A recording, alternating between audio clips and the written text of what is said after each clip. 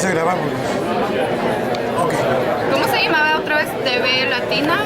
TV Fusión Latina. ¿Qué cosa me decías?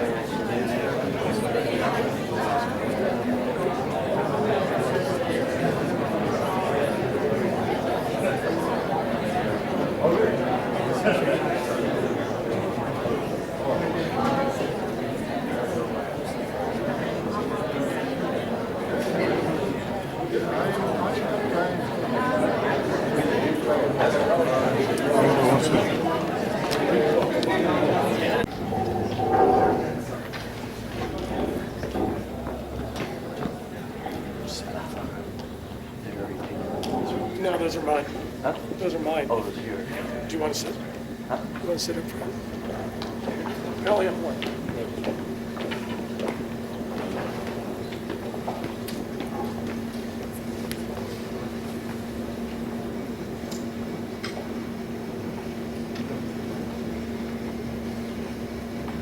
Good morning, everyone. Buenos dias.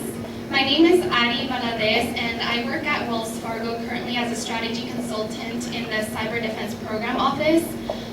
First off, thank you so much for being here. It's so great to see such a good turnout. This really shows the level of motivation that you guys have being here on a Saturday at 9 a.m. So thank you so much for coming to join us. So I just wanted to briefly talk a little bit about the purpose of this boot camp. And I know you guys have been hearing a lot from us via email and text messages. Andrew and I were just really trying to make this an eventful event. So we used every method we could to reach out to individuals. So first off, how many of you want to go into careers in finance? And how many of you are still a little bit unsure of where in finance you want to go into? I thought so. So today the purpose is to allow you to go to presentations and learn about exactly what the presenters do in their roles. So they're going to speak to you about their experiences and what they do and how and what you can do to get there. And then the second portion of it is really to provide you with a network to be able to get these opportunities. So definitely take advantage of this opportunity. The professionals that are here are also willing to help you provide advice and help in any way possible that they can to help you achieve your goals. So thank you again for joining us. Thank you to all of the volunteers and everyone who helped put this together, and especially all of you for being here, because without you guys, this event wouldn't be successful. So now I'll pass it over to Andrew to talk a little bit more about Latinos in finance. Thanks, Adi. My name is Andrew Kaban. I'm sure you've seen hundreds of emails I've sent to you over the last few weeks. Thanks for coming out today. I am a board member in Latinos in Finance and also the chair of the Young Professionals Committee. And this is our flagship event. This is a tremendous turnout today. And I'd like to thank our sponsors, the LIF, Charles Schwab, and our main sponsor, BlackRock. That just happens to be my employer as well. I work in the institutional client business here in San Francisco, so thank you to them. And I believe the founder of Latinos in Finance, Oscar Gonzalez, is here today. So I'd like to thank him for joining us for this event. It's amazing to see how much this organization has grown. He founded it back in 2008, and now we are up to over 600 professionals and supporters, mainly in the Bay Area, but also across major cities in the United States. So I think if you look around and see how many people have showed up today, that is evidence of the impact and the reach of this organization. So the main mission of Latinos in Finance is to promote the advancement of Latinos within the industry, but the main goals are to do that through education, career development, community service, as well as providing networking opportunities. So thank you all again for showing up today. So with that being said, I'd like to introduce my colleague Jed Fenchel. He'll say a few words about BlackRock. Hi everyone, thanks for Mike here, so I get to do it without a handheld mic. Good morning. As our two speakers mentioned, it's really nice to see everyone here on a beautiful, foggy Saturday morning. So I know you guys have a lot of options to do other things, but it's nice to see such an interest in finance here. We are in BlackRock's office here, and I'm a member of one of our, are you saying anything to speak up? Okay. For those of you who don't know me, I see some familiar faces. My name is Jed Fenchel. And I've been with BlackRock for 10 years now, and I run a product team for one of our investments businesses. That basically means that my team and I help with the design. Sorry, there's a little bit of issue. Can you guys hear me okay? My team and I help with the design and strategy of some of the software applications that help support our investment businesses. And I mention that because of my role in the crossroads of finance and technology. That really is a good representation of what our firm does. And I imagine there are at least a few of you who don't really know a lot about BlackRock, so I thought I'd take a moment just to explain a little bit about that, because maybe you guys are interested in a career at BlackRock perhaps. So our company, first and foremost, is a finance company, but in many ways we're also a technology company. Our primary business is investing, and what that means is that we have clients like the world's largest central banks, Fortune 500 companies, governments, teachers, firefighters, grandparents, parents, all of whom trust us with their savings to help make money for them and for their needs. So that might be for retirement or for expenses, etc. And I'm proud to work at our company because we're actually trusted to manage more money than any other investment manager in the entire world. We actually manage close to $5 trillion, and that's trillion with a T. And in fact, of all the money that we manage, we're compared to the gross domestic product of countries, we'd actually be the 4th largest country in the world. So after only the United States, China, and Japan. And we couldn't possibly do this without our ability to scale our business. So that's why I wanted to also talk about our technology backbone, which is a big part of our company. We created a technology platform that unites all of the information, people, and risk awareness that's needed to manage money in real time. And we have over 20,000 users across close to 50 countries. We have 1,000 developers that work on this technology platform. We have, in the financial industry, performing stress tests is important to check the integrity of the company. So we perform 5,000 stress tests every week, which is pretty amazing. And I mention all of this because our technology expertise is rooted in our history of innovation. And we actually like to say that we were early pioneers in cloud computing before it was actually called cloud computing, and that we hosted a lot of our technology platform on our servers for our clients. We were also early pioneers in the exchange-traded fund business, and some of you may not know what that is, but it's an investment product. We were early pioneers in the indexing business, basically a lot of different investment products, so I'm pretty proud of that. But we wouldn't be the largest asset manager in the world or have a culture of innovation if our company didn't value inclusion and diversity. And that's what brings me to my main point. BlackRock is very proud to be affiliated with Latinos in finance. We actually have a long history of partnering with LIF for finance boot camps just like this one. And the reason why I'm here today is that outside of my main job, I'm also the co-head of our multicultural network here on the West Coast.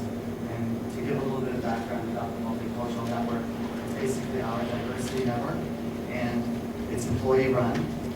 We bring together all races, ethnicities, cultures, and experiences into an organization that helps attract, develop, and retain diverse people with diverse backgrounds. And we actually chose a multicultural model rather than a bunch of networks centered around different races or ethnicities, because we really wanted to have a collective voice for all of the different people with different backgrounds within our organization. And I'm proud of our efforts because we now have close to 1,500 members globally across a lot of our main offices. We actually have over 300 people right here in our San Francisco office. And inclusion and diversity is really important to us. Frankly, it's important to us because it makes commercial sense, but we've also seen that time and again, diverse perspectives really do give better outcomes for our clients, and it also makes our employees really happy. And it's important to hear from voices other than our own. And I'd be remiss if I didn't put a little plug in for BlackRock, for working at BlackRock. I know that there are a lot of great companies out there to work for, and I know that a lot of you are still sort of thinking about what type of career you want to build for yourself. But I do want you guys to try and think about BlackRock when you consider a career either in finance or technology like we're talking about. But we actually have a whole ecosystem of jobs here at BlackRock: sales, marketing, law, compliance, all sorts of things to potentially build out your career. If you're a freshman in college, freshman or sophomore in college, we actually have a forum just like this one in the springtime. So if you're interested, please let me or Andrew know, or Regina who's in the back here. If you're a junior, we actually have scholarships for people with diverse backgrounds. We also have summer internships, and those deadlines are coming up in October. So If you are in that age range, then certainly let us know. We'd love to have you work at BlackRock. But once again, welcome. And there's a full day plan for you. And without further ado, let me turn it over to Andrew, who will talk about today's logistics. Thank you. Thank you, Jed. All right, so I'd like to introduce our next speaker, Angel Chavez. He is a Vice President Financial Advisor and the Executive Financial Services Director at Morgan Stanley here in San Francisco. He's been advising clients since 1996, and he attended San Francisco State and obtained his MBA from Golden Gate University. So without further ado, I'd like to introduce Angel Chavez. Thank you, Jen. All right, good morning, everyone. How is everybody doing? Good. Oh, come on. Let's do a little bit. Let's try this again. Buenos dias. All right, that's better. Here we go. So the first thing I want to do and kick this off is, I saw everybody networking up there, but I'd like to maybe turn to your fellow colleague if you haven't met him yet or anything. This is a time for everybody to get to know each other. You're going to be with each other all day. So maybe we can turn around also the other way and next to you, to the right, to the left, and meet somebody that you don't know. So if we could all do that, that would be great. I say hello to everybody.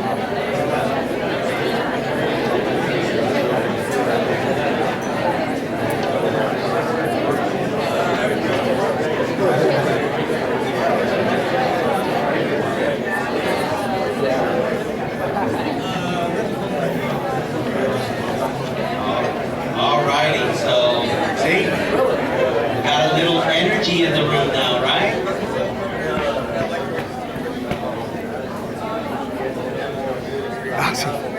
All right. So before I begin, I'd like to first of all congratulate the team at Latinos in Finance. Valerie, Ari, Gerardo, everybody that made this happen. There's a lot of heavy lifting that goes on to make this happen. So I want to give you guys some big kudos for getting this done. And I'm so happy to hear that Oscar is here, because when Oscar Gonzalez started this, he literally came from the nonprofit world down in the Salinas Valley, came to San Francisco and said, I'm going to get involved in finance. And I don't know how he did it, but he found a list of people in the Bay Area and literally picked up the phone one day. I got a call from Oscar like, hey, you don't know me from Adam, but I want to get people together in finance. I have nothing to do with finance. Will you have coffee with me? And I thought like, oh my God, this is so bold. I'm like, okay, yeah, I'll do it, right? And I'm super busy, but the fact that he just did that, and he did that across the entire Bay, and created this forum for you guys. So if he's here, I actually want to shake his hand. He's in New York now, and he penetrated the field of finance. So kudos to him as the founder of this organization. So I would also, like to thank BlackRock. BlackRock is a pioneer in the efforts being made in the Latino community, the greater good of like bringing people in. Diversity is one of their main factors. I've worked with a couple of their top executives like Amy Scholdager on the board. They contributed to a program called Juma Ventures that helps kids get jobs and get into careers in finance and what. So thank you, BlackRock, for sponsoring us in your great space here. This is one of the top spaces in San Francisco that's really high-tech oriented, so you guys are very fortunate to be here. All right, so let's get started. You guys ready? All right, so I'm going to give you guys a little bit of my background. I grew up here in San Francisco, the Mission District of San Francisco. I was raised by my abuelita, and came from Bolivia when I was like 6 years old, and we grew up, and she had to work like 3 jobs to just have food on the table, for us to go to school and whatnot. I remember, being a part of the Boys and Girls Club, like there was a boys club, and just, that's where the babysitter was, and so all these different things. So, I was very much raised in a non-traditional format. So let's see a kind of show of hands as to who has been raised by their abuelita, their tío, their tía, and everything like that. Okay, we have some right here. Yeah, see, I used to think I was the only one. And I was like, yeah, no, everybody else has, mom and dad, the whole thing, but it's, completely different, and it's okay. And so one of the messages that I'd like to convey is that the reason I tell you this story is that, the core values that I learned by seeing my grandmother, other family members, in terms of the struggles that they went through, that we all go through as our family members, form our core values, right? They form who we are. And a lot of times when we go out and we're with others who may not have had that, you kind of put those aside and you go, oh no, that wasn't me, I did this, I did that. And instead, I would encourage you to embrace those core values because they make you who you are, and that's your strength. That's the strength. That's what you bring to the table. Esas ganas, right? Who knows what ganas means, right? Right? And there's many different ways, right? Some call it perseverance. I like that. So those are the core things that you have to just embrace. Bring it with you because you know what?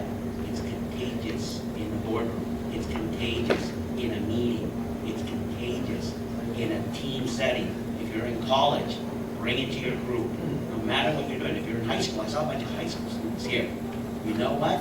Embrace it and bring it and be proud of it. And I think that's something that frankly, I didn't do. And so that's why I tell you now, because I look back and I said, darn it, how could I have messed that up, right? And so now I look back and I go, I think that that's something that should be done. So that's a story. So embrace and bring your family struggles to the table, because what is it that we're taught in our families?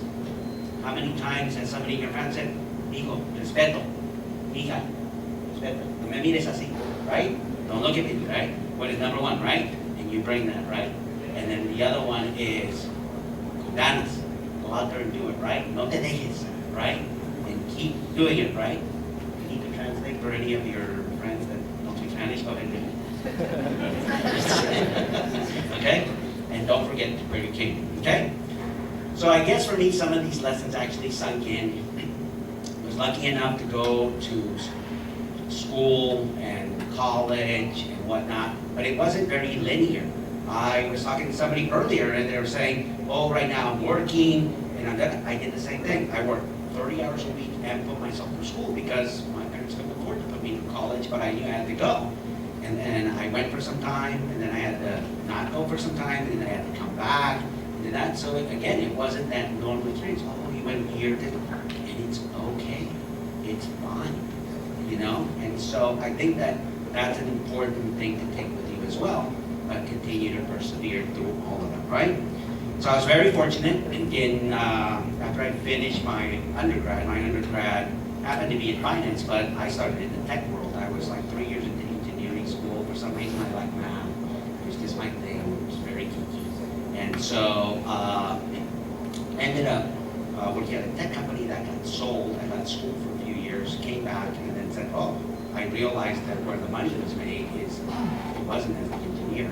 It was the finance people they were making big money. That's me. So when I went to get my MBA, I decided to take finance and international business.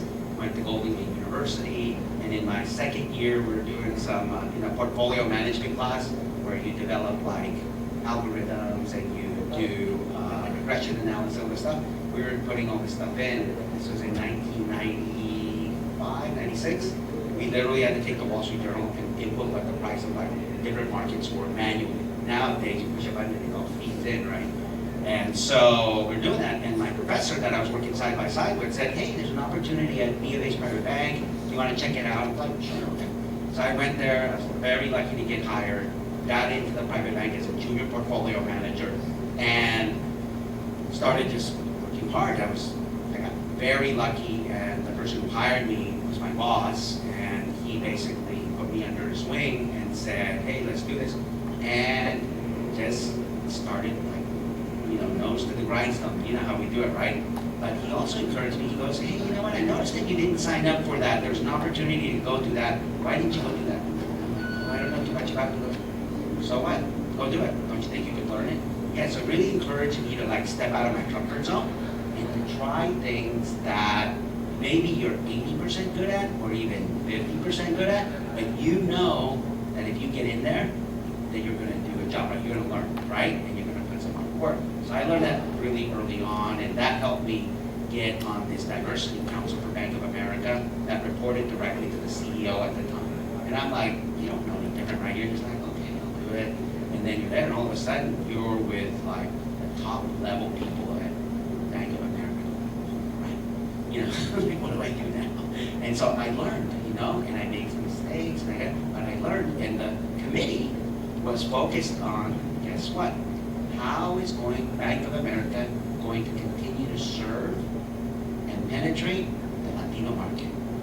Wow, you know, this is like 98, 99. They had already started to think about that. And that's why a lot of times you hear that the Bank of America is the Latinos bank or something like that, because way back early on, they started focusing on how to do this.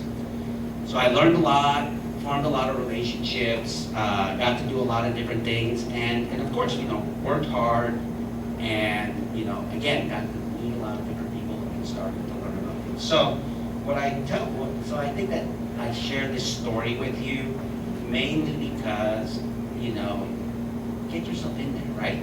If you were, you know, I was networking with somebody earlier that came up and said, hey, what's your name? It's great, right? If you don't have that about you, you gotta get out of that comfort zone. You gotta do something every day that maybe is a little bit scary, right?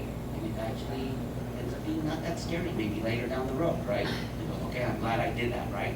And then for us who are in this room, who are already at a professional level and all that, take the time to reach back out and say, hey, what's your name? You can see somebody who's a little shy, approach them and make them feel welcome, right? I think that's a responsibility that I kind of take on, because then that collaborative spirit right there of those two things happening at the same time makes for a good dynamic. All right. So, what does this have to do with diversity in the world, right? So, in my opinion, okay, I think that in the world of finance that we work in, there are a lot of people making things happen, and you might not know about it. My friend, where is it? Alejandro Caminos at MetLife. He is super. There he is. Raise your hand. There he is. New York Life. New York Life. Sorry about that. My bad. So, at New York Life has been making it happen. I run into him everywhere, whether it's at a giving circle, whether it's here, whether it's being involved, mentoring others, or teaching them. He's everywhere. Another person that's everywhere is my friend Jesse Martinez. He is the founder of Latino Startup Alliance. And you're like, well, that's a tech thing. What does that have to do with finance? Well, guess what? They need finance people at tech companies, right? And so that's it. So look him up, Latino Startup Alliance. And he's recently helped launch 2 fintech firms. And this lady out of New York, Ramona Fernandez, started kind of like the betterment or the wealth front for the Latino industry, millennial Latinos. She's targeting you guys. How to save money in a cost-efficient way using index funds. Boom, done, through a portal, super inexpensive, right? There's another woman, you can literally call her up and say, hey, how did you do what you did? And she'll take your phone call. It's a great way to do it, right? My other friend, Claudia Rivas, I used to work with her at Merrill Lynch. She's here today, she's a speaker. She's talking on behavioral finance. Woman in an industry mostly dominated by men, Latina, killing it. She's doing it everywhere. I see her everywhere. And she gives back. There's an essence of her giving back. And then some of the younger people that I've met over the past, like Carlos Saavedra, right here. I met him in the giving circle, and you know, we started a men's giving circle to address some of the issues that are going on with young men being left behind. And he came and he's participated. Oh my God, he's taking the reins, and now he's going to be the head of development for a group. And you know, he's good. And I had never met him before, and now he works at Deutsche Bank. He's studying for a CFA, and he's networking. These are the new leaders, and I encourage you, if you're one of those leaders, step up, you know, and get to know each other and bring other people with you, okay? So diversity starts there. It's our responsibility, right? You hear all of these different things, right, that are out there. Number one, Latinos, you know, no matter what publication you look at, somewhere between 3 to 7% of us represented at BlackRock, at Morgan Stanley, at MSCI, at Google, at wherever, right? Last summer, what happened last summer? All of Silicon Valley buried its soul. What did they say? We suck at diversity. We need to get better. We're horrible at it. And then all of a sudden they said, but we're actually doing something about it, and here's what we're doing about it, right? Because they recognize companies, successful companies, recognize one thing, that the demographics in this country are changing rapidly, right? And if they don't get ahead of this phenomenon that's going on, they're going to lose. And so they have to hire people like us to represent the communities in which we live. And the successful companies are doing that. But at the same time, we've got some struggles in our own communities, right? How many kids are in STEM or STEAM programs, right? That many Latinos, right? How many of you like math? 1, 2, 3. Okay, good. This isn't, like, I'll tell you this, this is not your typical room that's like, oh, I love that, right? You know, how many Latinos want to be, it's all good, psychologists? I'm like, shh, kill me, right? We're not, you know, we have therapy at home, go to your priest, you know? So just, you know, there's enough, and I know there's a need, but the reason that exists is because those are the role models that a lot of us see. Oh, ahí viene la señora to ayudarnos en la casa. Oh, wow, and she helped my dad and us, and we got this, we got this. Oh, what do you do? I'm a psychologist. Oh, I want to do that too. Well, where is it where you see an engineer come in the room and start talking to you about how they're putting up that Salesforce building? And you're like, oh, I want to do that too, right? There isn't that yet, and it's up to us to make a change the face of that. And I think that that's how you start to get the first. So, I wrote here, what is it that we have to do? Number one, we have to stop crying about it. Enough already. Let's do it. There's actually a friend of mine, his name is Giovanni Dubois. He started an organization called LAM, and it's a Latino organization here. Google him. His name is Giovanni Dubois, and he wrote this piece that's awesome, and it's called Diversity in Tech, Stop Crying About It. That's the name of it.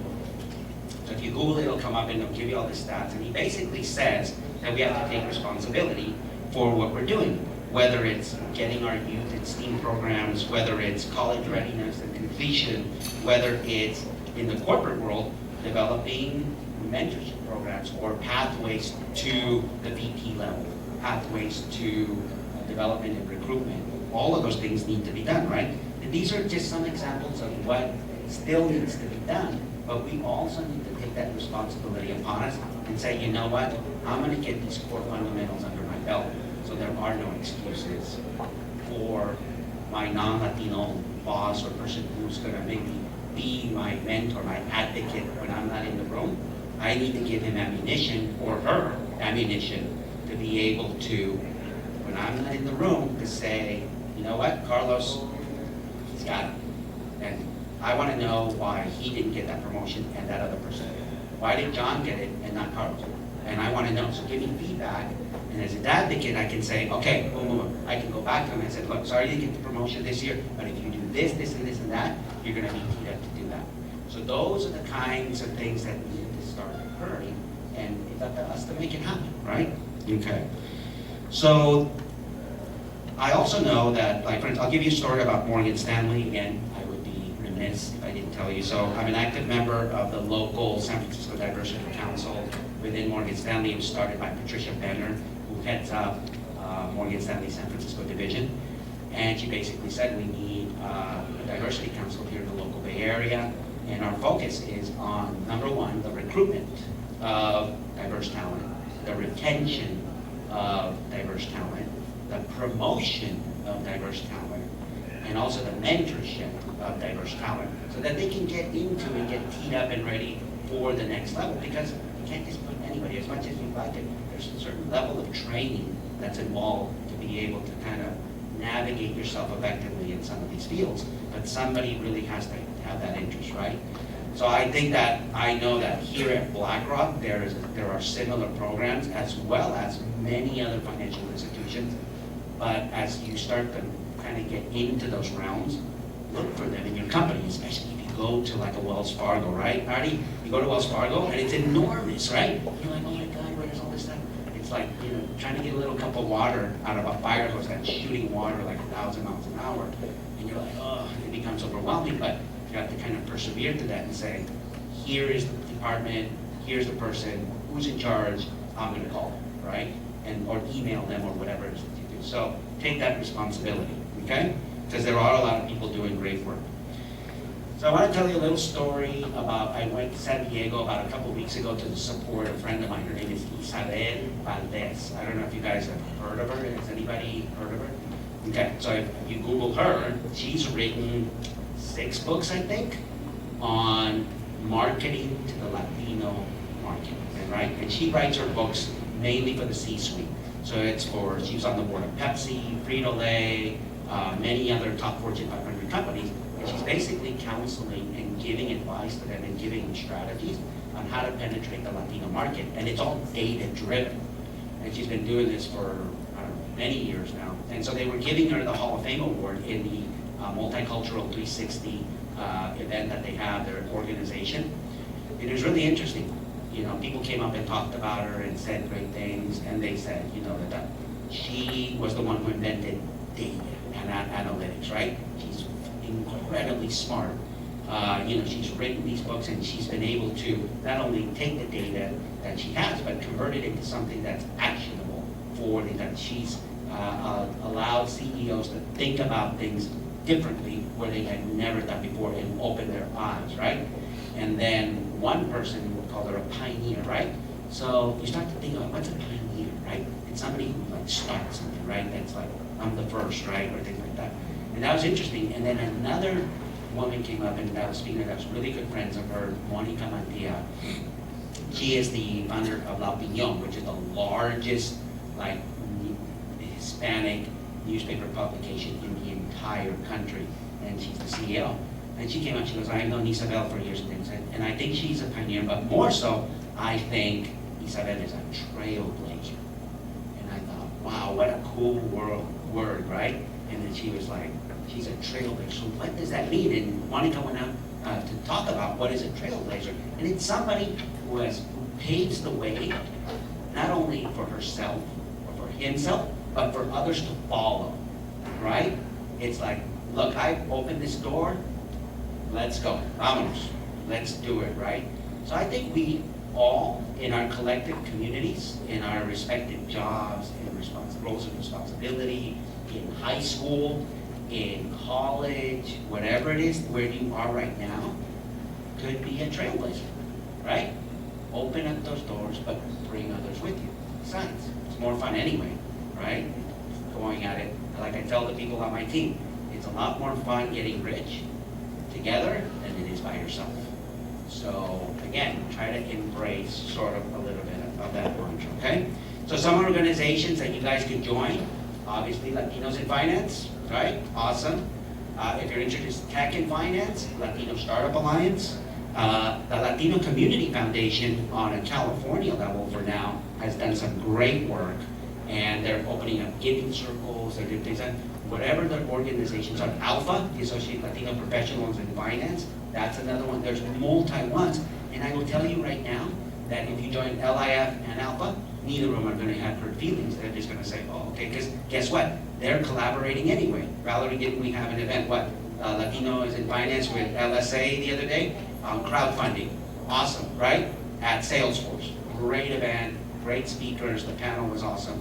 Those are the kinds of things, and I like that because for a long time, one of the things that's been missing in our community is the collaboration piece, and it's starting to happen because traditionally, you always go, why don't Latinos do more things together?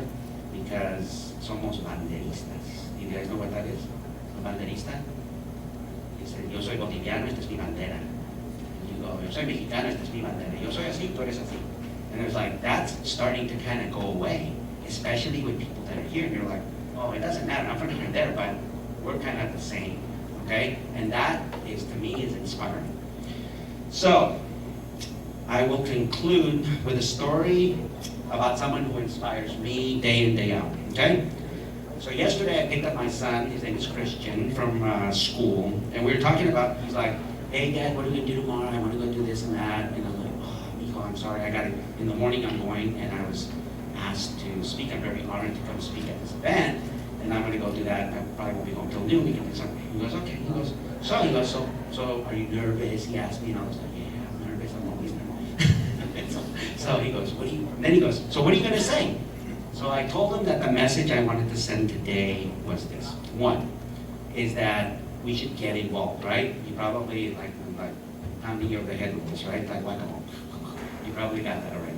Collaborate, right? Number two, we should all collaborate and work together, right? Because together we're stronger, right? And the last one is inspire, right?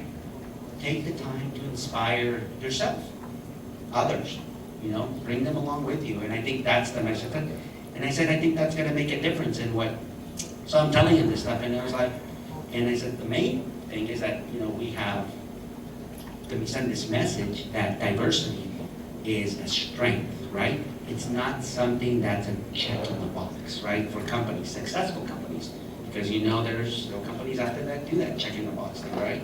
But successful companies and the ones you're gonna wanna work for, right, are the ones who are actually doing it as part of their strategic vision from the top down.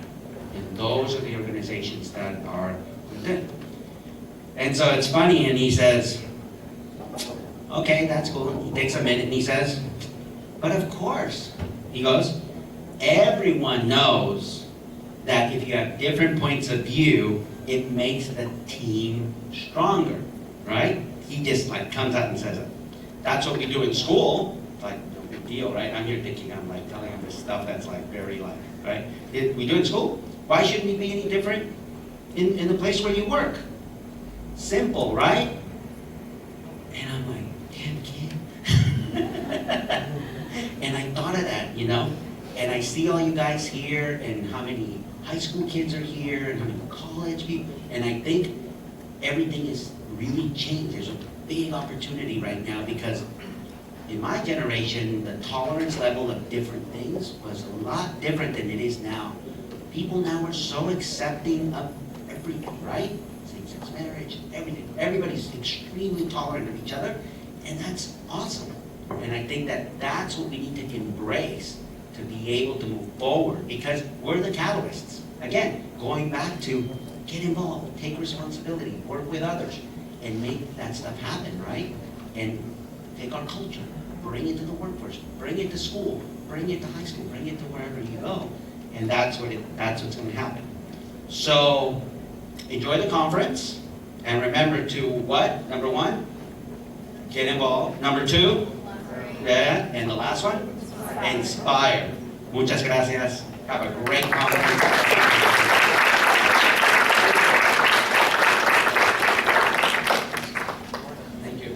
Thank you so much, Angel.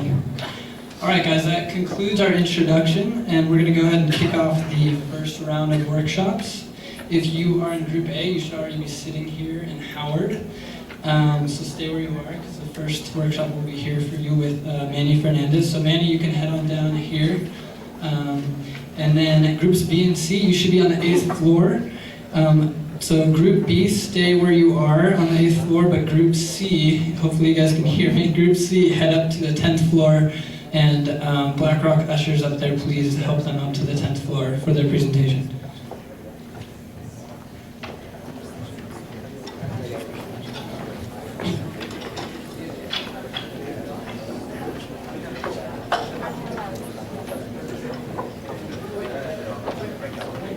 Hey, do you guys like money? You guys are leaving. You guys like money? If you guys want to learn how to get money in your hands from other people, this is a workshop for you.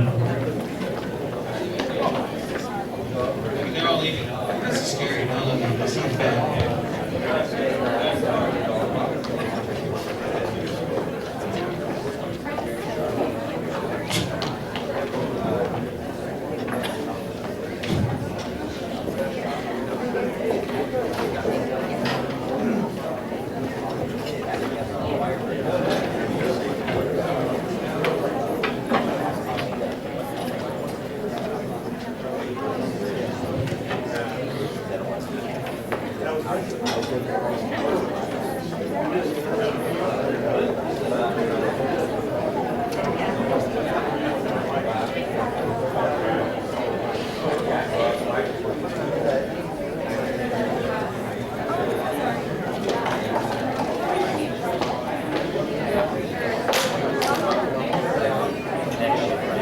Okay, hello everyone, how are you guys doing?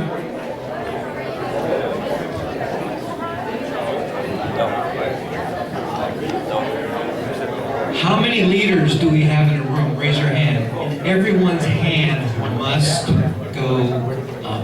There you go. How many leaders do we have in the room? Raise your hand. Thank you so much. Raise your hand. Terrific. All right, so The basics of leadership is that you have to have a supporter or have to have a follower. Anyone in your life you can influence? Raise your hand. All right, so this is going to be a little different talk where I'm going to chit chat with you and ask questions along the way. And if you don't want to be called on, just say, nah, I don't want to chat. But if you have a question on something I'm saying, say, you know what, I don't believe you. Hey, what about this? Is that fair? I know this is a younger crowd than I'm used to, but why am I excited about it? It's because you guys are the future of America. You're the future leaders of America. They say that the young people are more moldable than older people. Do you guys agree on that? Huh? Yeah. Can hear you. Yeah. All right, my name is Manny Fernandez. I'm going to go through a brief PowerPoint. I'm a successful serial entrepreneur. That means I had a business, I had it sold, I did it again. Anyone here on Twitter? I'm also an angel investor, so that means I invest my own money in companies. Anyone here thinking about creating a business? Ooh, look at that. How many people here are looking for a job? We're going to talk about that. We're going to talk about why we get jobs and why we don't. We're going to go through here. How many people are not Latino? Raise your hand. Okay, well, I'm going to say some things that may hurt your feelings, so I just want to say that in advance. Any media people here? No? Just us? All right. But I'm going to say things that are nice, funny, controversial. Make sure you tweet it at Manny Fernandez, whatever you want to say. And so I'm going to go through it briefly, real brief, not in great detail. Stop me at any time with any questions. Is that fair? Is that okay? Cool. And everyone's going to get a card and all that great stuff. So briefly, you heard of Stanford? And they have this Latino program. I'm a capital advisor. All that means is I help entrepreneurs raise money. It's a little art. Also, the California Hispanic Chamber of Commerce, the Chamber of Commerce that kind of organizes all the chambers in California that represents millions of Hispanic-owned businesses, created a new award called the Hispanic Shark of the Year, and I'm going to get it on the 21st. This is the first ever. And also in October, I'll be the first ever Latino on a major TV show as an investor. So not pitching like on Shark Tank, but the shark. Does that make sense? Now, why did that happen to me? I don't know. Maybe you guys can figure it out. Is that fair? I'm going to give you guys some tips and some suggestions throughout this presentation and how you can get involved. Not just the verbal to get involved, but steps on how you can do it. Well, yeah, I've also been on CNBC Squawk Box a couple of times, #1 business show. The reason I bring this up is you know who's saying what I'm saying. Does that make sense? So I started off at the age of 20. How many people here are under the age of 20? You have time for you guys. So I was young, I was the age of 19. I was looking around, I said, you know what, damn it, I want to be rich. Anyone here want to be rich? I was upset, I wanted to be rich. I was an amateur boxer, I'm a good fighter, and I said, I want to be rich, I'm going to fight to be rich. Then I looked around, I asked many of my friends and family members, and unfortunately, I didn't have any role models. Anyone have any rich role models in your life? No? Okay, good for you. It could be a weakness, by the way. So I said, you know, how do I do this? I looked around in the community who had the money. And people that had the money were the property owners. So I was in fear. Anyone ever been in fear in their life? I was in fear. I was in great fear. But I realized if other Hispanics are not doing it, I gotta push myself to do it. I remember going to a Hispanic guy and I said, hey, do you want to do this? He said, hey, who else did it before you? I said, I don't know. He said, I'm not doing it first, no way. So I went out to him, I said, sir, I really admire your success. Maybe you can help me how to do it because I want to grow and become older and successful, not just older. He looked at me, he says, okay, you make an appointment with Sarah, we'll have a conversation. Because I want to understand how to buy property. I mean, we know the standard one, you know, you save money, you got a good job, you go to the bank, that sort of thing. But people that are like real big, you think they do that? They use private capital. BlackRock here is the biggest asset manager in the world of private money. So he said, don't worry about money. Don't think money is a thing that's stopping you. It's like the boogeyman. You need money first before you do the deal. I said, wow, really? I thought you need money first to do a deal. He says, no, you do not. You need the deal first. The deal first. So make a long story short, at the age of 20, I bought my first investment property, therefore I already was a homeowner. And I did it with other people's money. did quite well at it. I had 1 house, 2 houses, 3 houses. Next thing you know, I was looking at my net worth. I carried it in my pocket, and I said, wow, if I do this, I'm going to be a millionaire really quick. Then I ran around the Hispanic community. I was involved in the Sacramento Hispanic Chamber of Commerce. And I went around every Hispanic business owner. Hey, show me how to get access to capital. Hey, show me how. Look at this. I'm making 6 figures a deal now. That means $100,000. Look at this. I didn't get a lot of support because a lot of people did not have the answer. So I'm fortunate a large land developer gave me some advice how to put it together. Later on, I created a $5 million real estate fund, bought a portfolio of single-family homes, in excess of 40 properties. Then I sold at the right time, listening to a mentor, and later on, just did a little bit more things. Created an angel group with 32 members. When I went back to many of my limited partners, and I'll explain what a limited partner is, it's basically those that put the money in the fund. And I called them up and I said, you know what, we need to organize angel investing here in San Francisco. What do you think they said? No? Wow, you guys are really optimistic. Yeah, and they made money with me. They're like, nah. So I thought about it. First tip is I thought about in advance what I'm going to say. The next Google is going to be found here in San Francisco. That was the catching sentence. The next Google is going to be found here in San Francisco. One investor said, what? You know, we invested in a guy that invested early in Google. Let me connect you to him. I said, really? So he set up the meeting, but the guy was in Chico. You guys know where Chico's at? Yeah. Chico. I lived in Palo Alto. That was a long drive.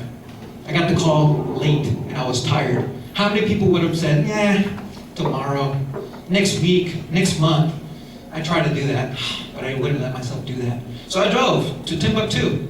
I met the guy, told him my vision, interacted with him, and I'm honored that he joined the angel group. He was a former partner of a guy named Ron Conway. They're a pioneer in the Valley where they were the first fund that was invested in PayPal. They invested in Google, and many others. Heard of those names? Any questions? As I move forward, I created SF Angels Group, a 32-member group. We funded in excess of $25 million. Again, I'm the founder, but I'm just a coach. But I get good mentors around me. Anyone have good mentors around you? So, as I was being a public speaker, a startup investor, being on demo days, many investors come up to me and say, hey, you guys did a good job. I'd love to co-invest with your group. I said, well, it's every Thursday at St. Francis Yacht Club. Let me see your bio so we can invite you. He said, no. Wait, I live in New York. I live in Singapore. I live in Texas. I can't come to your group. I said, oh, that sucks being you. In my mind, I thought about that. I kept their card. A lot of stacks of investors' cards were building up. And then I thought about all the entrepreneurs that would come up to me and asking me for referrals to investors if I unfortunately said no to them. And I said, that's a lot of wasted money. Don't you guys agree? People are interested in investing. So I thought back in my early 20s, my first dream was to create a startup. My second dream was to get funded. Don't you guys agree? The second was a little bit harder than the first. Now my dream is to fund the next big thing. So I created DreamFunded as a way where entrepreneurs can get access to capital. I don't know if you guys know this, but these are the steps on how to build a business in Silicon Valley. It may work other areas, but I'll explain it in a moment. FFF stands for family, friends. What do you think the third one stands for? Fools. Wow. How'd you know that? I've heard it. You heard it before? So if you are Hispanic and you have this great idea to create the next Google or PayPal, how many people think you can go to your friends and family in 60 days and raise $5 million? Raise your hand. Because you're going to be my best friend shortly if you do. Because I'm a networker. That's what I do. It's probably impossible, right? Well, how about $500,000? You think you can go to your family and friends in 2 weeks and say, hey, uncle, cousin, I need $500,000. This talk is for you. So we can't start anything. Maybe that's the reason why, if you look at all of Silicon Valley, the person that has the less access to capital is us. Someone else said, wait a minute. I thought that blacks had less access to capital. I said, no, actually, they have more access to capital than us. there's more black people in tech companies today than Hispanics. The one lawyer was joking with me, wait, was I incorrect? No, just shocked. Yeah, one lawyer came up to me and said, hey, don't be saying that, it's too racial, it's too aggressive, you shouldn't be saying that, because Hispanics are really involved in tech. I said, they are? And he pointed to one of them, and it was a janitor in the bathroom. It's not funny. It's not funny. So the point of my talk is I'm going to show you how to raise money, and I'm going to show you the new way of doing it. For the young people that are here, think about the new way of doing it, not the older way. I want to talk about some of the myths and the rumors that try to keep us down, saying, oh, don't do that, oh no. I'm going to explain more. So what is an angel? An angel is a successful individual that has a certain income or net worth that will invest in your company. He's not your mom. Oh, she's not your mom. It's not your dad. It's completely a third party. Any questions here? You've seen them on Shark Tank. You ever watched that TV show? Okay. So this is the income requirements. If they're married, $300K in income. If they're single, $200K, or a net worth of $1 million. Now, you guys probably think, wait a minute, that's probably like 2% of America?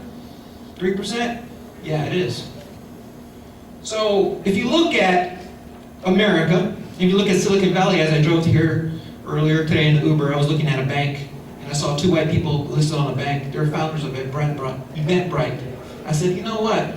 I wonder if they would be there if they had no access to family, friends, and fools. So the next step, if you don't have family, friends, and fools, you gotta closely look at equity crowdfunding. Have you guys ever heard of like Kickstarter? How many people have not? Okay, so Kickstarter, you sell a t-shirt, you allow people, you tweet per person, you do something in exchange for money, but it's not an investment. In May 2016, first time in 83 years, a little bit younger, a little bit older than I am, first time in 83 years, everyday people can invest. That means not just the 3%, but everyone. Now, does that help anyone? What's the importance of that? What's the importance of that? Anyone wants to explain what's the importance of allowing everyone to invest? More access to capital. More access to capital, very good. So if you do well, then raise money from an angel.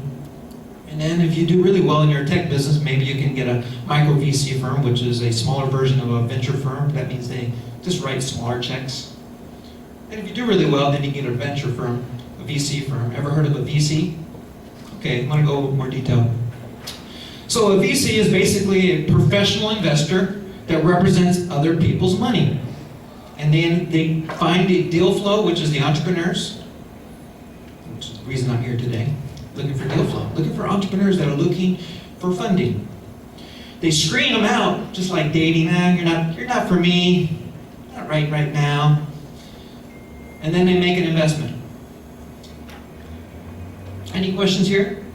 They're not investing their own money. Yes. How do you become a venture capitalist? How do you become a venture capitalist? Good question.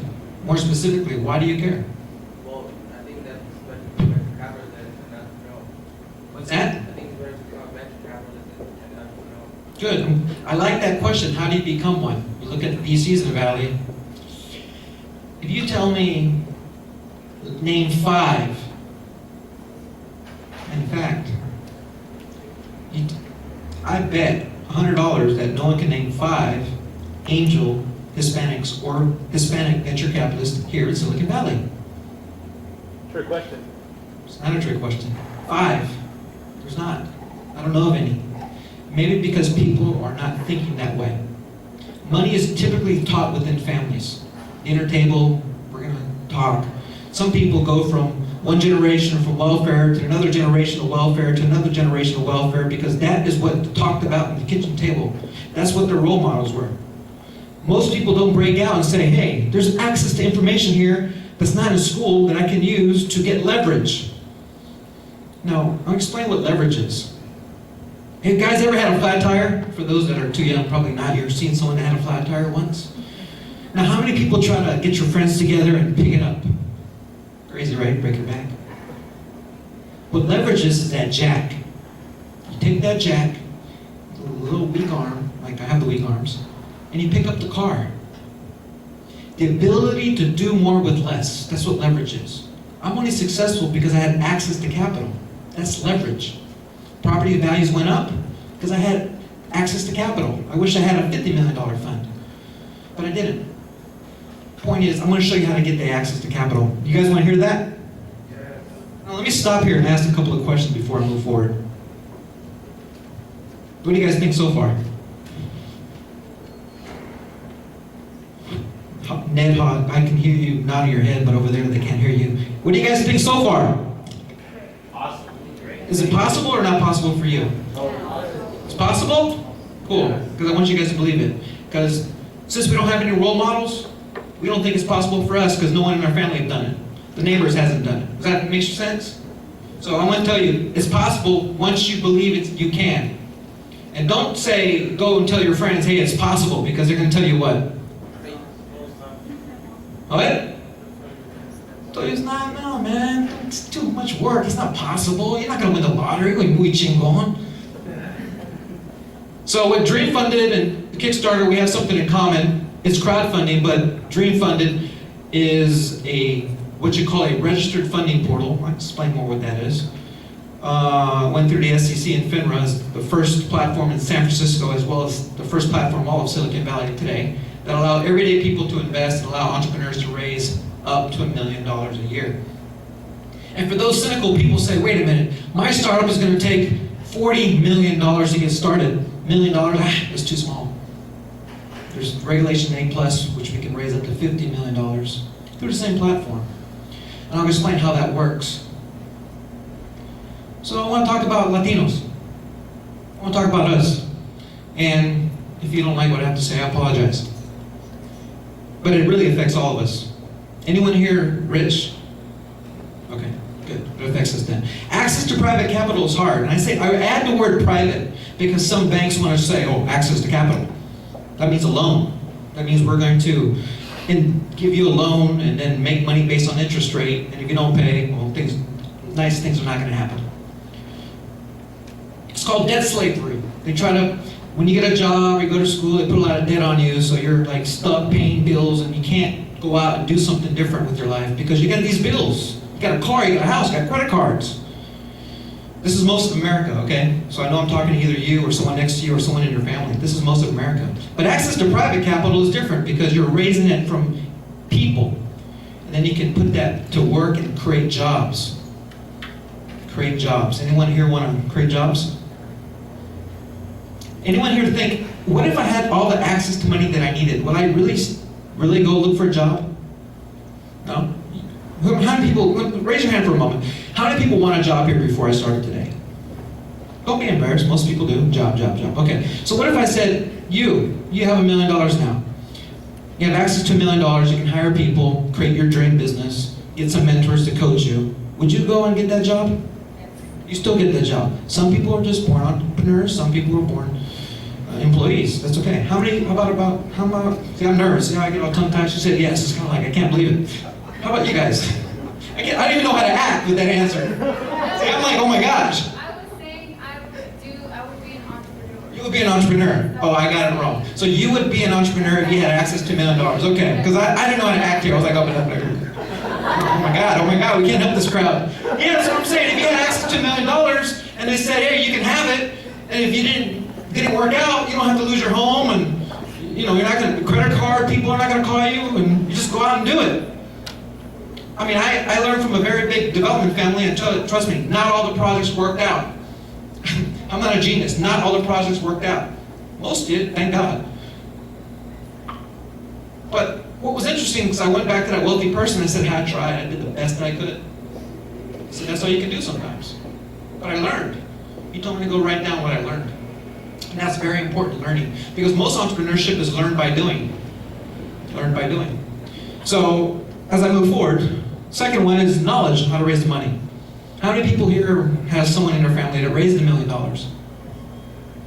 You do, good for you. Good. We have an uncle out of Hawaii. I was born in Hawaii. And uncle was a white guy. And I remember him telling me something when I was young. Again, it's another controversial statement.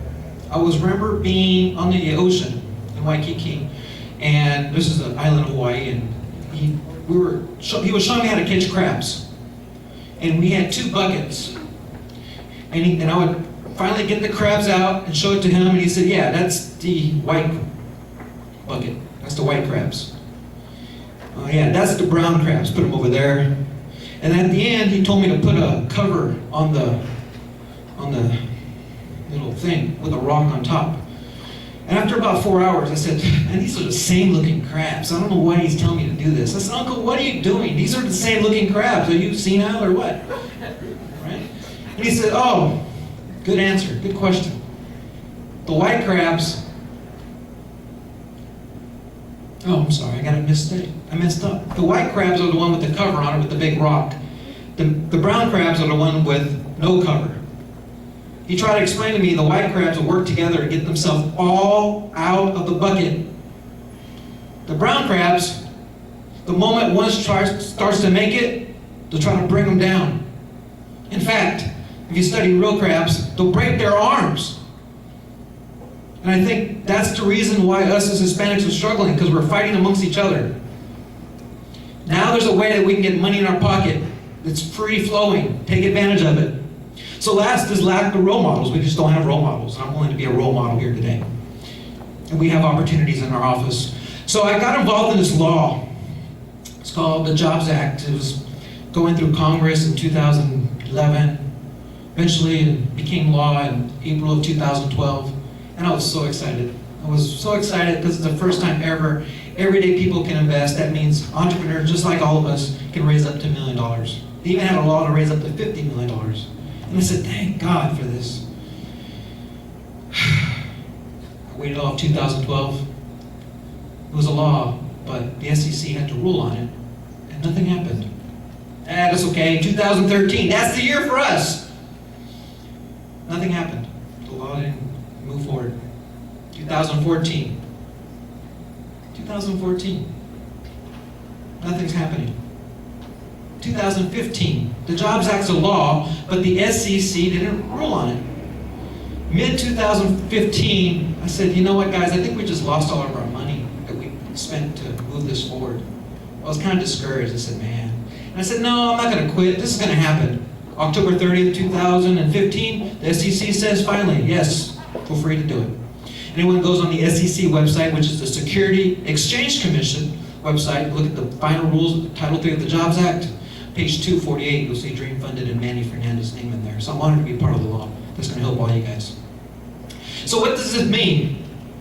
It means anyone with an idea can raise up to $1 million. But, and you can raise it from anyone, but, you cannot just go around raising it. You have to be on a funding platform, a registered funding portal. It's unlawful to go around and say, hey, can you put 10 bucks in my startup? You can't do that. Is that clear? But once you get approved on a platform, you can go around and do that. Also, it allows everyday people to invest $2,000, no matter what their income or net worth is. $2,000. So anyone here good at math? I'm real good at math with the calculator. Anyone? Just take out a calculator. Someone take out a calculator for me. All right, so I wanted you to take $1 million, and I want you to divide it by $2,000. I want you to tell me, how many people do I have to have that I know that has faith in me that can back me with $2,000? 500. Oh, that's pretty good. How many people here have a Facebook account? LinkedIn, Twitter? Anyone have at least 500 people backing them, watching them? Huh? You do. And for those that don't, I'm going to show you how to use this model. This is about access to capital in a new way. But you have to use a registered funding portal, and DreamFunded happened to be one. So DreamFunded.com, if you have an idea, visit DreamFunded.com, apply. But I'm going to take you through some of the legal steps, and then I'm going to kind of let it free flow and chit-chat with you guys. How many people here tweeted about me so far? See, privileged people here go on and give the information out to others. What's happening? Say Stanford, you can tweet. So here's the steps. Broke briefs on the steps. So number one, apply to platforms that are registered funding portals such as DreamFunded. Go there, create an account, I have this idea, these are my teams, this is what I want to do. If you don't know how to structure your PowerPoint, email getfunded@dreamfunded.com. Email getfunded@dreamfunded.com. Automatically you'll get a PowerPoint, 10-slide PowerPoint that help people raise many millions of dollars, and hopefully it can help you as well.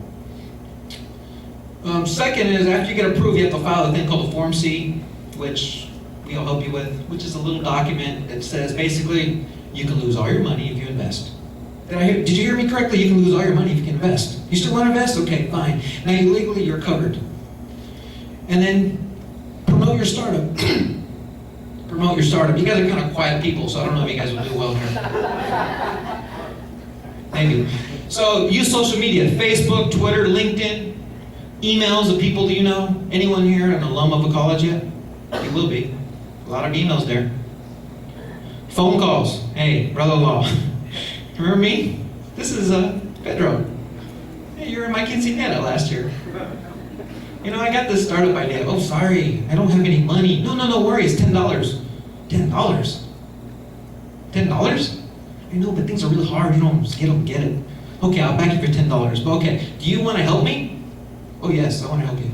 Can you back me with $100? No, sorry, $10, I can do $10. Tell you what, maybe you can help share my campaign with others through Facebook, LinkedIn, Twitter, and emails. Can you help me be a leader in this community? Because we need more leaders. We need more people with money. Something about this community, guys, don't have money because they don't have access to capital. That's it. We're smart. We're the best fighters in the world. Isn't that right? Right? Yeah. All right. So you go to events. Hey, Manny, nice meeting you. I really like what you had to say about, what did you talk about again? And then get their business card. Like I'm going to give you my business card today. Then you'll have one email address to add to your database of investors. I want to give some numbers. DreamFunded.com has been investing since 2014. We funded in excess of over $100 million to DreamFunded. We have over 9,000 accredited investors, our members all around the world. We have an access of over 110,000 non-accredited investors that have signed up. And next week is the official week that we're going to launch to allow everyday people to invest. Emails are extremely powerful, so grab your business cards and get them lined up on an Excel file. Also, I want you guys to get involved, and here's some steps. Number one, I provide free workshops. Now, why the hell would I do something for free? Venture capitalists and angel investors care about one thing. Actually, we care about three things. Money, money, and money. What is about free? Why am I giving this away for free? What? Networking. Networking? That's one reason. What else? Promoting yourself. Promoting myself. Self-promoter, yes. What else? When you help people, they want to help you. You help people, they want to help you, yes. I have a business called DreamFunded. My business will make money when you guys make money.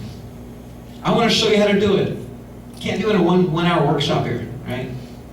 So if you want to learn, well, what's number one? How do I create my pitch? How do I do this? Create a video. How do I organize my people? How do I get the maximum results out of LinkedIn, Twitter, social media? I'll coach you guys for free because I want you guys to go out there and be successful. Because when you go out there and be successful, you can be like, hey, Manny showed me how to do it. Manny approved me on DreamFunded. And you're going to talk about DreamFunded out there. Because they have to first sign up at DreamFunded before they invest in you. Does that make sense? So I want you to bring all the community together. Now, one thing we're working on is interesting about Latinos. I learned something earlier this week that a few statistics you guys may already know. Number one, we're creating more kids than anyone else in the country. What is that going to mean for America? You're going to have lots of people that look just like us. Unfortunately, not a lot are going to college, creating kids really young as well. So that means you're going to have a whole economy filled with maybe non-college educated people that are not probably leaders. What does that mean for you guys? You can lead them. With the access to capital, you can create jobs for the community. Also, I thought about it. I was doing this talk somewhere else, and I realized the community didn't understand what I was talking about because they wanted un préstamo. You know what a préstamo is? They wanted a loan. They don't want equity. They don't know how to sell a percentage of their restaurant. percentage of their Mexican restaurant, percentage of their car dealership, percentage of their construction company. They don't know how that works. They didn't go to school. They're great at creating businesses. You know, Hispanics are the biggest creator of small businesses in the country. I didn't know that until what's going on at Stanford. They're trying to show them how to grow and scale. So I guess what I'm saying is that we can provide loans, debt financing, non-recourse loans. That's the legal term of saying, if you don't pay, guess what? We're not coming after you. No one's excited about that at all, huh? Sorry, I can't help you guys. So how many people are excited about the opportunity of actually raising $1 million and creating your dream business and hiring at least 10 people? How many people think that if you had a shot, you'll either learn a lot, what not to do again, or maybe make money? How many people want that shot? Okay, so next part is mentorship. We have a lot of good mentors in the community, not in the access to capital field. They'll show you how to create a business because they had a successful restaurant or successful business. But raising money, that is a secret among wealthy white people to another wealthy white people, and I tapped into one of them that helps me. And yes, it's true. It's not a joke. So if you guys want mentorship, be part of DreamFunded. I'll do my best to help. Now, I know you guys have been quiet back there. I want to get you guys involved as well. The more older people that are more experienced, they're going to be like, wait a minute, no. I was talking to this investor, and I asked him for $1 million, and he told me no, so he referred me to my friend, his friend, and he told me no too. And I said, well, what about this DreamFunded equity crowdfunding thing? He said, oh, no. You do that, you're going to have a messy cap table. That means too many owners. You do that, the next round of funding won't back you. You do that, you may get sued. Oh no, not sued! No, I don't want to get sued. So I'm going to keep asking investors so they can keep rejecting me, so I can spend a lot of time looking for money to keep rejecting me and never get anywhere. Does anyone has any questions about that? There once was a guy, yes? So, on your website, let's say I'm an investor. You are an investor. We are all investors I'm now. an investor, and I want to invest in your Kitty Glove company. Yes. All right. The next big thing. There's lots of cats out there. Investor, I want to see that it's a viable investment. Is your website providing any numbers, graphs, etc.? Numbers, graph, etc. Good question. He asked a question, well, if you want to be an investor, go to DreamFunded and check out the next kitty glove that they have numbers and graphs. Well, based on a Form C, a startup will provide whatever the sales may be. Most startups have zero in sales. They'll also show what they're going to spend in expenses. So you'll have whatever information is available. In a startup, you're betting on the team. And most people, here's a secret, guys. Most people, if you're not a tested, proven entrepreneur, you're going to rely on your family, friends, and people through your social network to get a little support first. You can't rely strictly on our platform. It works sometimes. It doesn't work all the time. Does that make sense so far? Yeah. I have a follow-up question. What? No, please ask away. So are you promising, let's say I'm the startup, and do you promise shares of the company? Are you promising product of the company? What is it exactly that you're getting back? Yeah, that's a good question. He asked me, what are you promising? Are you promising shares? Are you promising products? You can promise both. You is called an issuer. You are issuing shares. You're a salesman of shares of your own company. You can promise what you like. Shares, convertible note, which is, and that will be equity that will convert to, debt that will convert to equity. You can promise a loan, a certain interest rate. You can promise, I'm going to give you a product and some equity. So you can make that decision. And the startup, where, let's say I don't know what a convertible note is. Exactly. Say that again. If you're a startup, you don't know what a convertible note is? Gotcha. Or any other different type of instrument that's available. Does your company offer advice on that? Or Yeah. Good point. How many people here graduated with an MBA, even including back there? MBAs? If you're an MBA? All right, I'm going to test this real quick. How high level this knowledge is. Do you know what a convertible note is? Not really, she says. How about you?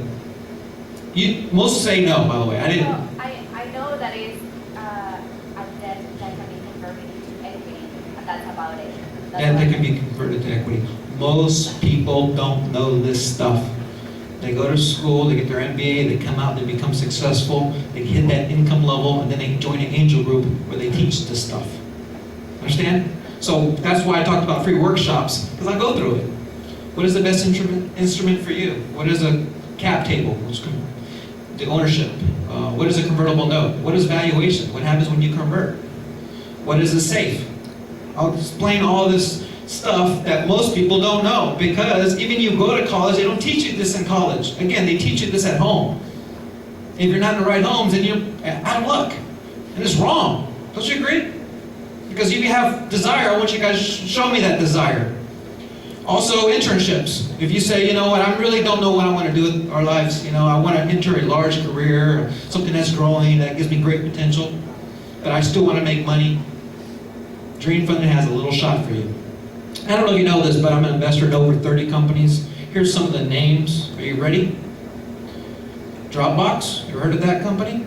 Lyft, have you heard of Lyft? Palantir, probably not. Not Palantir, right? TaskRabbit, ever used TaskRabbit? Trying to think of other names you may know of. Got me beat. That's a good start, don't you agree? Also, I have a book that was a bestseller on Amazon, sold 120,000 copies over the weekend.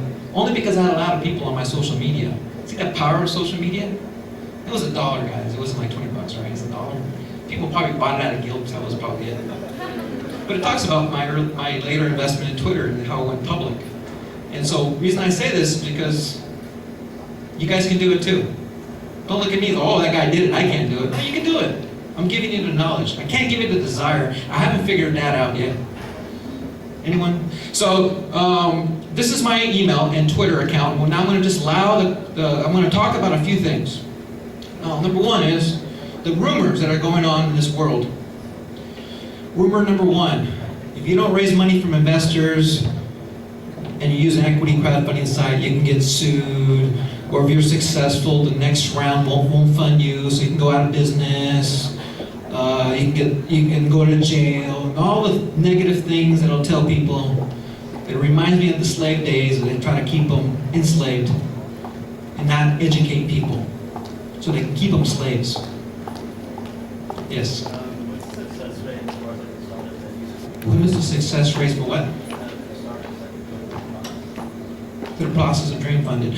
Well, that's a good question. What is the success rate for the startups that go through DreamFunded? We just got our approval in July 19, 2016. So we're new.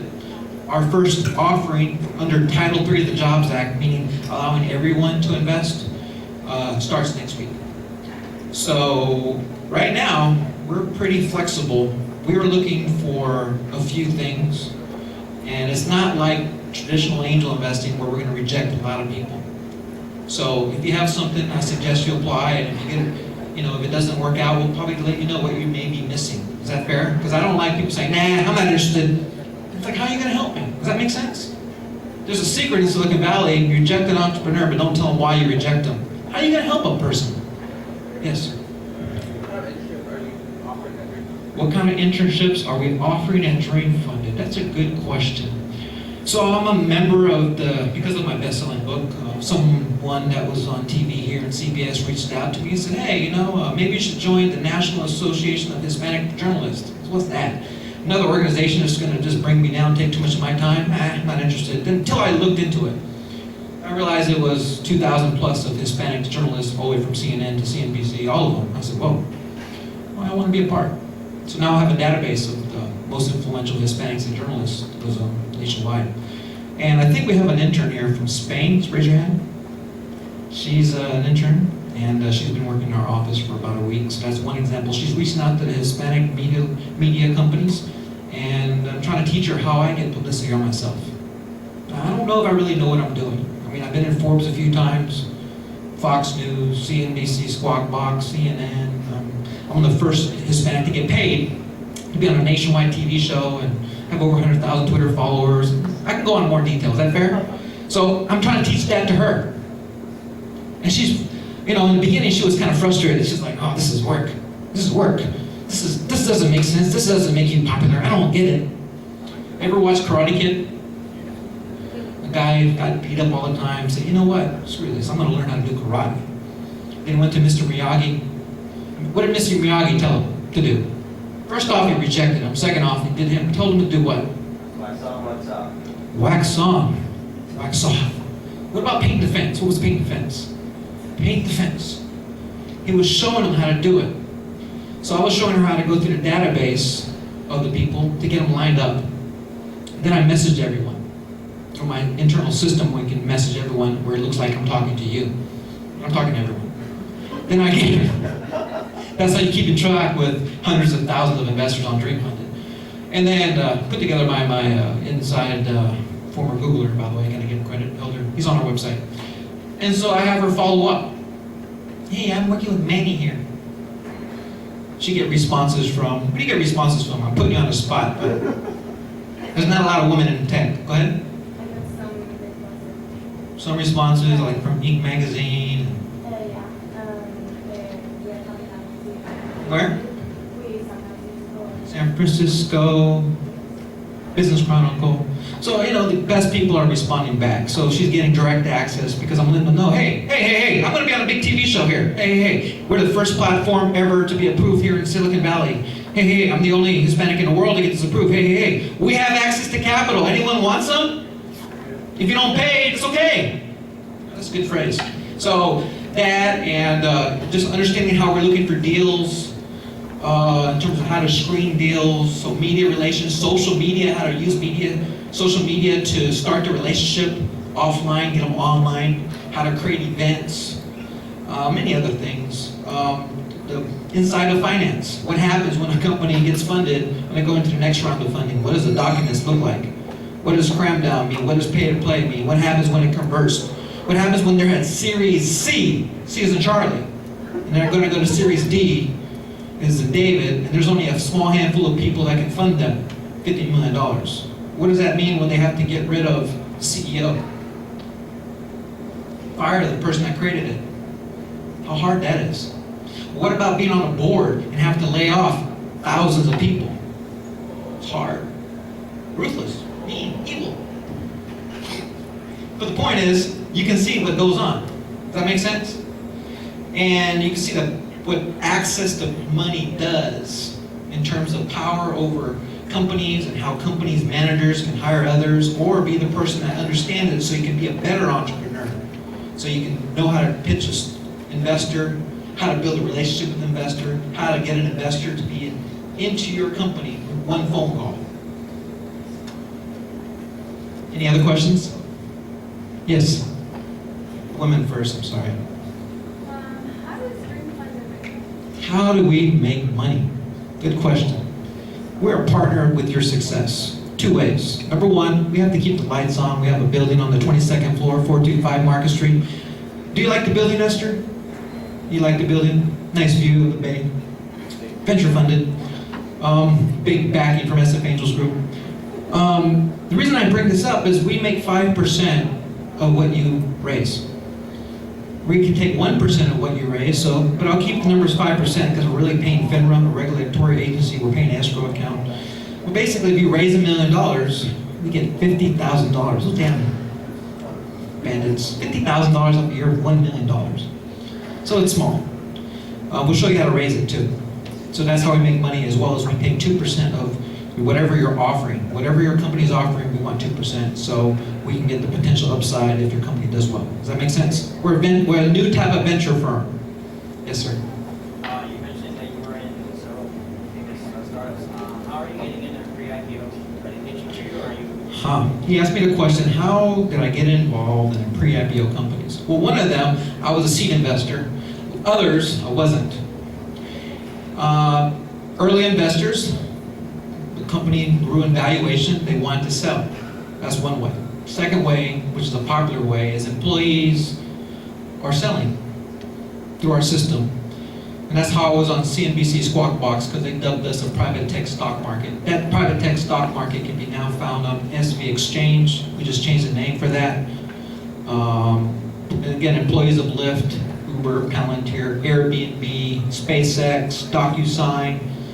Upon our company approval, they're selling Does that make sense? Working directly with the company. The lawyer at LIF signs off on it.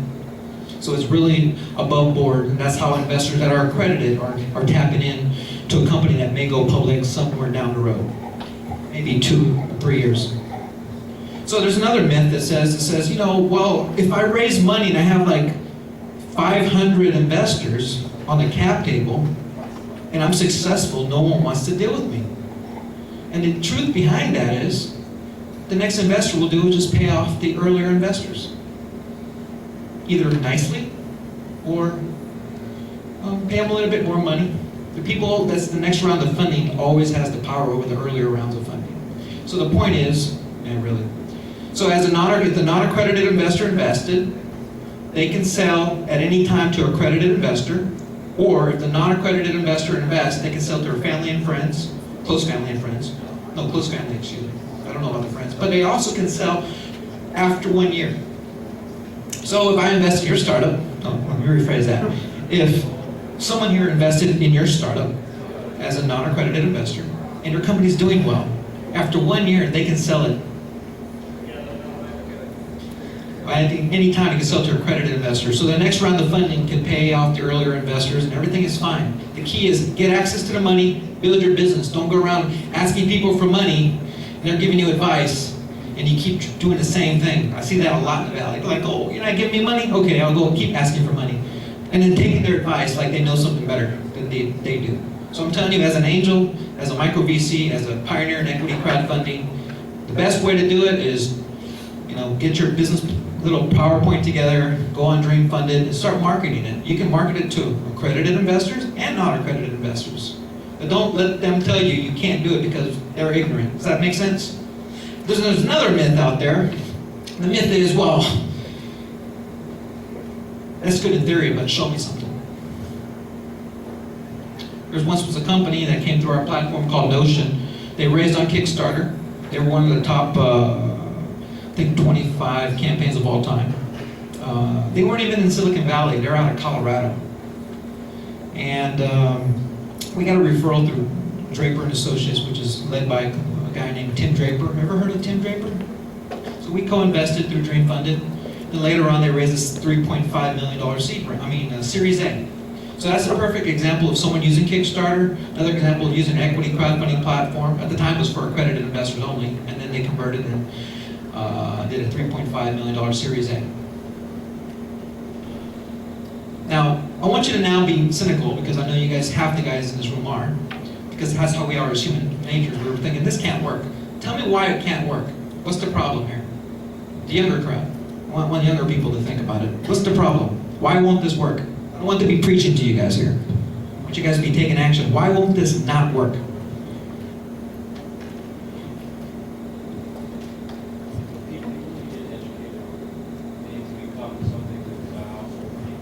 People have to become educated and become a household name. Equity crowdfunding has to become a household name. Okay. Yes, sir. It has to become addictive.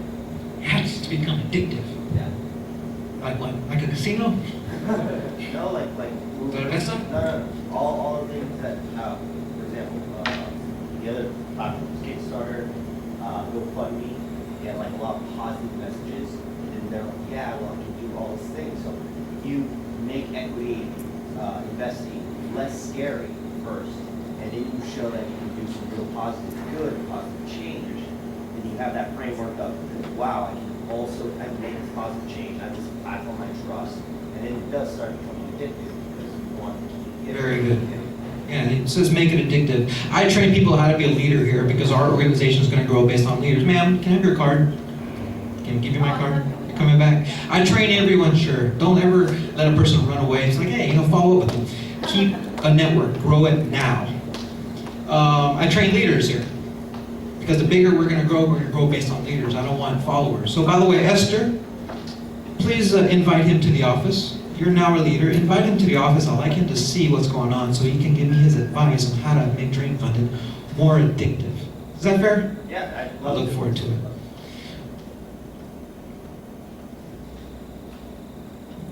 You gonna ask me a question, Esther? No.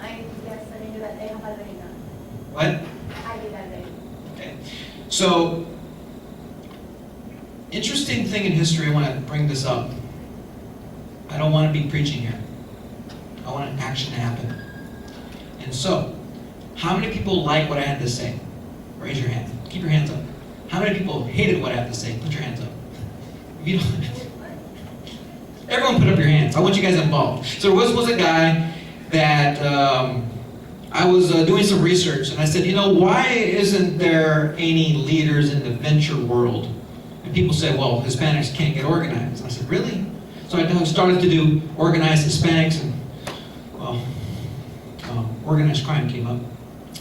So I started doing more research, and I said, you know, there's got to be a good person that organized for Hispanics. You guys know of one throughout the history of California? Hispanics that led people? What? Huh? Cesar Chavez. He led farm workers, right? That was really their first movement to access to capital. You're probably thinking, access to capital? They're homeless. Rats were biting them. They just want better jobs. That gives them money, right? And then some people had money and their kid may be here today. They went to better schools. So he was one that knew how to organize Hispanics, to educate them to fight. Now that person can't happen today. You know why? Because we're a little bit more sophisticated. People are not in that same situation. So the difference now is everyone goes to college, they're doing well like you guys are here, you guys are motivated, and then there's a glass ceiling that says, you know what, we can't hire you because you're Hispanic. I'm not going to tell you that. I'll just tell you they're not in a network. Or they'll say, I don't like your idea. Or they'll say, they won't tell you, but they'll say, you're a woman, I'm not going to back you because you're a woman. I funded TaskRabbit's a woman, Rebel Systems a woman, they're doing really, really well. Women-led companies. So what I'm saying is, we have to organize each other. And so what I'm going to do is pass around a piece of paper, or find a way to get your email address, and I'm going to invite you to other workshops, events, or when a TV show comes out to promote it, give you newsletters and things that can help us stay organized as we grow. What do you think about that? Because one day, you're going to go on LinkedIn and say I'm connected to someone that you want to get in touch with. Maybe it's a job. Maybe it's your next round of funding. Maybe it's the earlier funder. You can reach out to Manny and say, hey Manny, I met you at BlackRock. Can you connect me to so-and-so? I'll be like, sure. I'm not going to be like, what's in it for me? I'll say, here you go. I'm going to give it to you. I'm honored to speak all around the world. I'm going to be a keynote speaker in Singapore. We're expanding the China market. Being a big investor in the pre-IPO market. Ni hao, that means hello. I know that much. The reason I say this is because I'm creating a great network. You know, I have close to 7,000 connections on LinkedIn, and now there are connections. There are connections. Whose connections are there? I have 100,000 plus followers on Twitter. Now there are followers. Whose followers are there? You let me know, hey, I got this startup, I want you to tweet it. Be like, no problem, let's do it. I want to give you guys exposure. Other people help me, I want to help everyone here. So let's work together. Anyone don't want to work together? Okay. Now, what question do you have? Because, you know, you guys have been quite quiet on this side. Ask me anything. I'm going to shut up. Yes. The same people are asking questions. Why is that? So, I have a lot of friends that go in to get the MBA career route, and from what I hear, they get just intimidated from that safety paycheck versus the ruggedness of what it is to be an entrepreneur. What do you say to that? What do you say to those people that are ambitious, they're goal-oriented, but they just scared? Basically, he said those that are going the MBA route, they're ambitious but yet scared. I'm the biggest scaredy cat here. I'm the biggest scaredy cat here. When I was young, just nerd, you know, I spent a little time with my uncle over there in Hawaii, in a privileged environment. They were proud that they were sharp and go to the right schools. Then something happened, I went with my mom and lived in Sacramento for a little bit, and they weren't proud that I was the sharpest guy there. So I would get bullied a lot. And for some reason, they put me in karate, and I was good. But when I got in fights, guess what? I wasn't good. Because I was good in front of the mirror, I was good in tournaments, but I wasn't good because I didn't have a heart. So an uncle put me in boxing. He didn't put me in a square boxing gym, he put me in the hardest boxing gym of them all. It's a place called Sac Pow in Oak Park. And one of my friends, we sparred together, a guy named Diego Corrales. I don't know if you heard of him, 3-time world champion. But I learned how to really get a heart there. And my coach said the following. Here's the moral of the story. My coach said the following. He says, do you know the difference between a hero and a coward? There's no difference. The hero and the coward both feel the same. They're both in fear. They're stuck in fear. The coward, he stands still or he runs. The hero makes himself do what he needs to do to move forward. He has that fear, but he does it anyway. He does it anyway. That works well in the boxing ring for me when I get punched going forward, not running away. It works well outside in life today. Because when I'm in fear, which I'm in fear a lot, and each time I get more and more successful, the fear gets greater and greater and greater. I'm dealing with more talented fighters, if you will. So the key is move forward, whatever the vision is, step by step. Does that make sense? And try to surround himself with people that are his role models. And if you can't get the role models, read about them. Get it in his head. Who he wants to be, and imagine that a lot. That's a great question. That stops many people. That stops me, but I push myself. Even being here, I'm in fear. You hear me struggling every once in a while, but I'm still here. Does that make sense? I was feared on CNBC Squawk Box when they tricked me.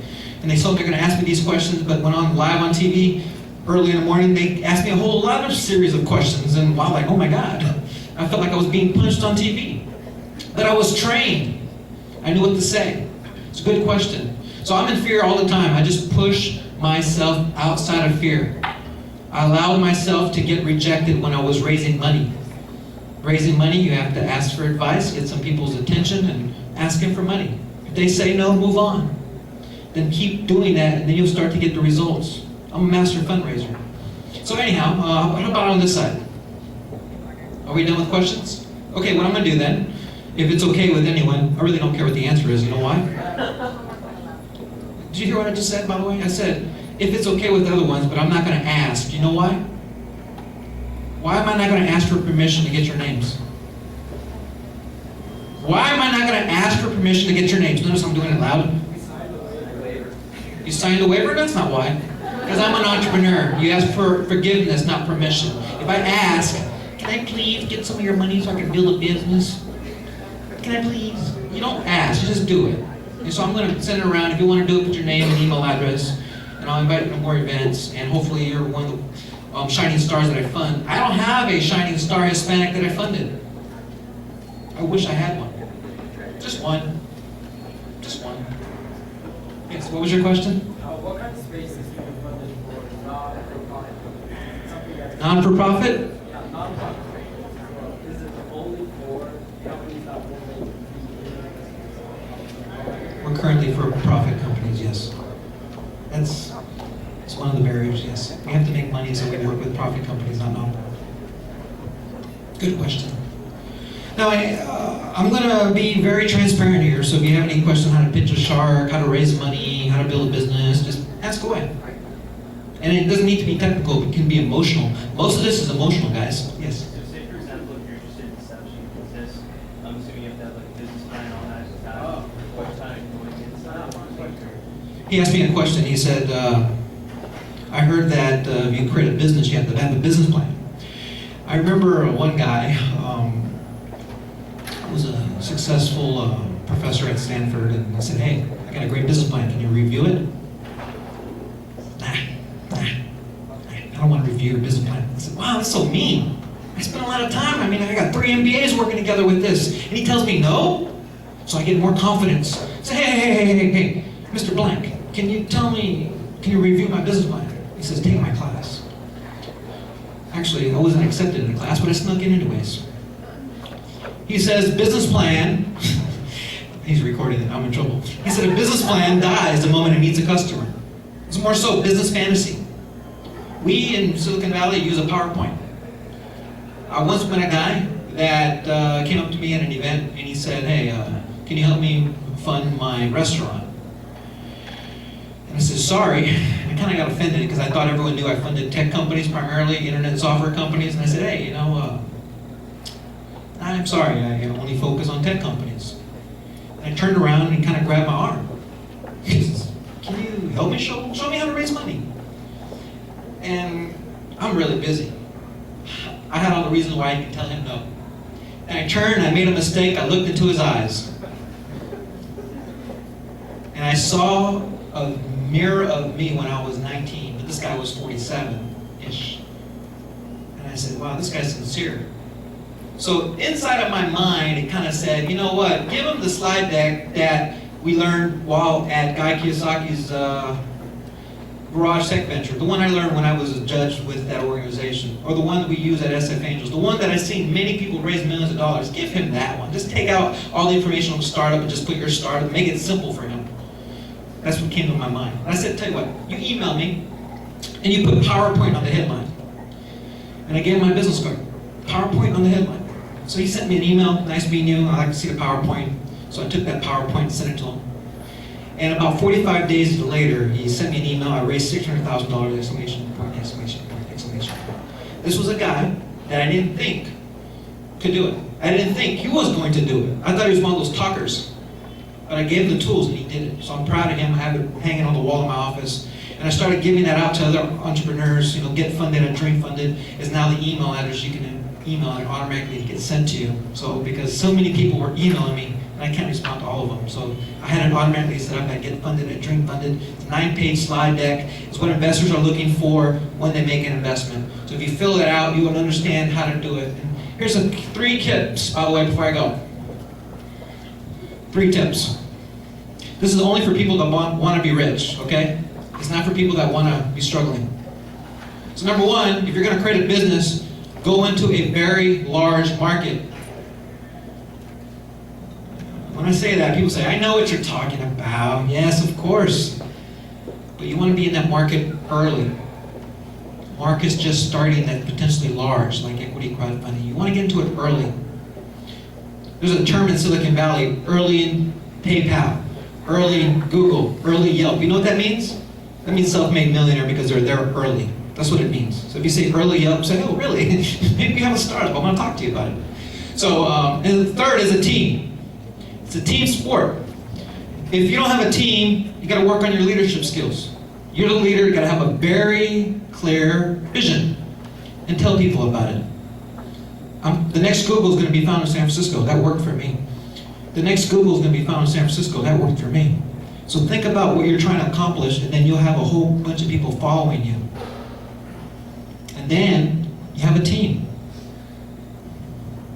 Early in the market, large market, and a team. Look at those 3 dynamics when you invest or when you're building a business, because you can get lucky and be out here speaking as well. For the young kids, you can do it. They're young enough to say you can do it. And the olders, you can do it too. We got to inspire each other, guys. This is all about us. Thank you so much for your time.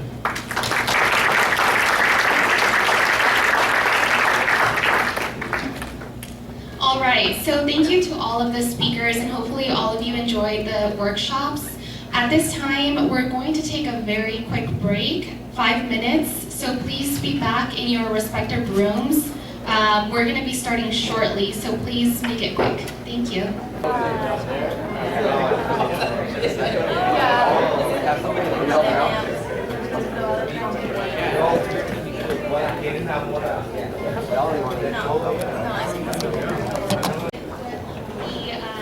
The networking professional development presentation.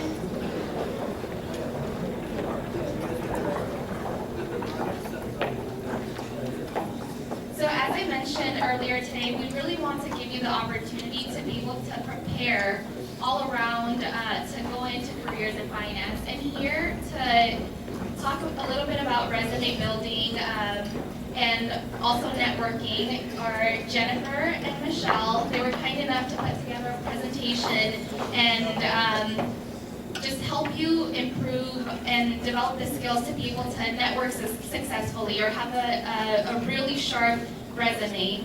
So I'd like to just give them the opportunity to introduce themselves, and we'll go ahead and get started. Thank you. Thanks, Ari. Good morning, everyone. It's nice to be awake. I'm so excited.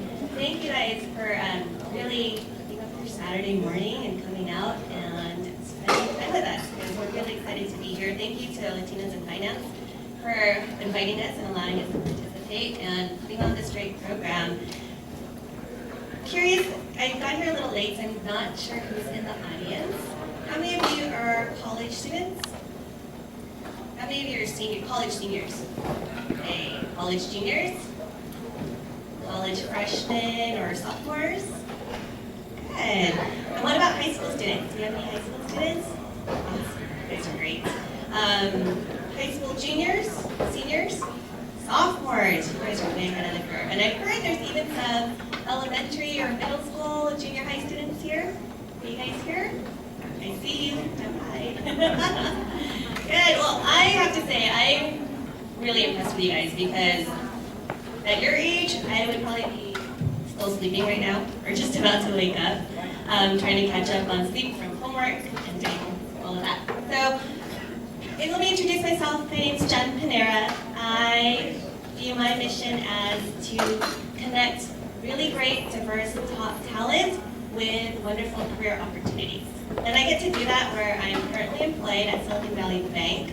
It's a global bank, about 2,200 employees throughout the world. We're not your typical bank in that we don't do everything for everyone. We specialize in what we call the innovation economy. And it's really working with entrepreneurs, investors, venture capital firms, and really our clients are just people who want to do something differently, whether it's through technology, through health and science, the biotech companies, or even through energy and resource innovation. And what I do at SVB is I'm on the recruiting team, so I actually do review resumes and maybe can offer some insight today. I also manage diversity and inclusion programs, which means I want a room like this to eventually represent a room in the boardroom, or the executive suite at our company or other companies across industries, not just in finance. I've actually worked in legal, I've worked in the healthcare industry, so I've worked across multiple industries. And again, what we're here to do today is really set you guys up for success. I think that's one of the things that Manny Fernandez spoke about earlier, is wanting to help others succeed. And so that's what Michelle and I are here to do today. And we have a few slides. What we want to do is offer you some tips on resumes, tips on interviewing, the process, and networking, and really save some time for you guys to ask us questions, and then save some time for you guys to practice what we're teaching you by interacting with all the great volunteers you have in the back, who are here to review your resumes, give input. There's a networking reception at the end of today, so we want to give you some tips to help navigate that process as well, and hopefully walk away not only with some business cards, but knowing what to do with those business cards after today. Sounds good? Michelle, do you want to introduce yourself? Hi, I'm Michelle Privatera, and I work with Charles Schwab, and I have been in the industry for over 20 years.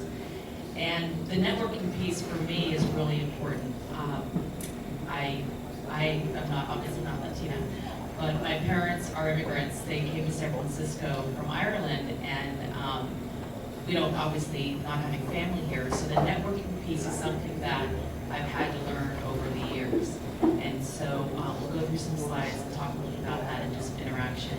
But what I do for my job is I'm a financial consultant, so I help families and individuals with their investing needs. So I talk with individuals and families about what are their goals, and I find out what their dreams are and what they need to do. And the great thing with you guys is you're young, so you have time to save. And I always tell my clients that are young, I said, you have two things to do in life. You have to work and save your money. And that's all you need to do, because there's professionals like myself who will help you along the way as you invest your money. So let's go ahead and get started. So for today, really just want to provide a high-level overview. So for college students, you may have already had a chance to prepare a resume. How many of you actually brought a resume today? Perfect. You guys have a reason to connect with the folks in the back who are really volunteering to review your resume. So you may have visited your career office, the career development office on campus. You may have Googled resume template to try to figure out how to put together a resume. What I can offer you today is a perspective from the recruiter side. We're basically the first person who sees your resume when you submit it online. I will give you the caveat or the disclaimer that every recruiter has a different perspective. We're all looking for different things, depending on what company, depending on role, depending on our own preferences.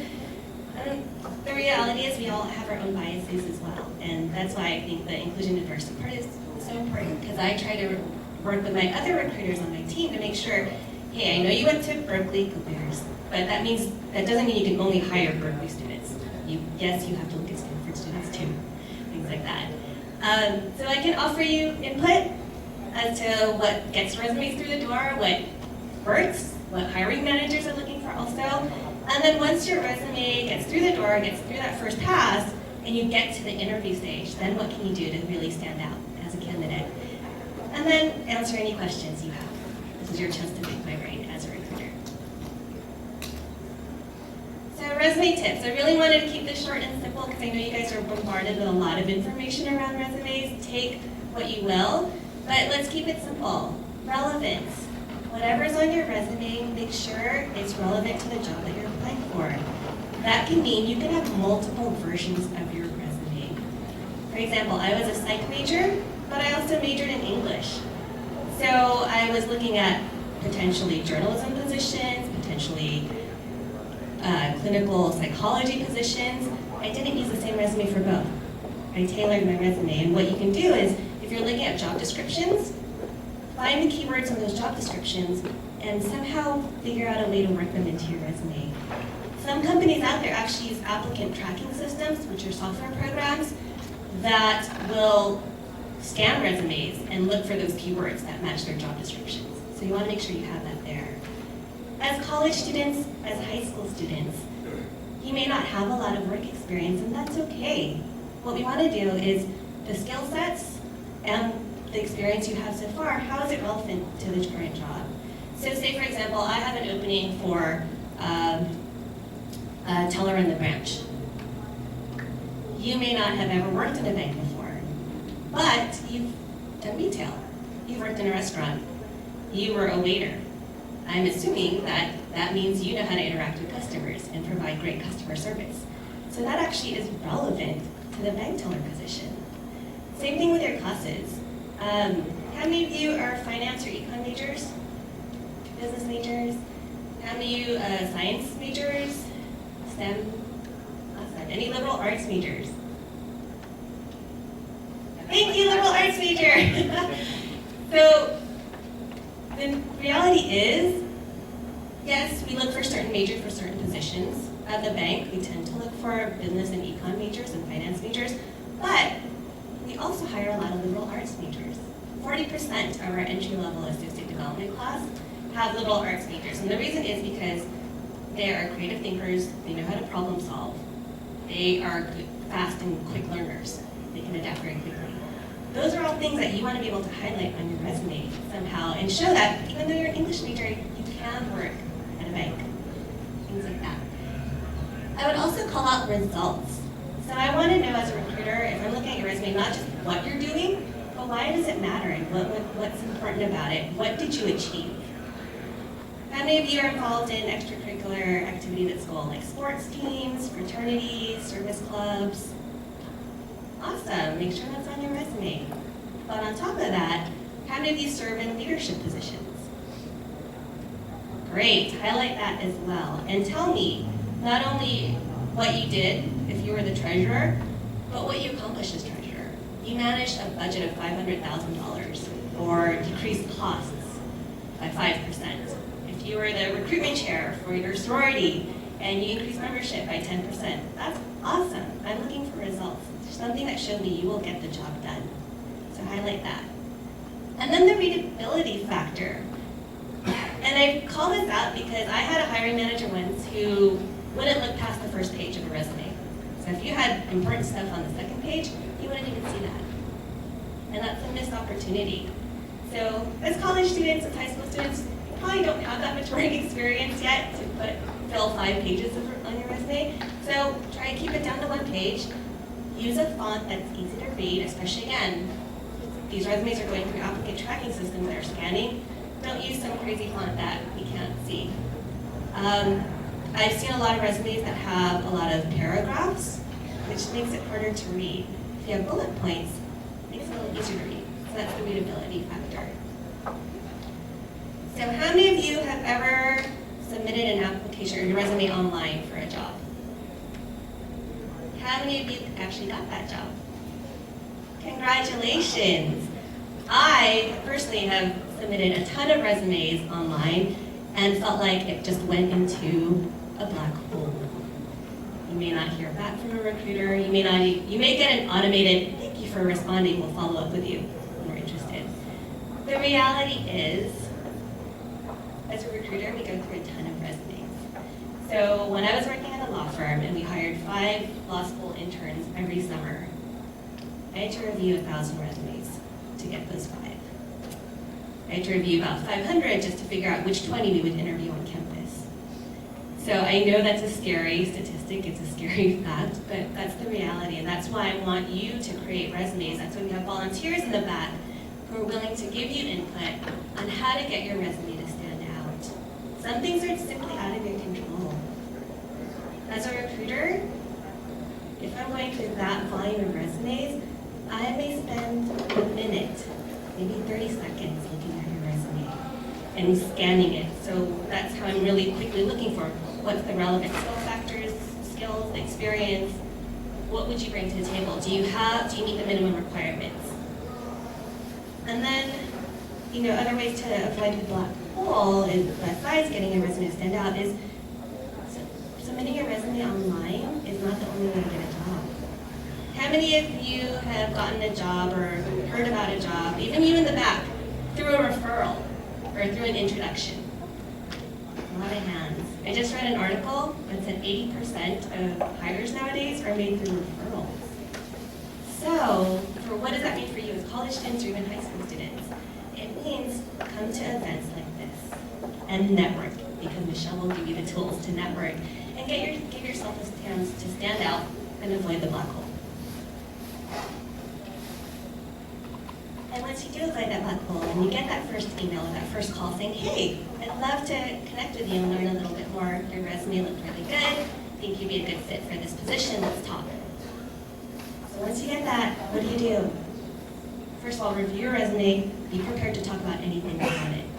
You would be surprised. I've interviewed students, law students, experienced professionals, and asked them, hey, so I saw that you managed this budget or this portfolio when you worked at XYZ company.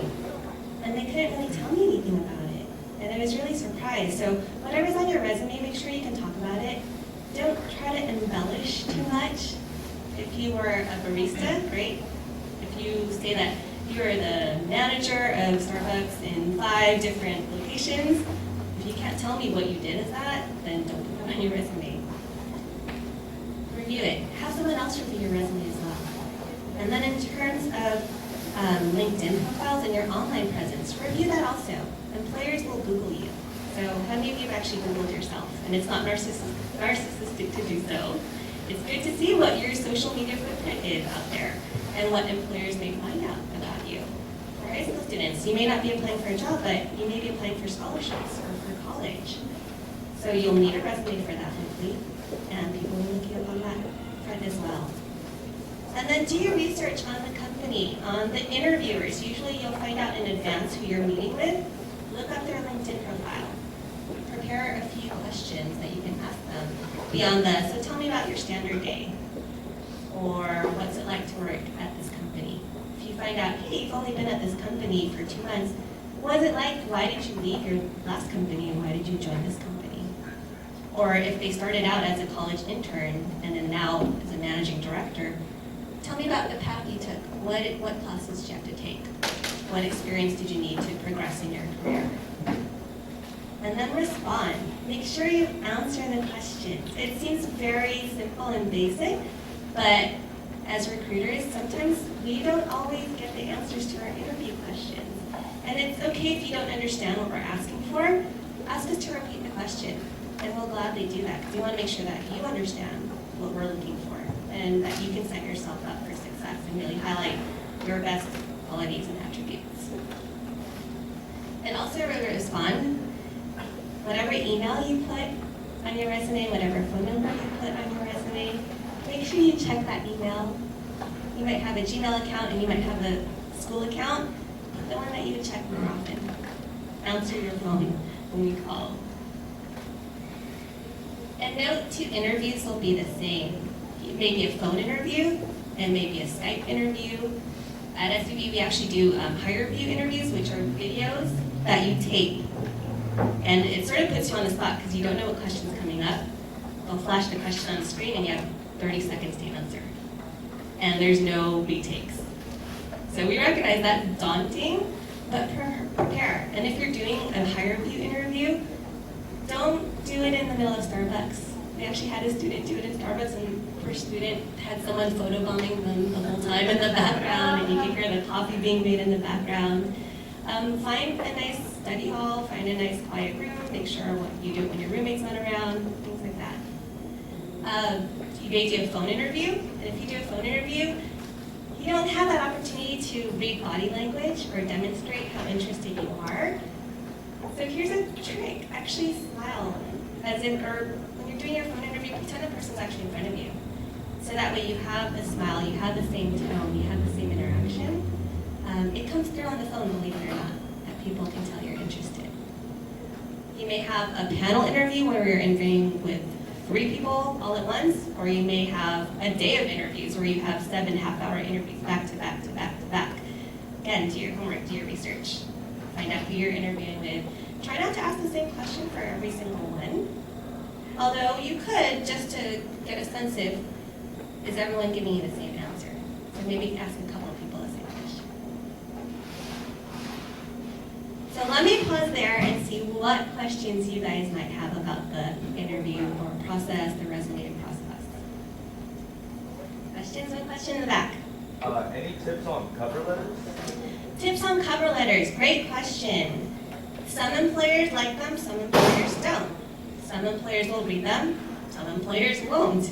It's up to you, but basically, if you are going to submit a cover letter, it shouldn't just be a summary of what's on your resume.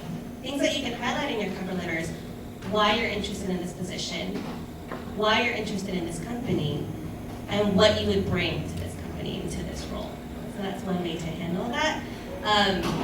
If you're meeting with employers on campus at a career fair, you probably don't need a cover letter. You can probably just give them a resume. Although I will say a lot of employers nowadays, when you're going to a career fair, they'll take your resume, but they'll ask you to also complete an application online. And it's different because you have this resume that highlights all of the things that you're doing, and then the application provides additional information you might need. So, for example, if you want to work in financial services, you will likely have to pass a background check and a credit check. So that will require additional information. We'll also ask for references, and that's where you can provide that information. Does that help? Yes, thank you. Sure. Other questions? Yes.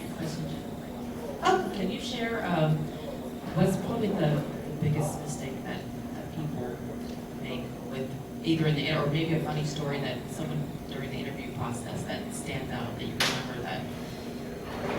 Oh, the interview process. I will give you one example. I can think of a few. I'll give you one example. When I was working at the law firm, we would interview law students for summer internships. And believe it or not, your interview starts the moment you walk into a building, the moment you greet the receptionist.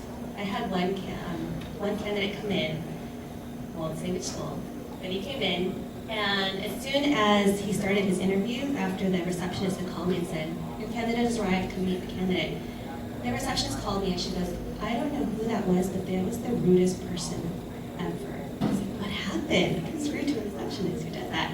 I guess he had come in and stood at her reception desk, said, I'm here for Jennifer. Didn't say who he was, didn't say why he was here to see me, didn't mention my last name. You know, there were actually 5 Jennifers at the office, so she had to kind of figure out, okay, thank you, who, what's your last name, which Jennifer, and why are you here? And she thought, and he didn't say thank you, dismissed her, went over to the reception waiting area when she called me and just sprawled out and like threw his stuff around. surprising is he did the same thing to me in an interview. So I brought him into a conference room and said, here, have a seat. And usually the candidate will sit where I point. He sat at the head of the table where I was actually going to sit. My stuff was there already. Sat down there, seated to, seated to slouch and sit like this during our interview. I think he also checked his phone. I'm not making this up. And it's like everything that you could do wrong in an interview, he did. And it was a shame because he was a rock star student. He got a 4.0, had everything that we were looking for that job. But interpersonal skills, the respect or lack of respect he showed, that wasn't going to fly with us. And he was very respectful to the most senior employees, to the partners, not so much the staff, and that actually makes a difference. So that's one story I can share. You had a question? How do you put on your resume, how do you put information from a previous job that's not relevant to the position you're applying for? Great question. So the question was, how do you highlight on your resume maybe some past work experience if it's not relevant to the current job that you're looking for? So it happens. People switch industries, people switch jobs, people switch companies, people switch roles. I think you definitely want to keep it there as part of your work history, but maybe not add so many bullets compared to a different role. So, for example, I was working in legal for about 14 years before I switched over to financial services. And they were similar roles, but at the same time, I would be managing different programs in financial services. So I looked at my past work experience and tried to figure out what specific experiences or skill sets would I actually use in my new job or the job I was trying to get, and really highlight those. And if you find that it really is apples to oranges, like, you know, you were a librarian and you now wanted to work in a laboratory and it doesn't seem to align, just put down employer, dates of employment, and your title, and that could be it. Make sense? Another question. If you had to choose between interpersonal skills and technical skills, what's the difference between them? Like, if the person has like maybe 50%, but has the skills that we communicate like talk well. Would you hire that person as opposed to someone who's like super technical, not so much good skills? Really great question. So for those of you who didn't hear the first part of it, it's, you know, what are you looking at when you're evaluating interpersonal skills, or maybe what we call the soft skills, versus technical skills? So both are equally important, I think. The thing to note is, if you see a job description and you say, okay, I can probably hit 50% of those requirements, look at the other 50% that you don't have. Can you develop those? Can you learn those? And can you convince your future employer that you can? To be honest, a lot of the job descriptions out there, it's like we're looking for what we call a purple squirrel. Like, they don't exist. You're not going to find one candidate that has 100% of everything, plus the interpersonal skills on top of that.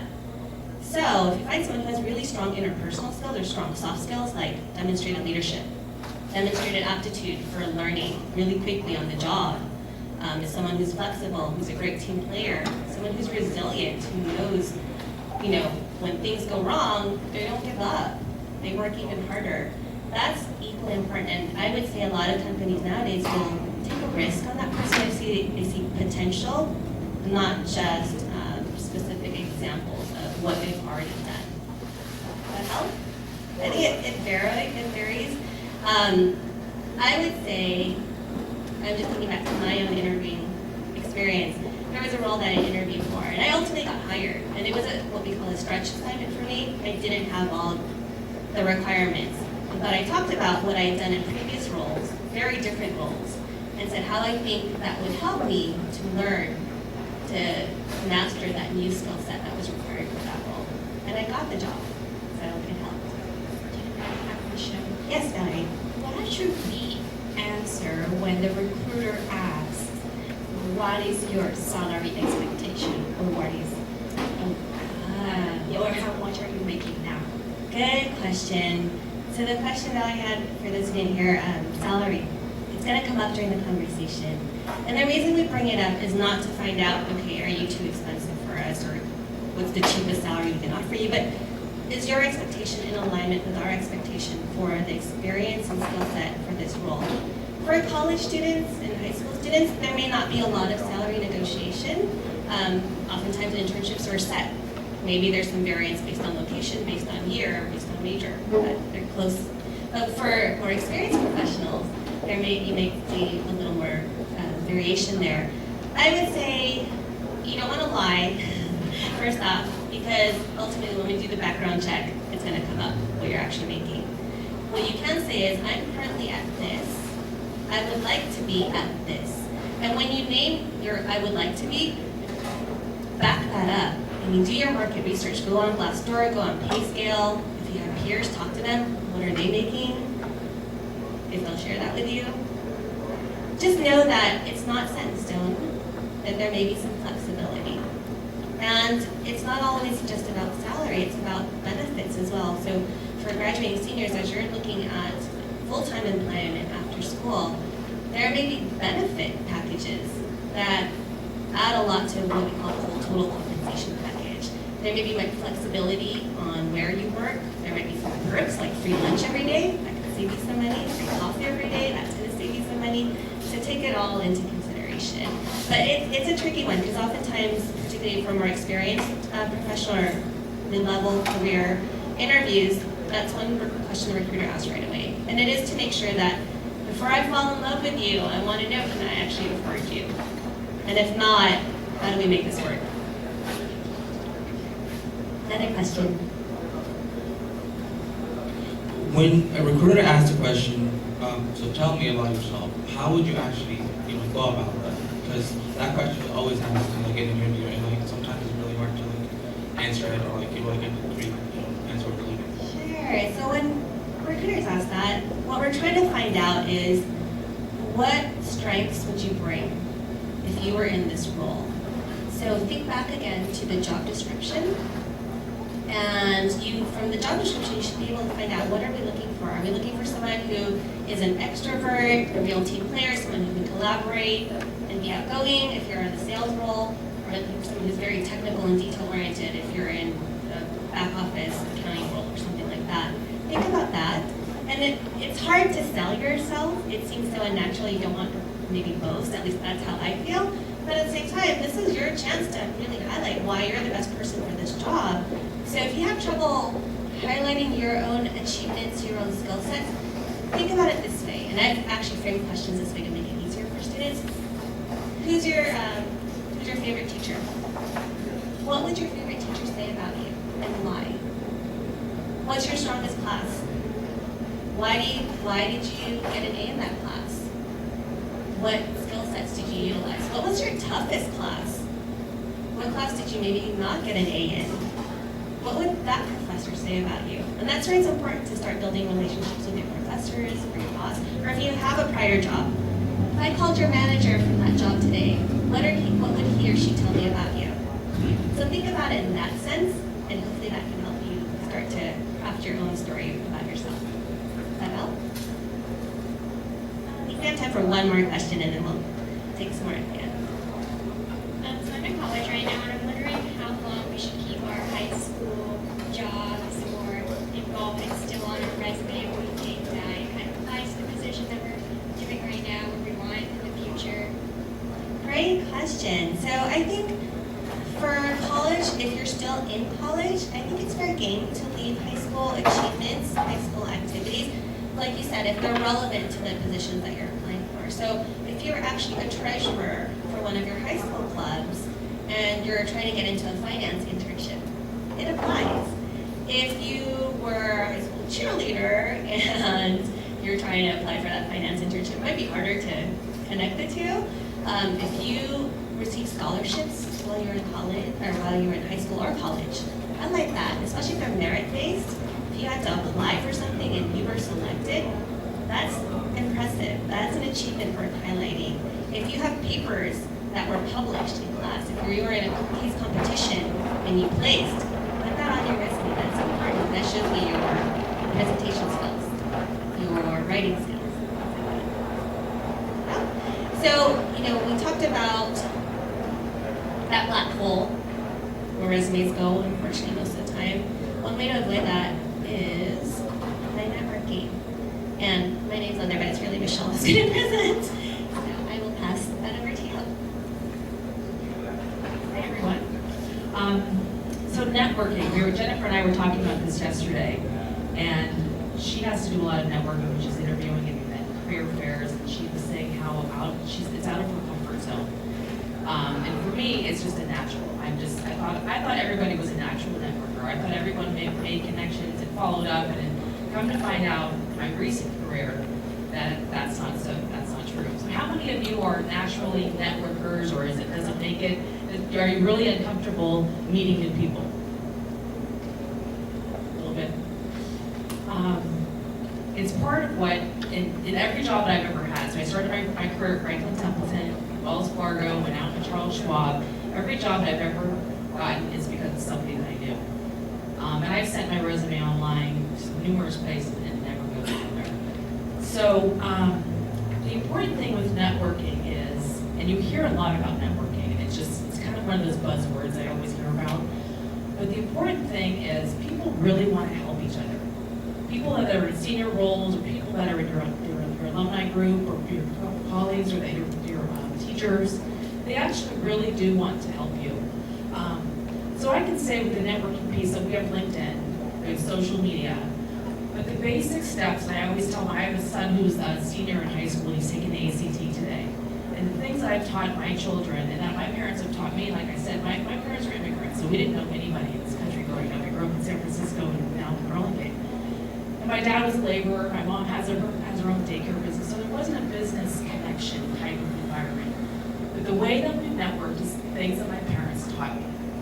How to look someone in the eye, how to be gracious, how to say thank you, how to introduce yourself. My friends always joke with me because I always introduce myself. I'm like, hi, I'm Michelle Cruz-Terra. Like, we know your last name, Michelle, we got it. But I'm saying it's like part of like how you carry yourself, how you dress, how you look, how you speak, how you wear, things that your mom and dad have taught you. And those are things that will be true throughout your entire career. So now as you're in school, and the networking piece, you're going to be network with your teachers. You're there to teach you. And I teach my kids, I say, those teachers work for you. We were taught that teachers were always right. Don't ever question them. Don't question your grades. Don't, things that we were taught to not do. Which in essence is we weren't our own advocates growing up. My parents were, they grew up too in a different country. You never question that. What I'm teaching my children is question the teacher, not being a nag about it, but have them as your advocate. So that's going to be your first point of networking. Let them know that you want some help being your voice. The other piece was networking, and I was talking, and I'm more than happy to give you all my business cards and make connections for you. Connect with me on LinkedIn. I have college students that are constantly calling me, Michelle, can you help me find a job at Charles Schwab or Franklin or whoever? I'm more than happy to make connections with you. Before I make a connection with someone, I always want to meet with them first. I want to see what their skills are like. I want to make sure they can formulate a sentence, what they look like. Because it's my reputation, if I'm going to introduce people within the community, I'm not going to risk my reputation to introduce them to someone who, like Jen's guy that came in for an interview, who probably has a sense of entitlement about him. So that's part of it. People, when you want to meet with people, ask for a cup of coffee. 15 minutes. You don't need to meet with someone for an hour. People are busy with their schedules. I'd love to grab a cup of coffee with you in their office, if possible. I don't like to meet in Starbucks or Pete's, or I don't like to do lunch with my clients. It's not about the socializing, but the eating and the talking and the waitress, and it's fun. So,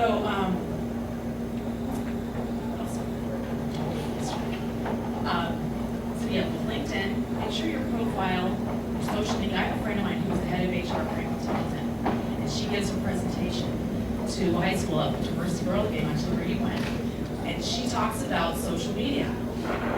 Those pictures of you with a beer bottle in your hand and on social media, HR goes through and they look through your social media. Make sure that you're one who represents, and you guys already know this, I'm sure, the things that your parents have taught you. Right? Thank you notes.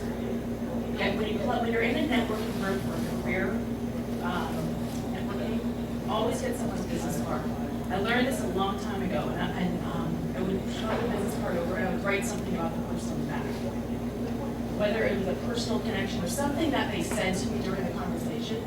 So I followed up with them back again. Hi, it's Michelle Privatera. I met you at the BlackRock Career Convention, Career Center. I'd love to grab 5 minutes of your time, 15 minutes of your time for coffee. I really want to get some insight and guidance from you. I leave it very vague of what I want to talk about. Insight and guidance from someone means respect their opinion. It also means that you want to have some guidance from them, that you're seeking something from them. And again, people want to share with you. The other thing that I started doing a long time ago in my career was I created a personal board of directors for myself. So these are individuals that, from the community, a lot of businessmen, a lot of businesswomen, and I have probably about 12 of them. And these are individuals that I've reached out to and asked them for guidance and insight. So whether I'm changing a job, whether I'm looking to, leave a job, or trying just to bounce ideas off. And so these are people that I can call up, and I don't know each other, and they're all my personal board of directors, but I was calling my guys, so I would reach out to these individuals. So I would start collecting these people in your life, and you use them throughout your careers when you graduate.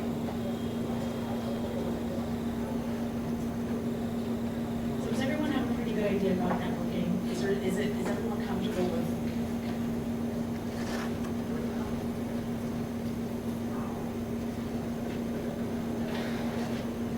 Why does networking feel like work? So this, to me, again, talking to Jen yesterday about this, it's a lot of work for a lot of people because it's out of your comfort zone. What are we going to talk about? You're brand new graduates, but how are you going to connect to this 55-year-old businessman? Or people always want to talk about sports. They want to talk about their children. They want to talk about their if you have a college comment, gravitate to your alumni and use them in your benefit. The other great thing I did, I had a college kid call me yesterday, he was looking for a job, and he went to a school locally, but not a huge network school, not a huge business school. So what I did was I went on Bloomberg, and if you go on Bloomberg, and you go under careers, most obviously internships, Bloomberg has a connection to a ton of different colleges, where they run their networking groups. So like if you go down to USF, click on it. I think next week they're having a career center for USF. So every company has what's called like a futures program. That's the new one for the internship for new graduates. Go on the website, see, first of all, see what through your LinkedIn and through my LinkedIn, who do you know that is connected through that company? Like Manny said earlier, we'll make those introductions. And you have to do your research. You have to go on the company, do the research, know what their product is, so when you do meet a person, you can talk about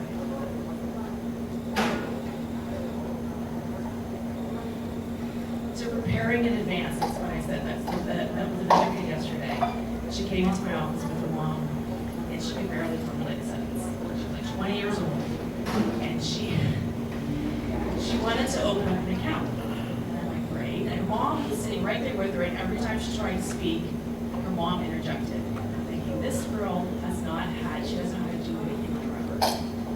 So, interestingly, back to what our parents have taught us. We need to know how to speak. In the eye, good, shake people's hand, and follow up on them. Follow up within the next couple of days. Because if you follow up with me in 3 weeks, and I don't remember the night, what the hell worked with one night, it's like dating. What's the right time to follow up? Follow up within the next few days. Any questions? I think we want to give you guys some time so you can meet some of our professionals on the interview process, resume reviews, and networking. You guys have any questions for me? Yeah. What was the website called again? Bloomberg. So Bloomberg has 2 offices in San Francisco. There's one down the Ferry Building. And then there's one at the old Pacific Bell, I think it's on 6th Street. And the corporate office is Bloomberg West.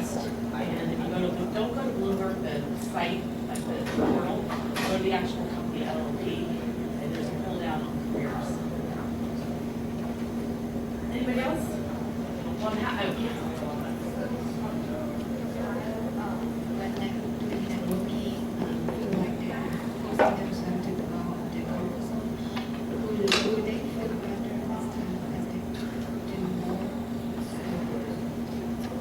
I think it's really what you'll get better at it. Always go with somebody else, first of all, so you have partners in crime.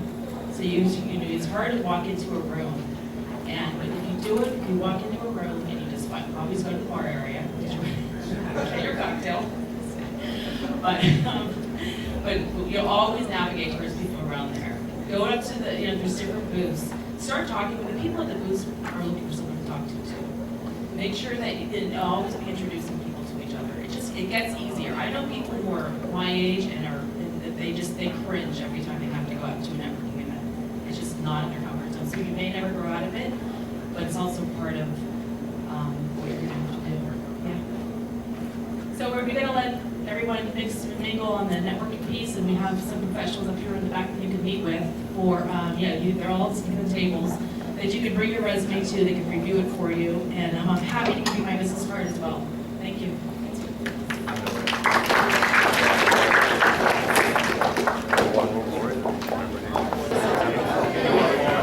We can have everybody who's in the food section, please make your way down here, and we're going to get started with our keynote speech shortly. Thank you.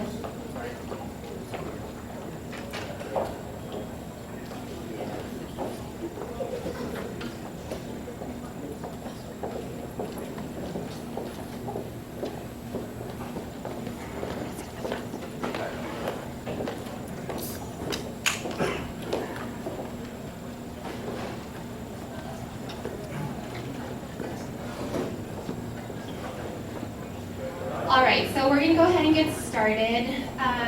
Hopefully everyone had something to eat. The food looks amazing. I think I'm going to have to stop by soon. So I just wanted to briefly introduce our keynote speaker today.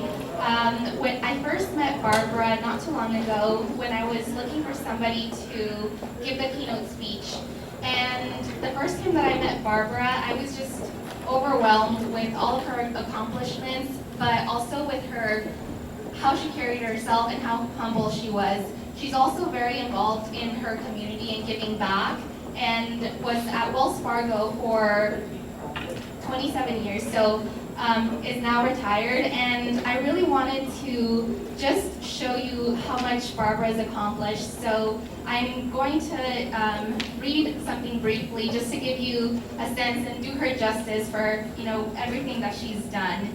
So Barbara Lannon recently retired from Wells Fargo after working 27 years in financial services. In her most recent role, Barbara was responsible for leading and managing Wells Fargo's online and mobile banking, fraud prevention, and authentication group, where she built and led the team responsible for successfully combating cybercrime. Ms. Lannon joined Wells Fargo in 1988 in the corporate finance department. Throughout her career, she held a series of positions of increasing responsibility, including CFO of the Private Client Services Division, Chief Administrative Officer of the Internet Investments Team, and Group Head of the Wells Trade Discount Brokerage Business. Prior to entering the fascinating world of financial services, Barbara worked for a number of years in Europe, notably for Hewlett-Packard in Germany and Saint-Labo in France. Barbara holds a BA degree from Stanford University and a DESS from the University of Paris, Sorbonne, and an MBA from the University of California, Berkeley. Go Bears. Barbara is passionate about leadership and community. She was co-chair of the Wells Fargo San Francisco Women's Team Member Network, where she had the opportunity to work with women leaders across the Bay Area. She has also served on a number of nonprofit boards, including the Women's Philharmonic in San Francisco and Family Bridges in Oakland. Barbara is currently involved with the American Association of Technology, Engineering, and Math, and she is just joining the board of Healdsburg Forever, a community foundation that oversees nonprofit giving in Healdsburg. So at this time, if I could please get your help in welcoming Barbara, that'd be appreciated. Thank you.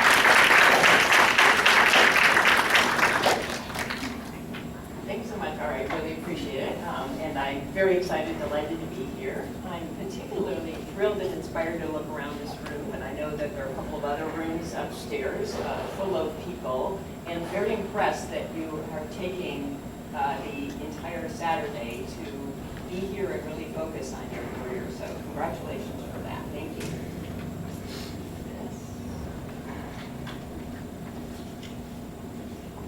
As Ari said, I won't go through too much of my background now. I'll weave it into my presentation, but I spent 27 years at Wells Fargo. Absolutely love this as a career. It's a somewhat non-traditional path because today, in today's environment, people don't necessarily join a company and work with them for 27 years. In fact, when I came to Wells out of business school, I was not going there with the intention of being there for 27 years. I was thinking, oh, I will probably work there. Great organization. I'll work there, acquire some more skills for a couple of years, and go back to something international, potentially overseas. But because I had the opportunity to do so many different things, not only starting out, as Ari said, in the corporate finance department, and then eventually working in retail banking and investment management group, in the online mobile banking, running our discount brokerage businesses, Ari again alluded to, it just constantly provided me with a great continual learning opportunities. I always felt challenged. I felt like I really had several different positions. It just happened to be for the same company. So I also really enjoyed the time that I worked in Europe, but most of my today's conversation will be about my time in financial services. Sorry, I'm going to remember to flip. That's me.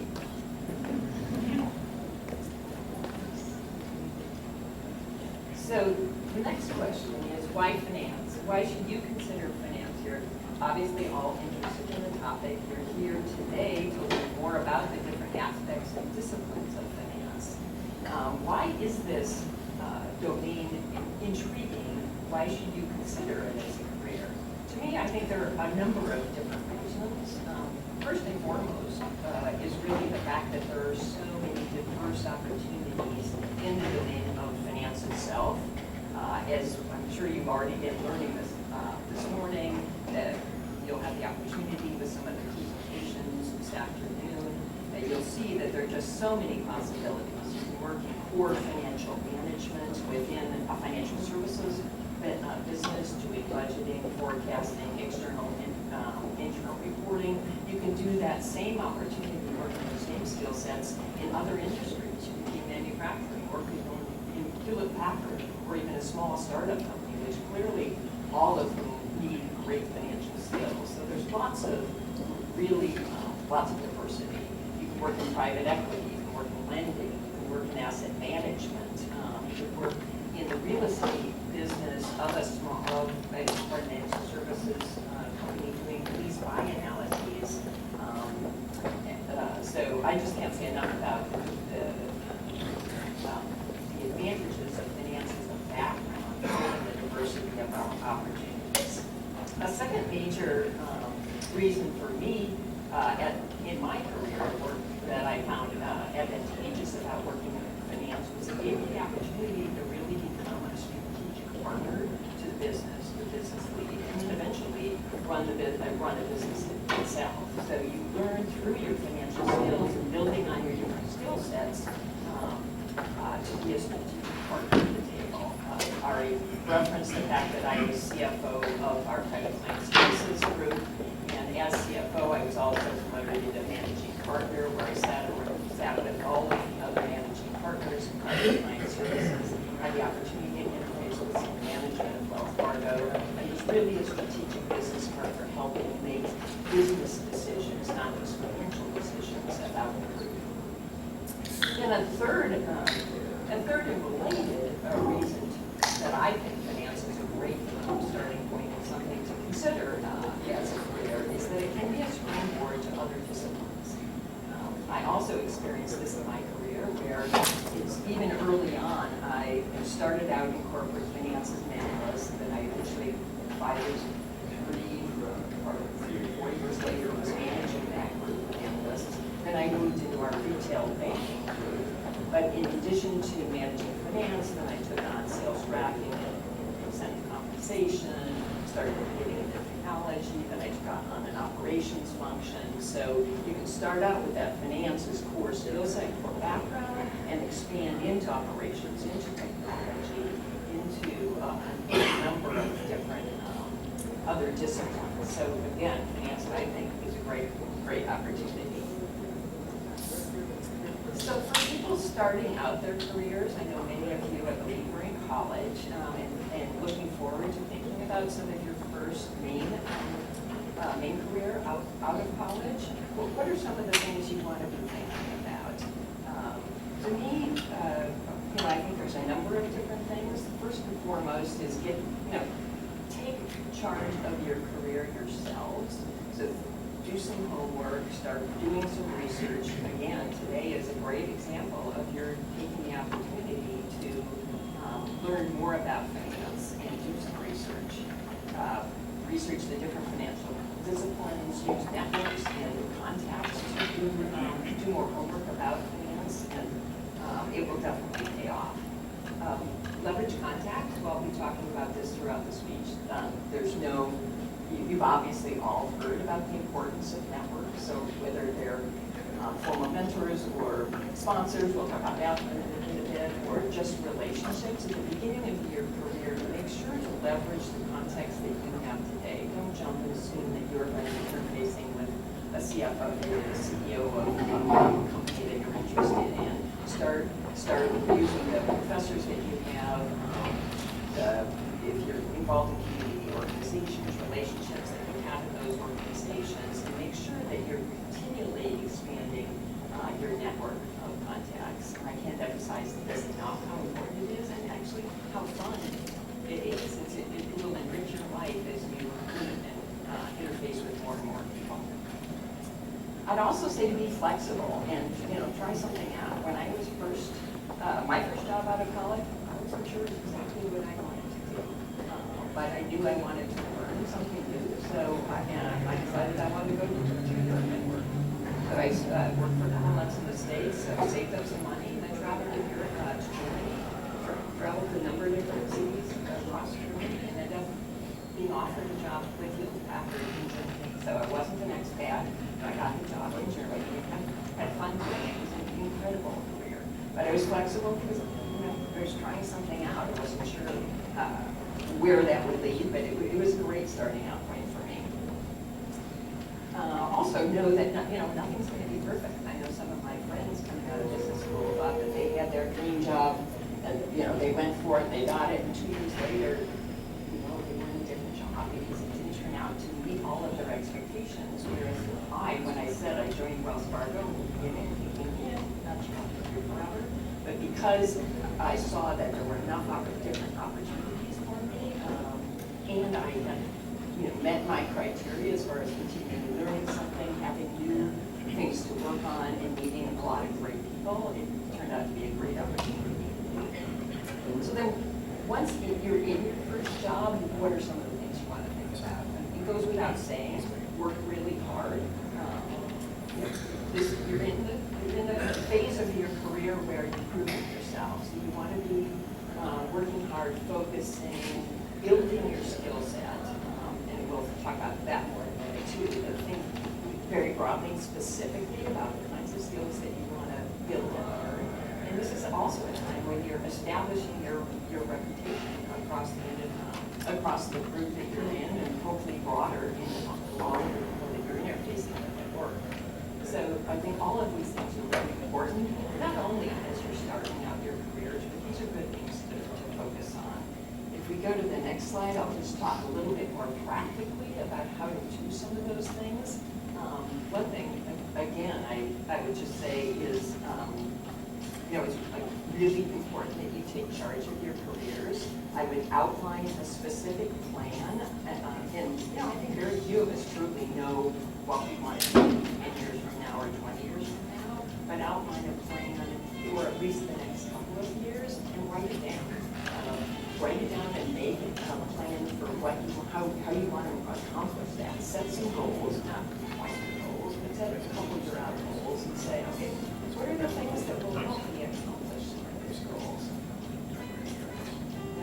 Learn about, so go back to some of the same things, learn about the different disciplines. You're doing that by being here today, you do that by talking to different contacts, you do that by going online, reading, choose to read 5 to 10 articles every couple of months and say, okay, I'm going to learn that. Then you write down questions and say, okay, what am I interested in learning about more? From that, you move into the more the mid phase of building your network. Both building your network to expand your relationships, but building your network really to think about how to answer some of those questions and learn more and do more of the research about what you're interested in. I'd say very specifically set a goal for yourself to not only at this point in time, not only leverage your current network, but expand it by saying, okay, in the next couple of months, I'm going to meet 3 to 5 new people, to identify who they are, and you talk to current people and say, who else could, I got these specific questions I'm interested in learning about, who can help me answer that? And professors can lead you to other people, your involvement in community organizations can lead you to people, so the more conversations you have and the more explicit you are in writing goals down and outlining a plan and keeping revising will be helpful. And then again, we've already touched on it, but building your skill set will be something you do throughout your career. Whether it's identifying the things you excel at, you don't want to just be thinking about gaps in your career. It's really important to leverage the strengths that you have, but you also at the same time identify very specific skills that you're interested in learning for the next 18 months and then make a plan for how to acquire those skills.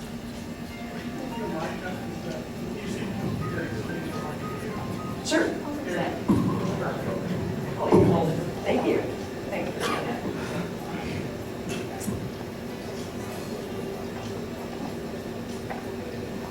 So, thank you for saying. Again, beyond the first couple of years, beyond your first entry-level position, or even when you're working in the first couple of years, it's always important to actively manage your career. So here I just put a couple of ideas of things that I think are important to be managing your career.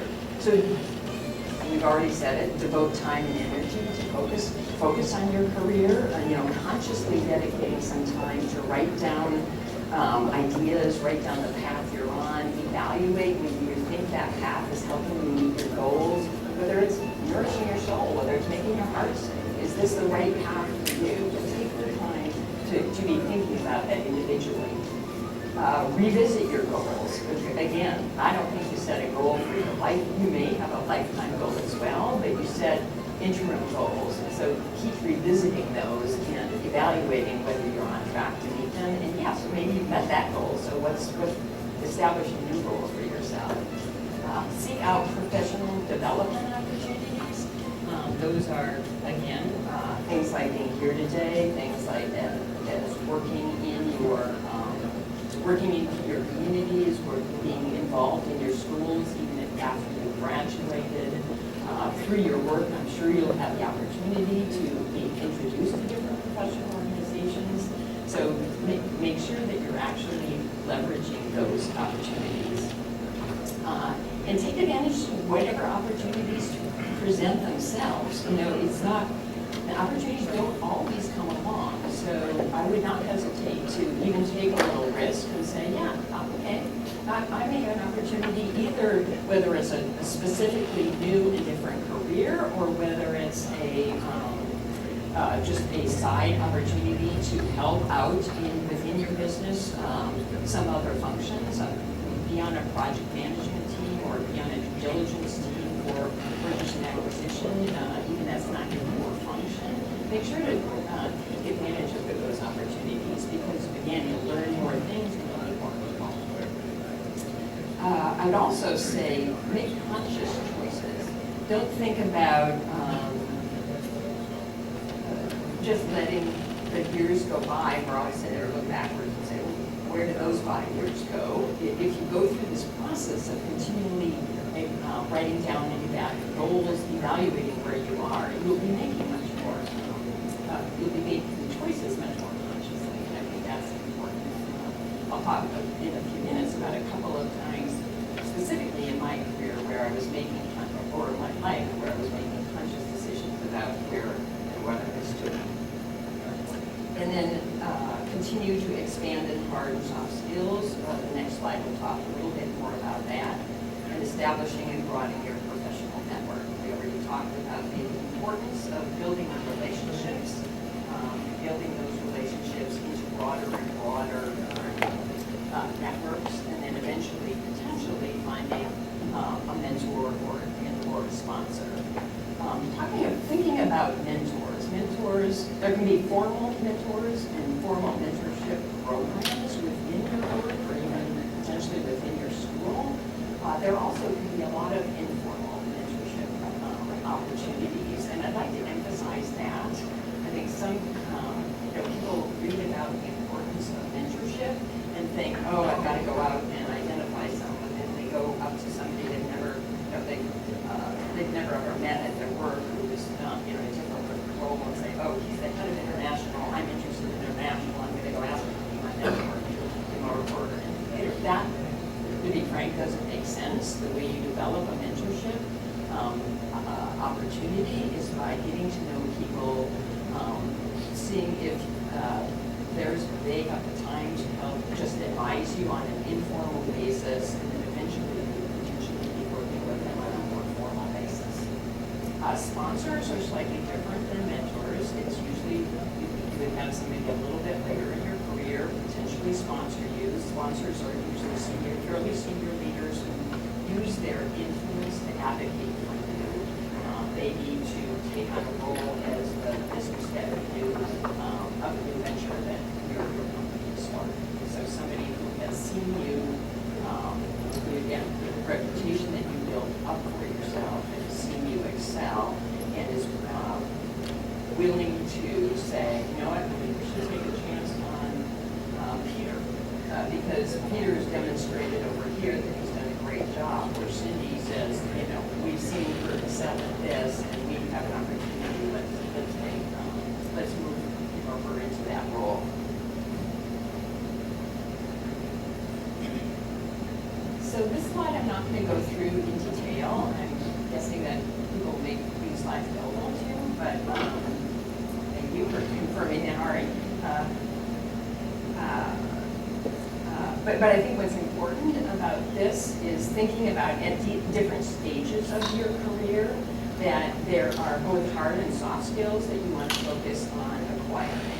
So the soft skills here I've outlined in green. They're the green with a green background, and hard skills are the ones right above it. So this is just, again, an example of a potential career in fairly poor financial management, where you've got different stages of your career of being an entry level, one of your first jobs out of school, then moving up to a young professional with a few more years under your belt, becoming a seasoned professional, and then eventually a senior manager.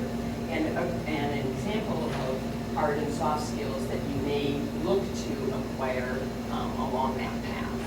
So, thinking in terms of soft skills are really important. Are communication, collaboration, leading and managing, influencing skills, negotiation, change management. Those are all extremely important. In addition to the more hard skills of basic financial management, risk management, decision support, predictive analytics, mergers and acquisitions, etc. So each of these, developing soft skills as well as hard skills, is really important.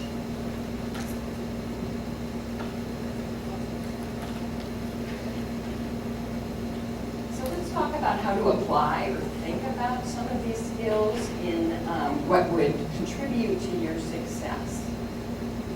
To me, it's helpful to think about these in terms of a pyramid, where at the bottom of the pyramid are actually the really core, basic, foundational, financial, or operational technical skills. They can be technical skills, again, in finance, operations, whatever it is. Operational excellence is also foundational. This implies that you really demonstrated the ability to get stuff done, deliver. And all of these skills, the foundational skills at the bottom of the pyramid, are critically important, but they're not sufficient to really make you successful. We've already talked about soft skills, a variety of soft skills. There's been research done where interviewers, when they're interviewing candidates, they almost assume that you have, I'm not saying they wouldn't ask you questions about technical capabilities or financial questions, but they almost assume that you come to the table with basic foundational technical skills, and they're evaluating at least as much, if not more so, more of the soft skills. How trustworthy they think you are, how reliable you would be to get the job done. Do you work well with people? Do you collaborate? Do you have a lot of energy and enthusiasm that you're going to bring to the table? Can you be a team player? So again, these soft skills, I think, are extremely, extremely important. And then at the pinnacle of the pyramid is leadership and management. I'll talk about the distinction in a minute. But of course, there's again a whole host of research on leadership.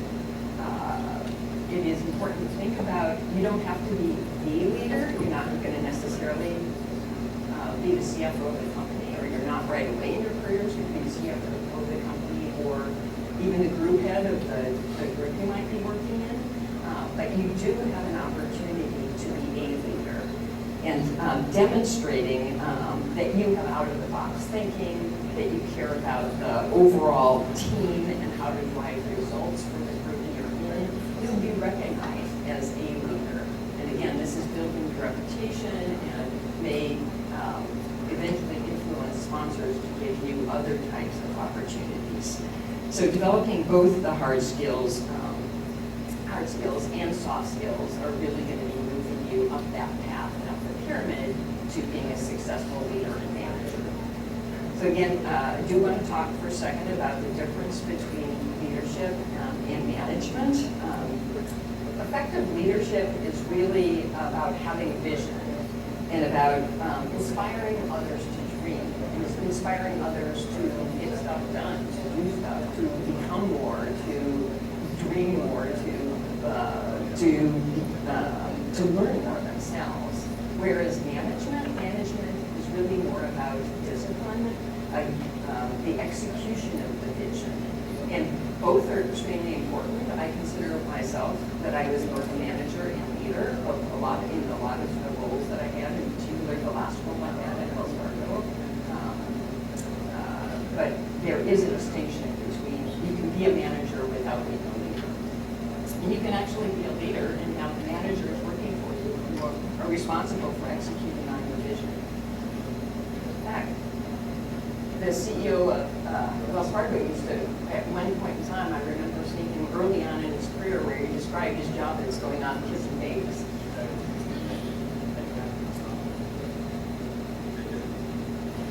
So I wanted to talk about a few career experiences at Wells that I really loved.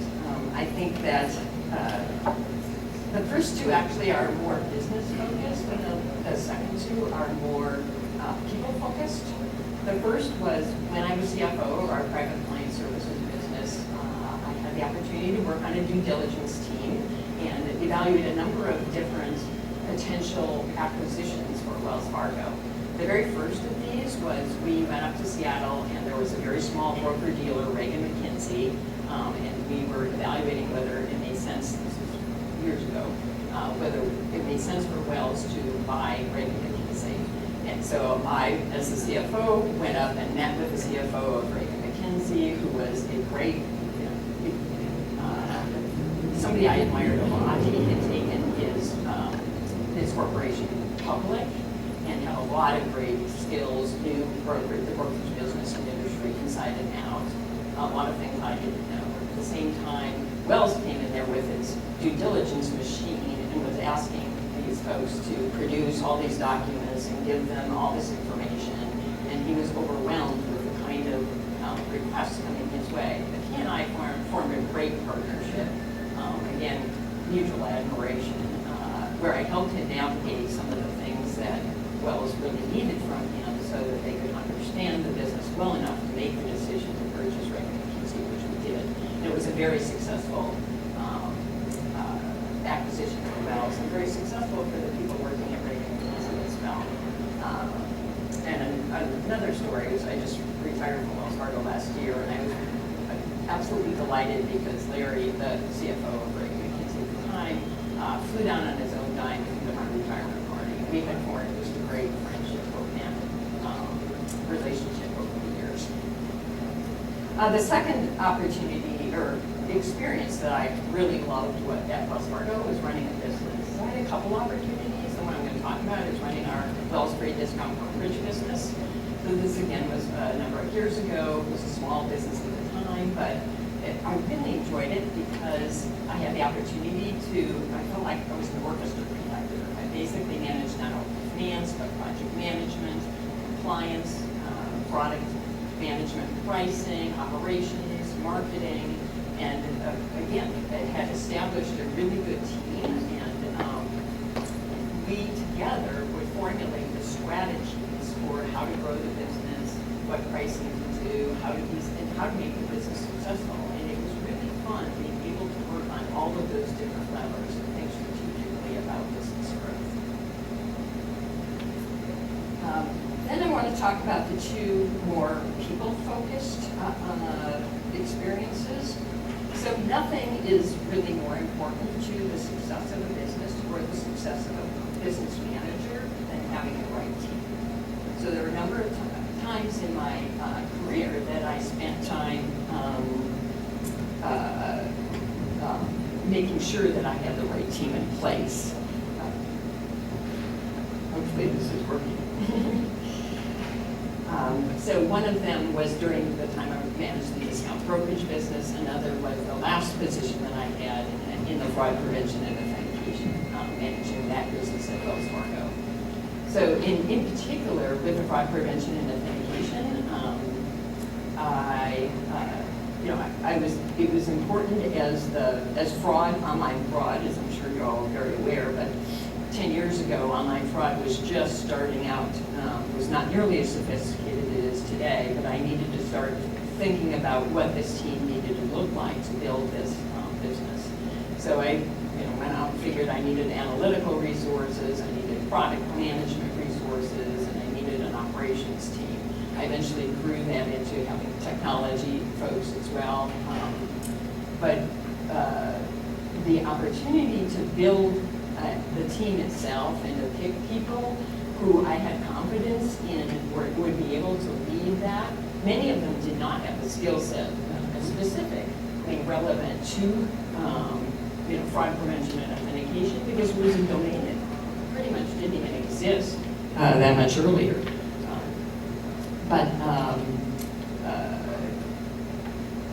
I did, I put the team together. It was fun to watch them develop. I helped develop them in their careers, and they worked very well together. They supported each other.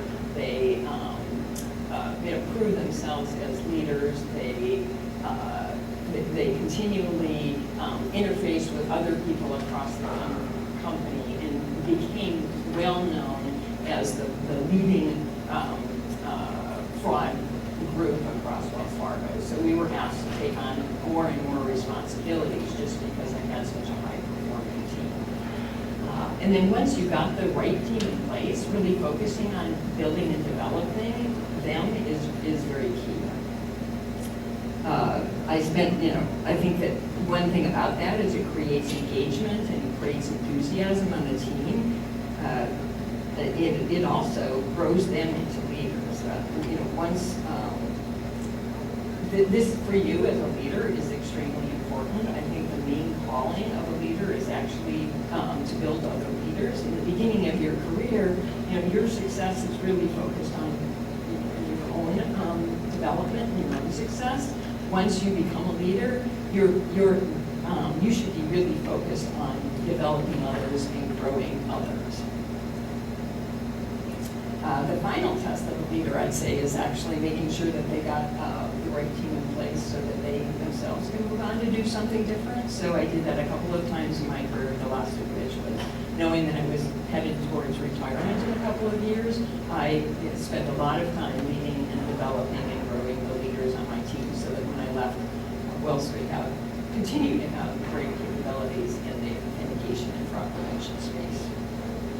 So think about what gets you excited. That could be anything. It could be doing research in microbiology. It could be working on complex mathematical models. But focus on thinking about what does get you excited. And this is different for every person, every individual. But all are good and all are important. But be curious, be adventuresome, find your passions. I think what's important about career experiences that you love is you'll excel when you're doing something that you love.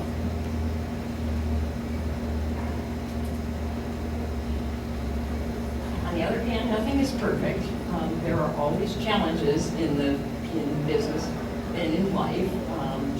Typical challenges in business are related to politics, competing priorities, competitive pressures, reorganizations. So I thought I'd share a few examples of challenges that I faced in my career and how I dealt with them. A couple of these, some challenges are actually driven by business circumstances, and others are more personal. One of the first things that brought a number of challenges to me as I was moving into the CFO role of private client services was the Wells Fargo merger with First Interstate. So I don't know if anybody is aware, but this was a hostile takeover from Wells Fargo at First Interstate that had some challenges with it. And one of them was I was responsible for the finance function of private client services, and Wells at the time was only in California, whereas First Interstate was in 13 different states. So I also inherited a finance team that was in many other regions outside of the Bay Area. These people had never met each other. They had, although the accounting for First Interstate was appropriate at the accounting controllers level, the way First Interstate managed their financials was the financials all added up to a lot more than the sum of the parts. So basically, from a financial discipline perspective, it was really hard to figure out, how we were doing. So I brought all of the folks together. We met in San Francisco for a number of days. We spent time establishing goals, establishing ground rules for how we were going to do our financial reporting, and we, again, eventually formed a high-performing team of people that really enjoyed working with each other. Eventually, one of them moved from Texas and is now in the role of the CFO of Private Client Services, and another one I met in my last role down in Arizona. So it was a great opportunity, but definitely a challenge in the beginning. Then related to that, I also assumed responsibility for the brokerage and broker-dealer of First Interstate, and at the time I did not have the background, and all the finance people at First Interstate decided to, they chose to take a package and leave the organization, which was their opportunity. It was a hot job market. They could take money and walk across the street and get another job. So I was there with a responsibility where I didn't have the right people. So I quickly worked across Wells Fargo, got some support, hired somebody from the audit team who had some of the background, put her in charge of some of the basic brokerage financials. I personally went and got all my brokerage licenses, so I could become the financial operations principal of our broker-dealers. I got my Series 7, Series 24, Series 27, Series 65, Series 63, and it was a great learning experience. but it was definitely challenging. And, you know, feeling like or knowing that you are responsible for this working and operating well, the financial integrity, there were some long nights. Another business-driven opportunity that was very different was I personally had one of my jobs eliminated through a reorganization at the time. But because I had worked on a lot of the things I'm recommending to you to work on, which are thinking in terms of the you know, your network, thinking in terms of building your reputation, etc. Before my job that was being limited before that opportunity even ended, I had identified some things that were interesting to me, both inside and outside of Wells Fargo. I had talked with some of my network and contacts, and I had 2 job offers, both of which would have been great and interesting. Took one of them, and it was fabulous. A similar challenge was more of a personal setback, although this was also somewhat job related. As a result of when I was running the discount brokerage business, as I said, we did a reorganization that actually split that business. So some of the internet stayed with the internet world, and then the more core business function moved into the investment management role. And so my job was split, and I ended up with a job that I was not quite as excited about, the manager that I didn't connect with as well. So I worked through that, worked with that manager, but also at the same time was very open about I'm going to be looking at other opportunities, which I eventually did, and then took another position. And then lastly, you know, people apply. I definitely applied for roles within Wells Fargo that I did not get, or even coming out of business school, I applied for positions not just at Wells Fargo, but other jobs. And you don't always get that job. It's not, this is never the end of the world. You may be disappointed, but you put yourself up, and usually it's the right thing. The job I'm thinking about right now is like, it would not have necessarily been the right job for me. It sounded like a quote-unquote promotion, but as far as both interests and skill sets, just was not the perfect fit, whereas 6 months later I found another job that was absolutely a wonderful fit for me. So the one thing I'd say is make sure you're all going to face challenges. Make sure that you meet them with integrity, that you work through them. They will give you strength. You will learn from them, and don't be afraid of. Don't let them get you down, because in the end, they help you for your future success.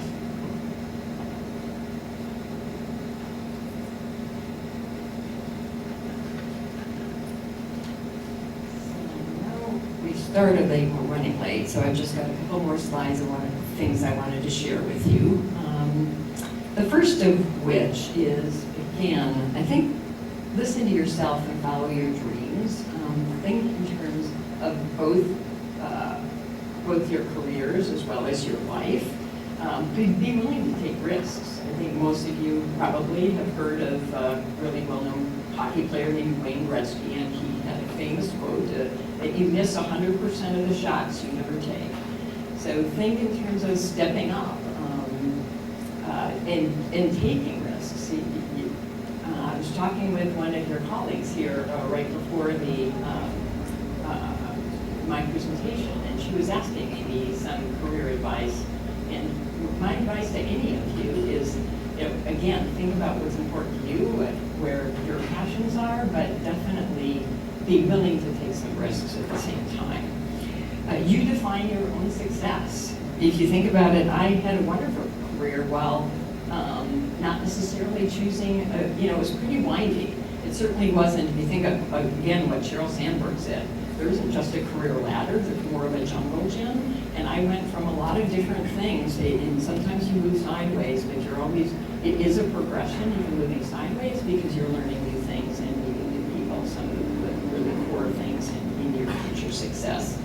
I think I said when I graduated from college, I wasn't sure. Actually, neither when I graduated from business school nor when I graduated from college was I really sure about what I wanted to do. That's when I went to Europe, saved up money, went to Europe, found a job in Germany. From there, I actually went to France. At the time, I didn't speak French well enough to get a really good job, so I taught math and English to folks while I went to the Sorbonne. Eventually went to a prestigious translating school and worked as a translator, and then in business in France for a number of years. And I don't regret any of that experience for a minute. It influenced both my future career, my future skill set. Not only did I learn French and German, but it made me who I am. And to me, it's a thrilling to have the opportunity to be thinking about your career and your life and managing that that way. I also, so after I had been in France for a number of years, I did a very conscious evaluation of where I was and decided that it was important for me to be able to have a solid career in my own company, which is why I returned to business school at Berkeley and then went to Wells out of Berkeley. So, and we talked about it as well. Work and careers aren't the only thing in life, they're just one component. What else floats your boat? What else are you passionate about? Ari mentioned that I was the co-chair of the Women's Team Member Network at Wells Fargo, which to me was a great opportunity, not only to meet other women and other men, other people around the entire Wells Fargo organization. It was also an opportunity to meet other industry leaders in the Bay Area, so very fun. Ari also mentioned that I'm quite involved in the community and community organizations. I've been on a number of boards in San Francisco and Oakland, and now that I am living full-time in Gainesburg, California, I'm getting involved in the community there. But I fully recommend to you to think about what you're passionate about and how you might want to get involved and apply those skills. Financial skills in particular, but core business skills are so helpful to nonprofit organizations and community organizations, anything that you might be interested in. So as your careers blossom, take the opportunity to find your passions and find where you really want to expand what you're contributing. The other good thing about that is it expands your relationships and, by definition will be expanding your network, which helps you as well. Oh, somehow this slide looked like it didn't come out entirely, but it's okay. I'll tell you what's supposed to be on that slide.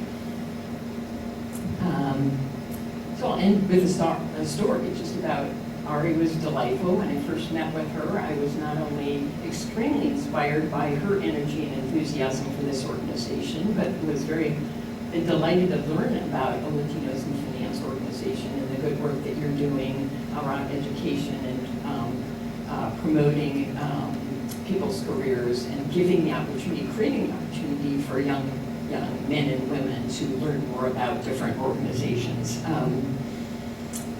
And opportunities. But a week after I met with Ari, I was thinking, what am I going to tell people that would actually be helpful? And what could I share with people starting their careers right now?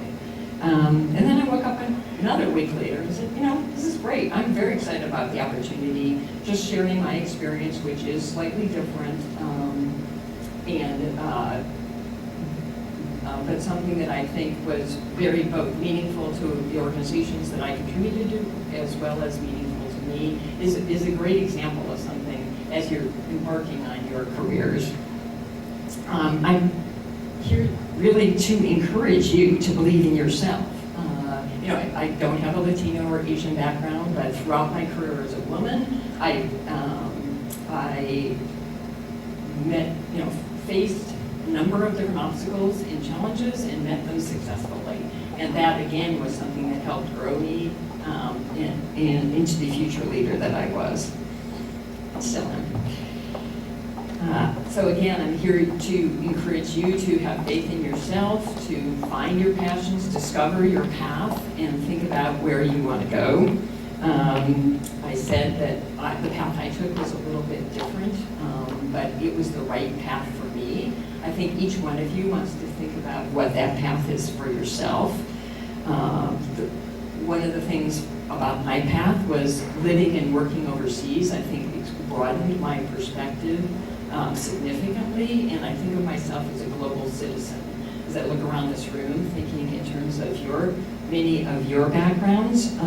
Your opportunity is really to figure out how to leverage your unique backgrounds, which is different from for each and every one of you, and think about how you're going to apply the things that may seem like a challenge today, I think may be a huge advantage for you in the future. I personally think that having a multicultural, multidisciplined background will be a huge advantage for the world of tomorrow. So, figure out how to leverage this to follow your passions, both, again, from a career perspective and life perspective. So as Abraham Lincoln said, whatever you are, be a good one. And I'm just going to end by saying thank you. I appreciate looking around this room. I'm actually truly inspired by seeing the enthusiasm and energy and the fact that you are spending your entire Saturday here. I think you are the future of this country and the future of the world, and I'm excited both for you and the world ahead. So please step into this role, step out into the world, and step up to make it happen. Thank you.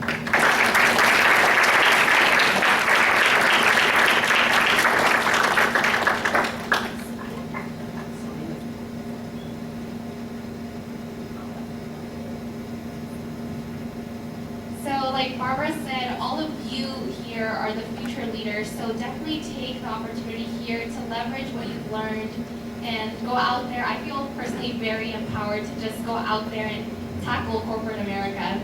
So with that being said, please help me in giving Barbara one more round of applause. Thank you, Barbara.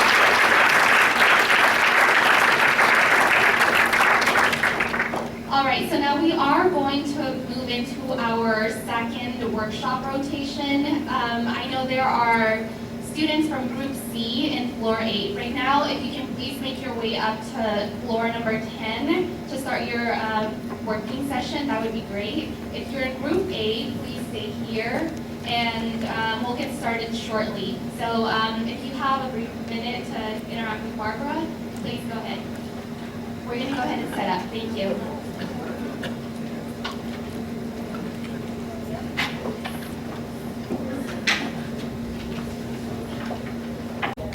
All 4 universities. Retrospect, parents, grandparents from Portugal and from Poland came here straight to Oakland, born and raised in Oakland, came on high, and then once I got out of high school, I was out of here and came to San Francisco.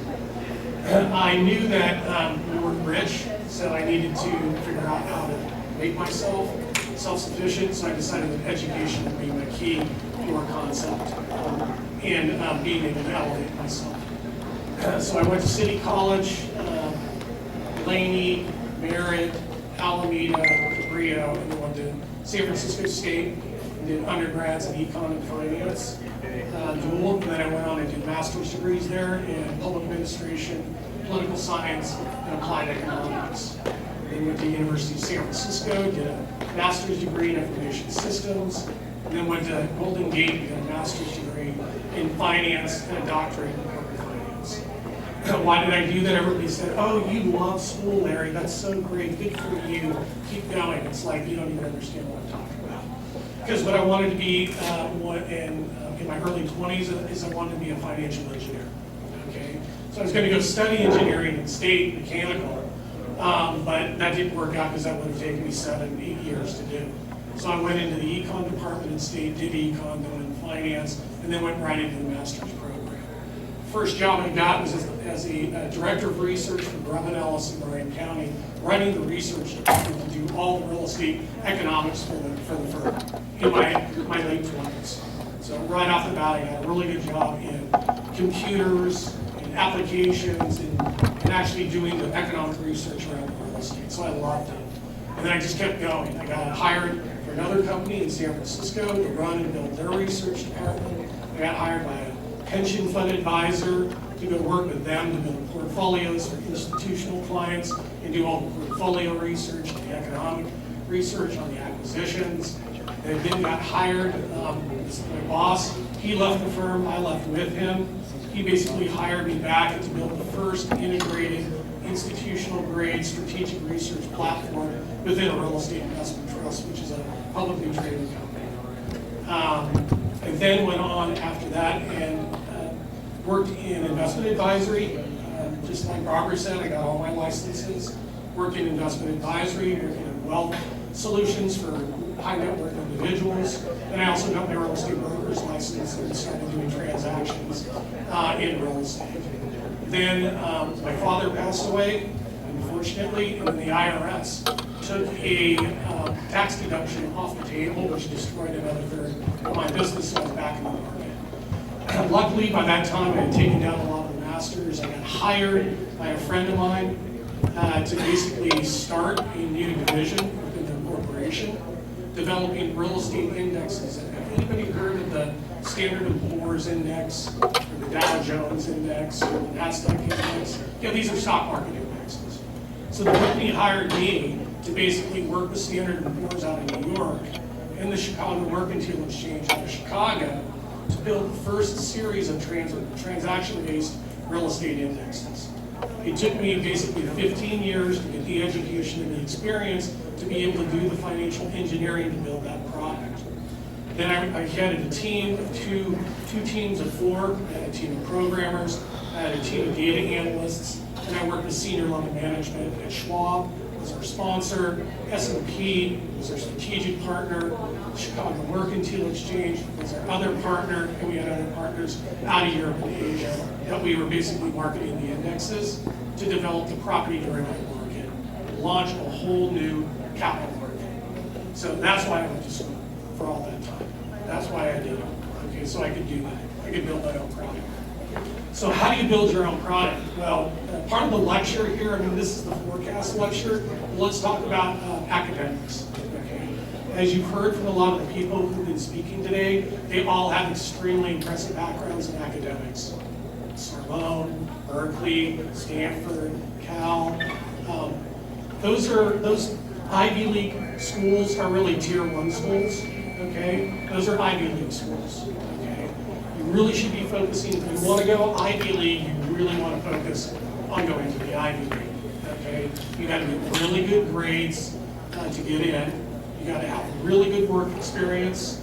You got to work with the mentors, as everybody's been talking about today. You need good references, you need good letters of recommendations, and you got to get super high scores on the entrance exams. Okay, the GMAT, GMAT is the entrance exam that you will have to take to get into an MBA program. Okay, and the Ivy League requires that you're in the upper 90th percentile to get into the school. Okay, to get in. If you want to go to Stanford, or Wharton, or Columbia, you got to get into the upper 90th percentile on the GMAT. Okay, and then what you have to do is you have to be planning your career. You can't just apply to the school. You got to be preparing 5 years in advance to go to the MBA level. Okay, and it takes you another 2 years prior to the 5th year to basically just to prepare to take the exams, to get the reference letters, to get your grades together, to go out to the universities, to go meet with the professors and the faculty and the alumni, to start doing the public relations that you need to be able to get in.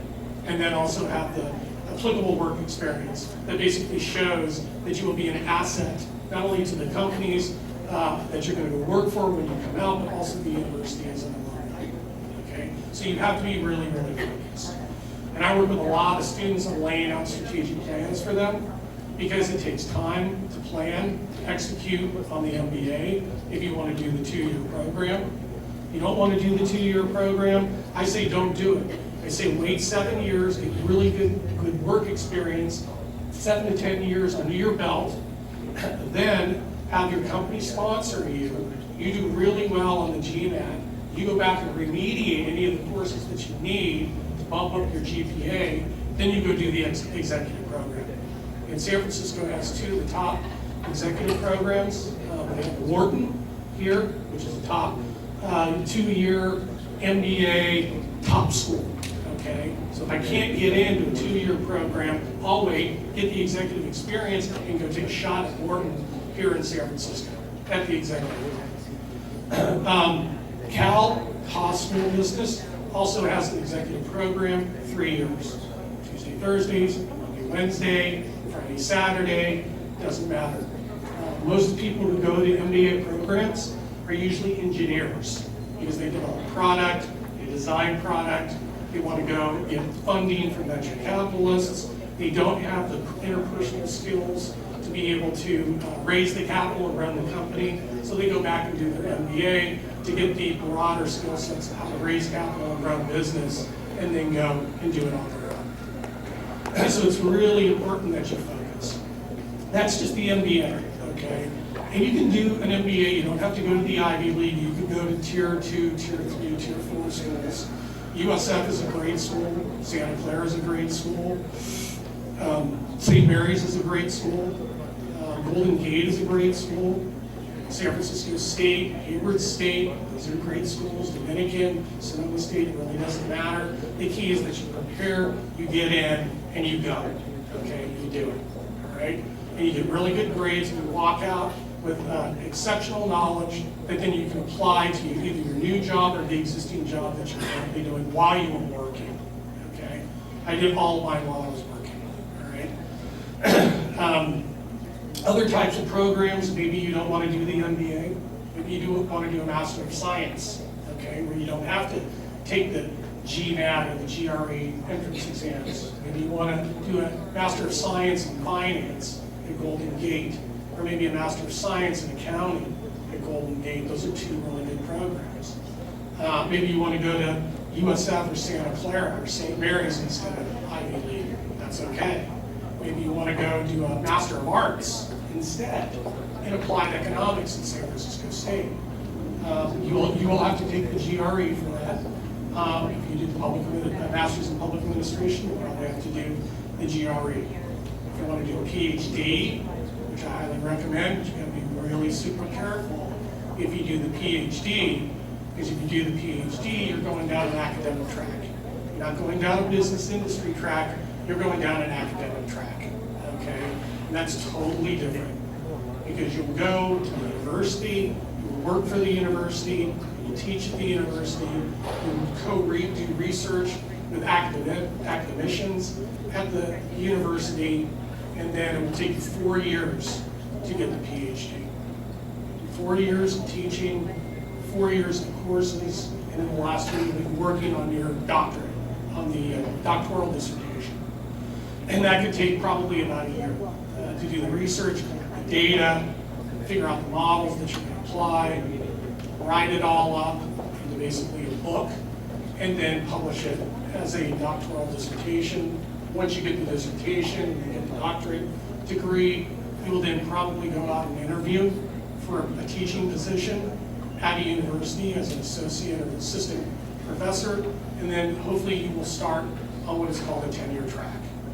You will publish, you will teach, and within probably 4 or 5 years, maybe 7, depending on the university, you will then be awarded tenure, and then you will basically stay at the university, possibly the rest of your career, publishing papers and building out the theory in which you are extremely interested in, and hopefully be recognized in academics and in industry as the foremost thought leader in that given area.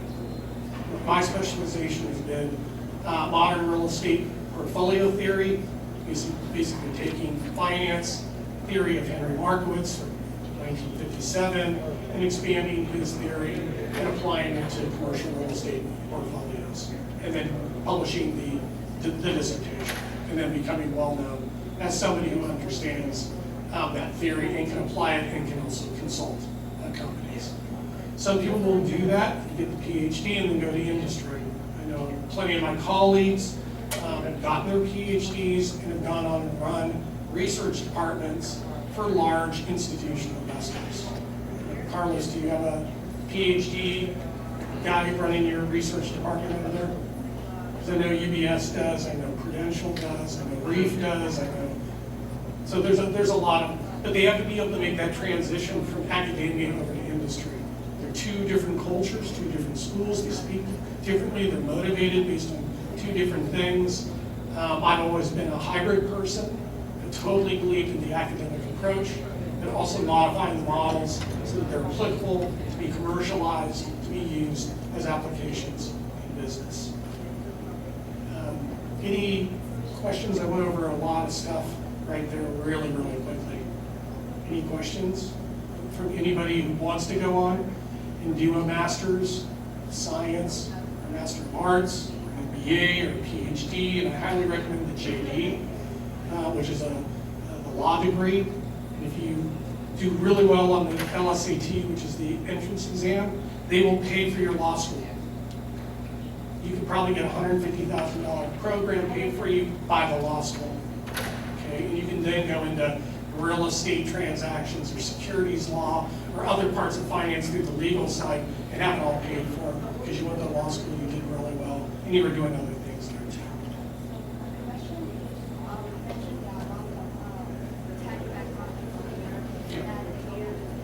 Yes, that's correct.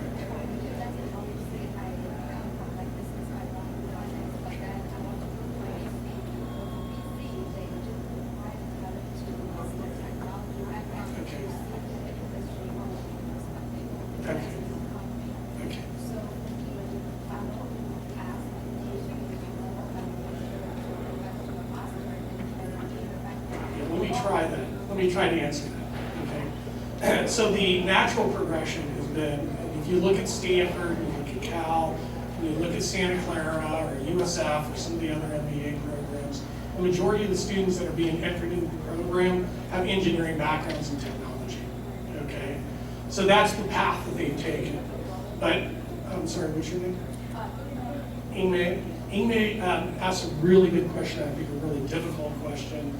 Is she's coming from the finance side, but she's running into hurdles because she doesn't have the technical knowledge that the engineers have. So she's coming from it at a different angle. She's coming from here into the technical, instead of from the technical into the finance. That's really, really hard to do that because unless you have an undergrad in engineering, you would naturally go do a master's in engineering. How do you get the technical skill sets that the engineers have?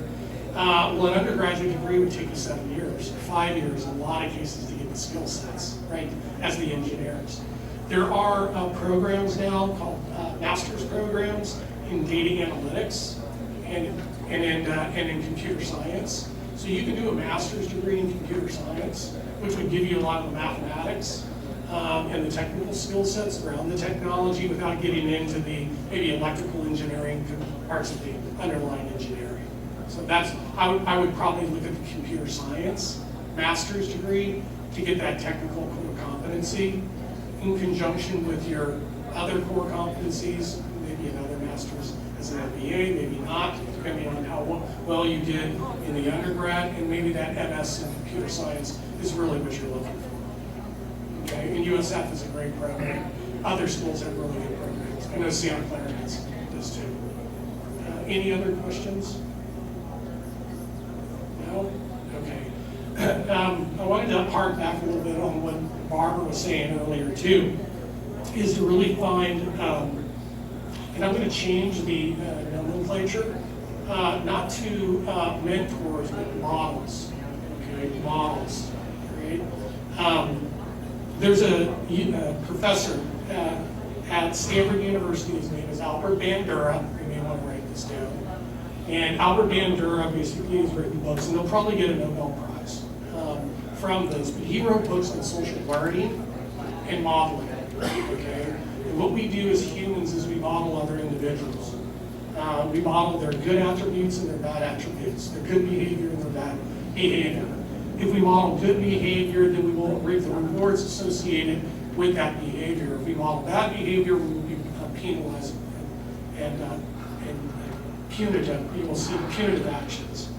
And Bandura basically says that under the modeling process, as we try to emulate positive attributes associated with other individuals that we've identified as models, we go through what is called the self-efficacy process.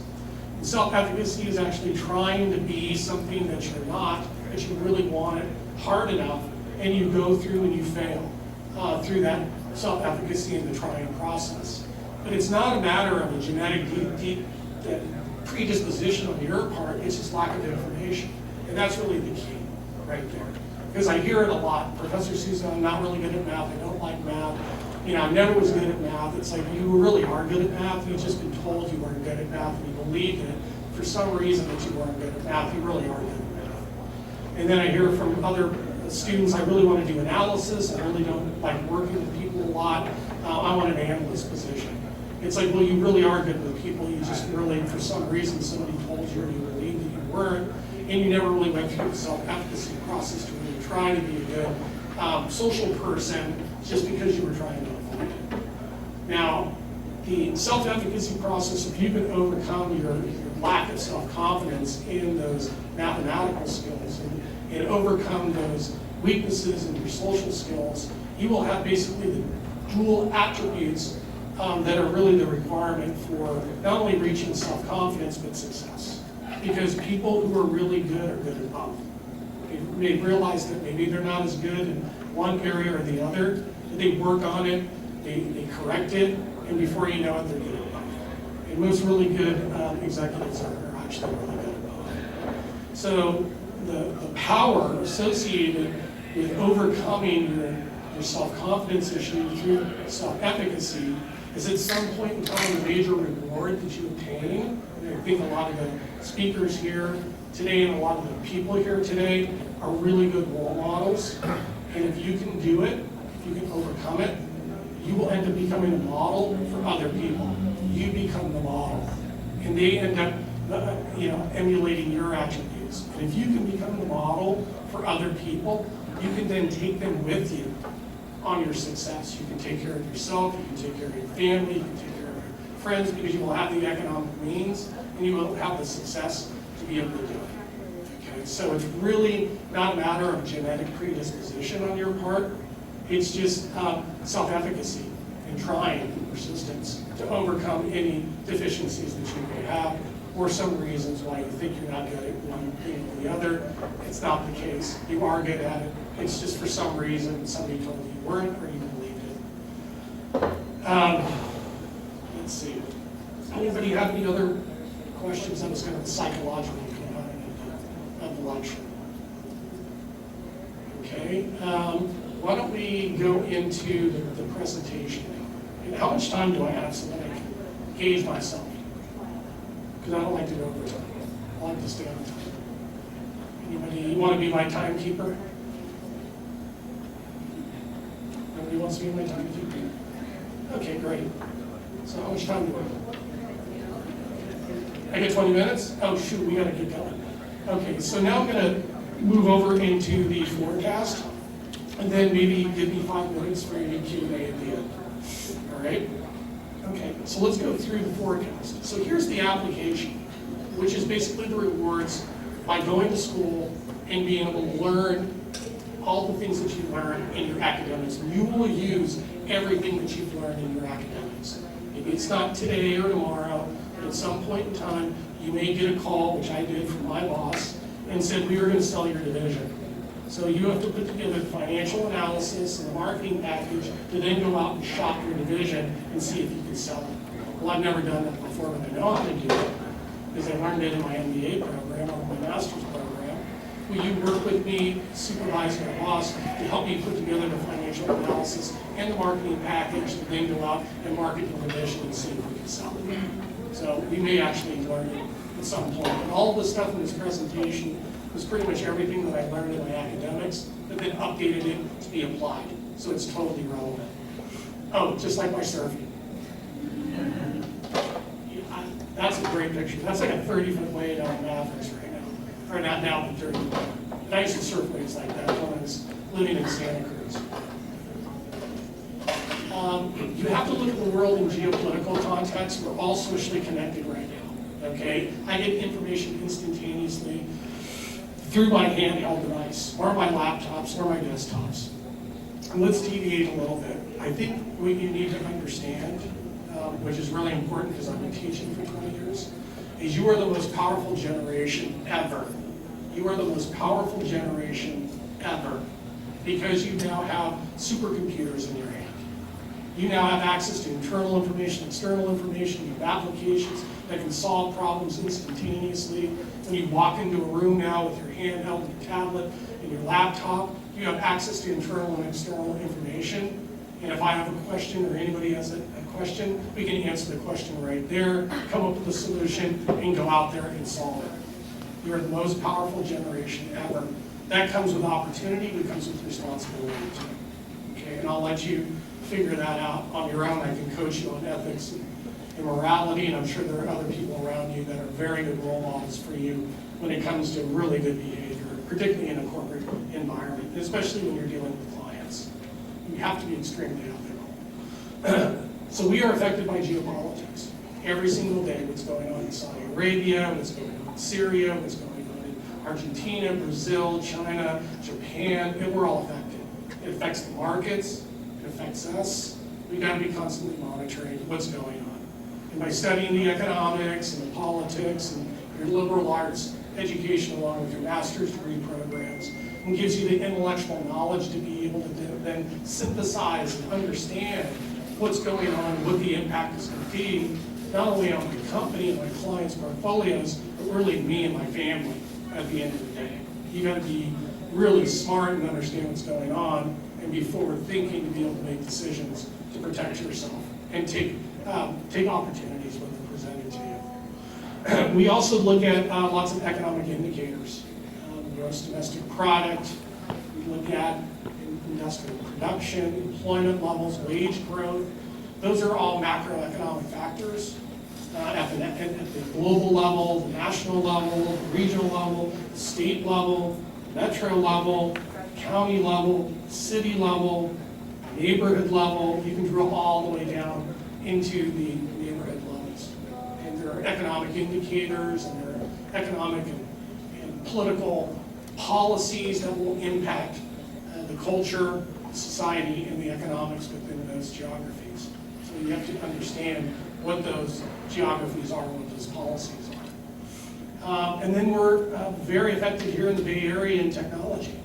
I mean, almost 40–50% of all the income in the Bay Area comes from the tech industry. So if the tech industry goes up, we go up. If it goes down, we go down.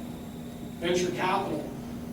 The Bay Area and Silicon Valley captures 30, 40, 50% of all venture capital raised in the United States on a quarterly basis. And that's been going on for a long time. So we have attributes here that make it extremely unique for people to invest their capital here into new startup companies and companies that are generating new products and services for the marketplace. There's no place like this. You are very blessed to be living here in San Francisco and here in the Bay Area, because everybody's trying to replicate it, everybody's coming here, because this is where the opportunities are. So technology is huge. And then just look around you. I mean, we're here in Foundry Square. It was Hines and Tishman Inspire and some other real estate developers and brokers that built this 1 million square feet of 4 office buildings right here at this corner in this location. This is some of the best real estate product built in the last 10 years. Beautiful product, you can see. A lot of capital coming into real estate right now, particularly here in San Francisco and the Bay Area. Why? Because we have the tech industry. People are coming here. They need to buy stuff, they need to live here, they need to be housed, their employees need to be housed. And we also have a high quality of life here, and we have great universities and we have great schools. Okay? And pretty good transportation. So those are all the things that we're looking at. So the way that I look at it, and I'm going to go straight really to the model, and this has really been my approach as an applied academician, is I came to the conclusion to really understand how the world works, we really have to approach it from the behavioral science school. In business and finance and economics, we're in the behavioral science school, along with psychology and international relations and politics. And anthropology, we're in the social science school. We're not in the liberal studies or humanities, we are in behavioral sciences. And to really understand how the world works and to be able to forecast what's going to happen in the future, you really have to understand something about the managerial accounting and financial accounting, because accounting is the basis of everything. For both government agencies, nonprofits, and corporations, you have to have the accounting. You got to have the accounting information. You got to be able to roll it up into information so you can make decisions. Then the accounting rolls up into the finance. Once you get the financial statements, you can show them to the bank, you can show them to the venture capitalists, you can show them to people who want to invest in your stock through equity purchases or bonds through fixed income. or you might want to issue shares in the stock market or the bond market, raise capital from there, pull it into the company, and then deploy it to expand the business, grow it, because demand for your product is going through the roof. And then the finance realm in the capital markets is influenced by economic policy. So you really have to understand what the Federal Reserve is doing in regards to interest rate manipulation, to cool or to stimulate the economy. You have to understand what Congress is doing in regards to fiscal policy and taxation, because they will set the laws and then they will tax one industry or one segment of the population at one rate, and then the others will get subsidies and credits on the other. So it's a massive redistribution of wealth based on social, cultural, and economic priorities. So you got to be watching that, because you got to figure out, are you going to be in the destructive path of these policy outcomes or the constructive outcomes associated with these outcomes? And if they're destructive, you have a fiduciary responsibility to yourself to move out of the way or put in contingency plans to mitigate the damage, okay? Or you just get out of the way. And if you're looking at being in the path of these positive policy outcomes, you get in front of them and you leverage them up, okay? You take advantage of them. So you really have to understand not only the economics, but you have to understand politics.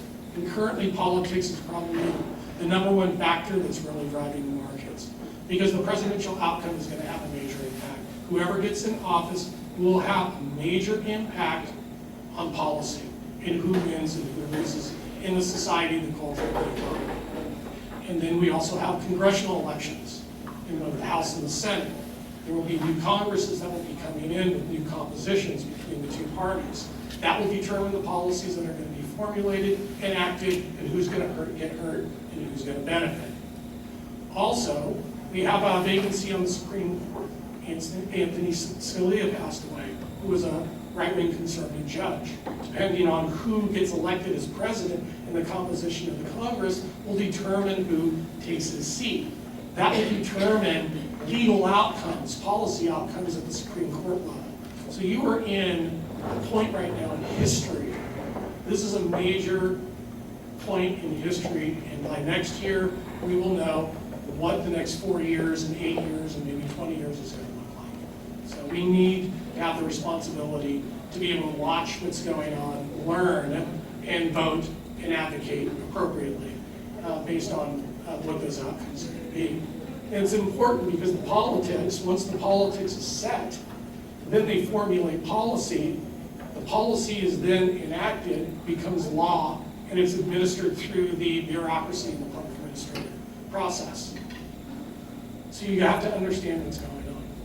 Okay, and most of us in finance, I would say, in economics and accounting, we operate down in here, very mechanistic. We use a lot of financial statements and economic models.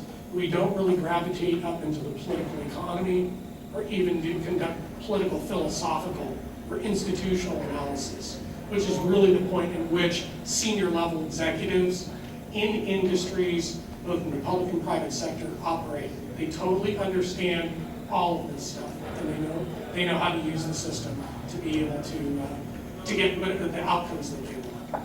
So it's extremely important that you approach your careers in a multi-institutional, multidisciplinary approach, and you understand that areas of knowledge are not just separate from each other, but they actually overlap and integrate with each other.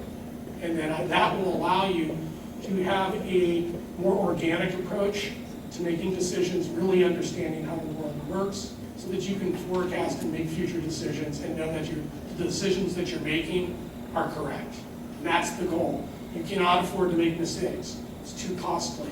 You can't go back sometimes. So you have to plan, test, get advice, and when it comes time to execute, you execute and you know that you're making the right decision. Okay, because you can't go back. Especially in our field, when we're managing billions of dollars of portfolios on behalf of our clients and institutional investors, one mistake could cost millions and billions of dollars. It's extremely important that we make the right decisions and we have the best information and the best people. How am I doing on time? 10 minutes? Okay.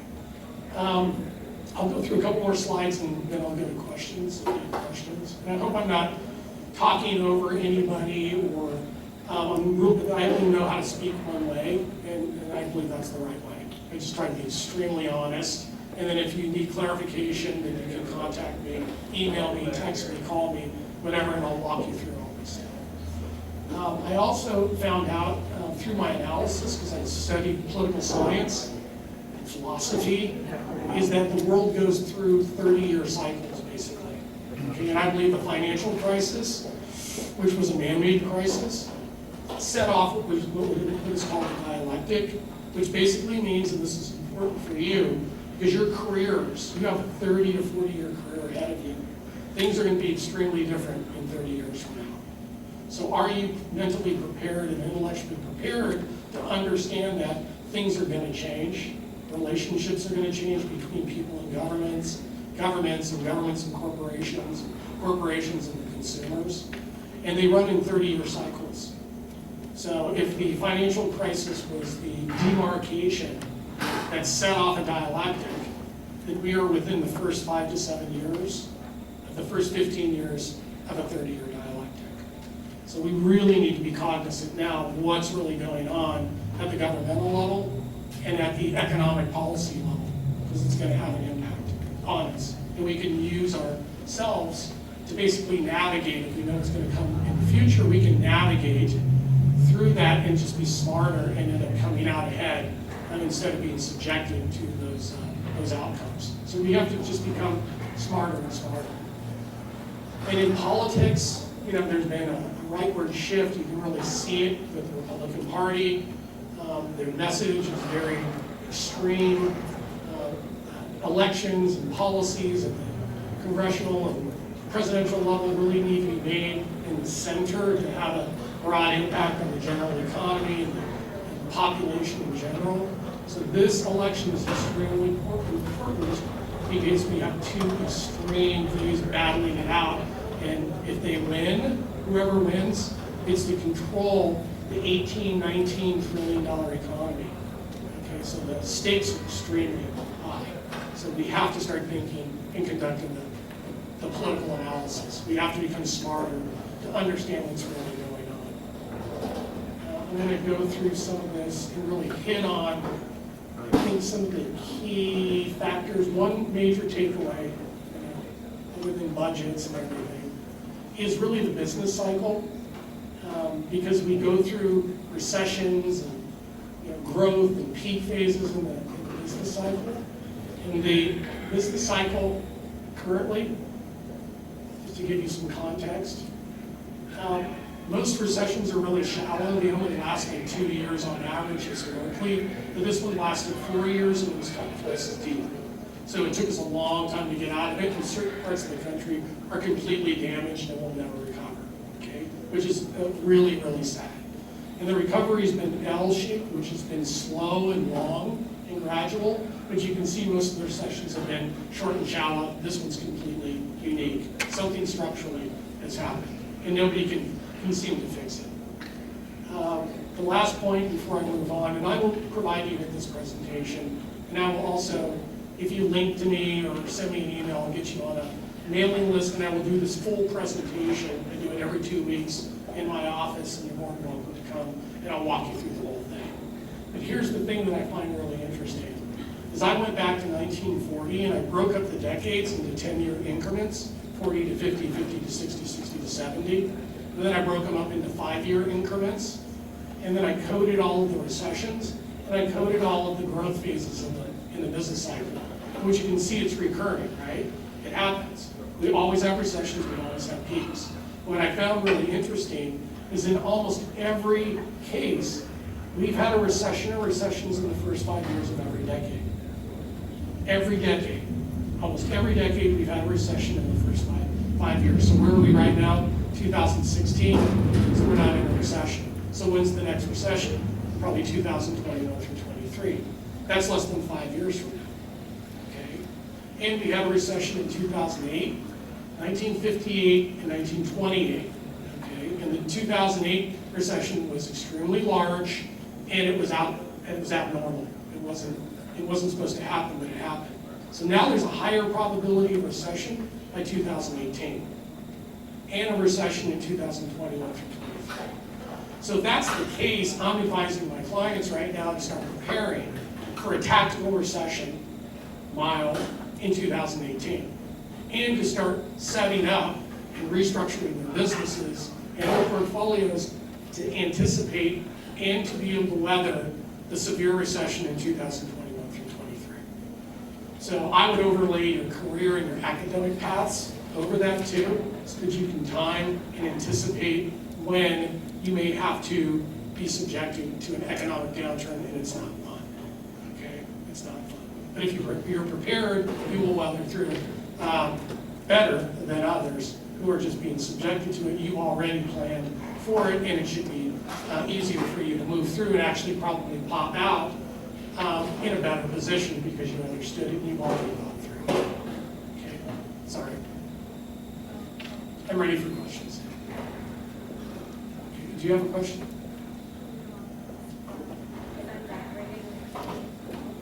Yeah. So you have basically 2.5 years, right? For the economists are saying 2018-19. So you have 2.5 years to get into your position, solidify it and save money, okay? To then be able to weather some time that you may be unemployed. So if you're prepared, it's not going to be an issue. If you're unprepared, it's going to be an issue. Okay? And if you do decide to change jobs within the next 2.5 years, make sure that it's in a job that you think that won't be eliminated in the next downturn. And that's really hard to do. I mean, I've been fired every recession for the last 5 recessions. But again, I popped out and become a stronger person because I was always, working on school and stuff. And so I had better credentials when I had to re-enter the workforce and became more attractive. Any other questions? Let's go for it. What do you see being the next 30-year cycle, and how can you position yourself? The 30-year cycle? Well, definitely technology. I mean, full adoption of technology, and then emerging markets. And now that you can communicate and you can get information on global markets instantaneously, maybe a globalization plan, some way of, it's really hard in real estate, and we do have equities, and bonds. We manage, emerging market funds. They seem to, give you higher returns, but the volatility and the risk is a lot higher. But for younger people who have 20, 30, maybe 40-year career, looking out that long and getting into equities, in stocks, to make sure you're picking good stocks that will be around a long time is really important. Did that answer your question? Any other questions? And I'll be around if you want to do a little one-on-one or anything like that. I'm more than happy to coach you. I'm more than happy to coach you on your academics. More than happy to mentor you. You tell me what you want, and I'll help you get it. And don't be scared to ask for what you want. I would love to go work in that area. I would like to work, no, but you want. When you talk to people, I want a job as a financial analyst or an investment banker or whatever it is. This is what I want to do, and they will help you. Okay? So no wishy-washy. Okay? All right. Thank you, everybody.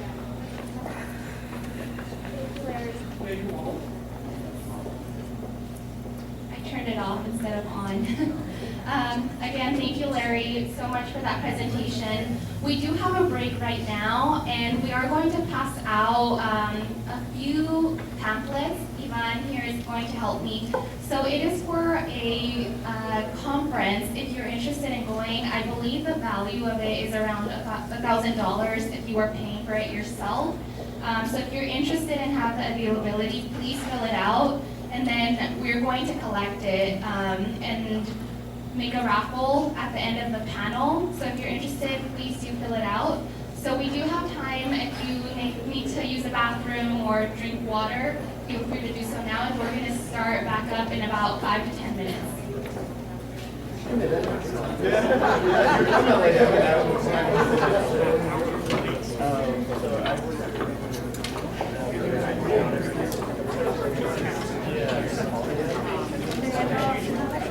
Hello, everybody.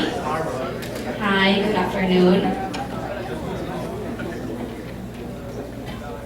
We're going to start now with our panel discussion. Oops, I should not do that. Sorry about that.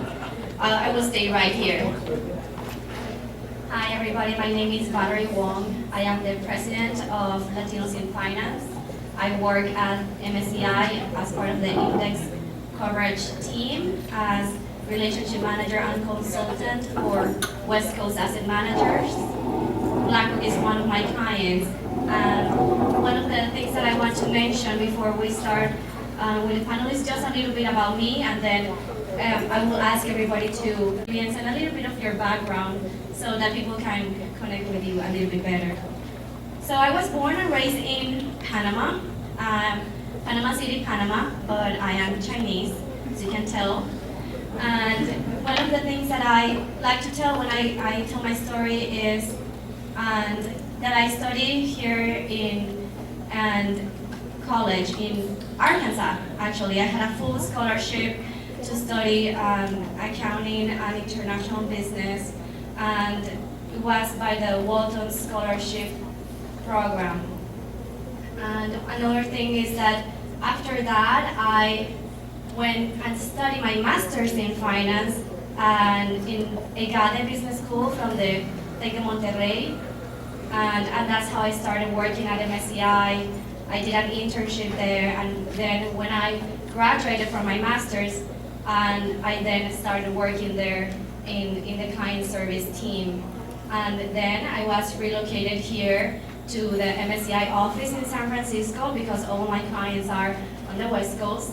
And that's how I am now here involved in the community, and I'm the president of Latinos in Finance. And one of the things that I want to do now is pass the mic so that everybody here can introduce themselves and tell you a little bit about their background, college, and work experience. One of the things that I want also to do, I will ask them questions, and you will also have the opportunity to ask them questions. The main thing is that you can have a perspective on what is it to work out there in the real world, as they call it, once you graduate. So think about the questions that you want to ask them after you hear about their backgrounds. Hello everyone, my name is, I think this works, right? So my name is Ivan Magana. I actually grew up in Southern California, San Diego area, but I also kind of lived across the border, so Mexicali, Tijuana, and San Diego, and Arizona. So I have this, dual national background and stuff like that. And then for college, I ended up going to Berkeley across the Bay Area. I majored in business administration, so I went to the undergraduate law school of business there.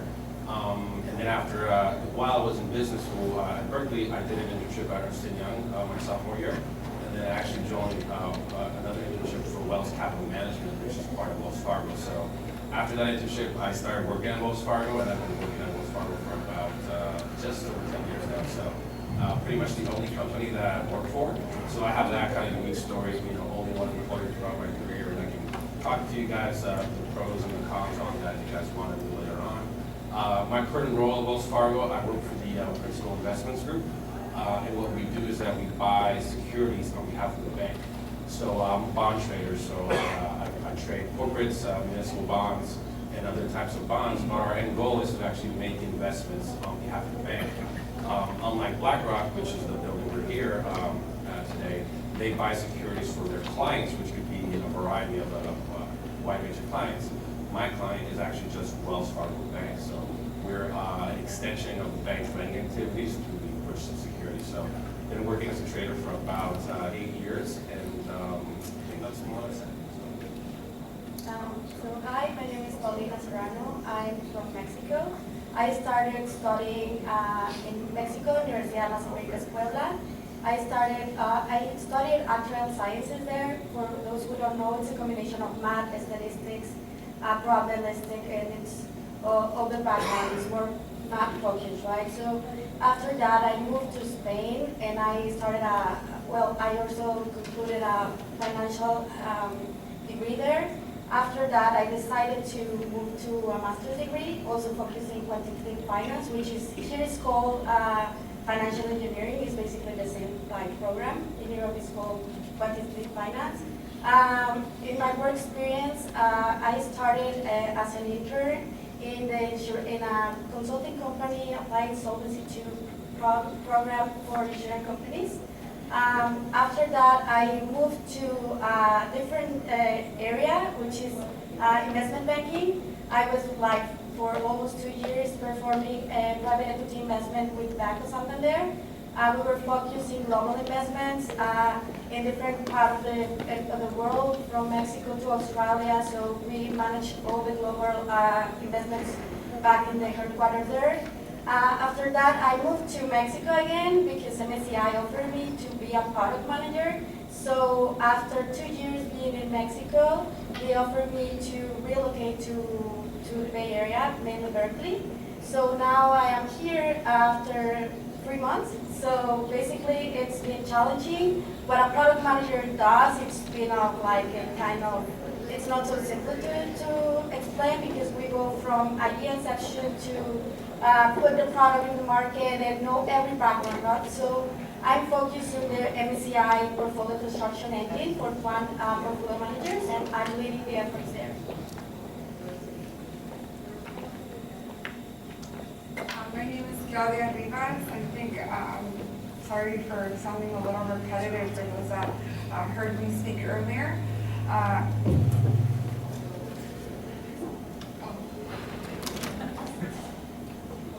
Can you hear me? Okay. And so I went to Mills College in Oakland, which is the all-women's college. I studied economics there, and I got my MBA afterwards, and pretty much started at Merrill Lynch soon after that. So I've been with Merrill for about 10.5 years now. And I normally work with individuals and corporations.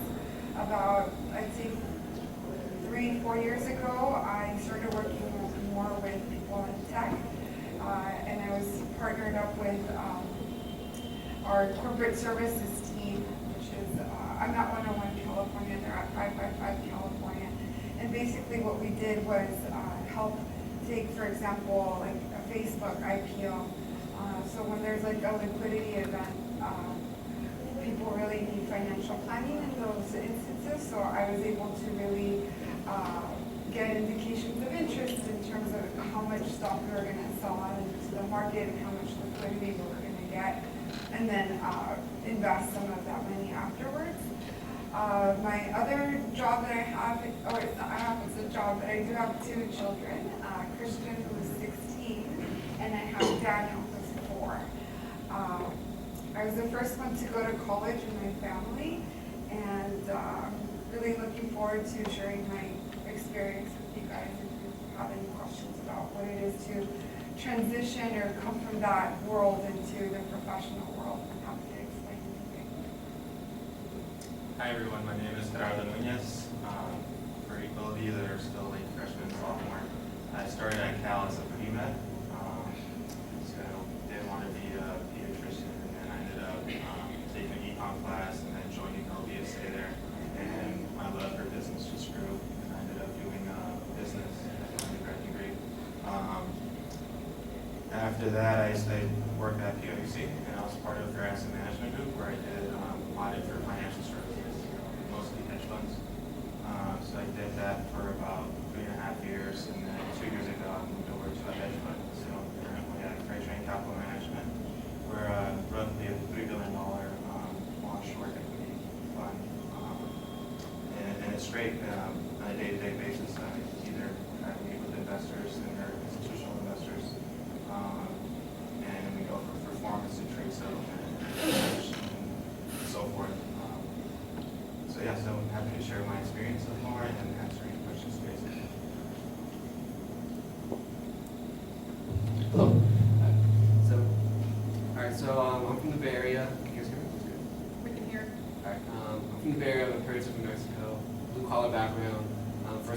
college in my family. Went to Berkeley. I went to the same school as Ariadne.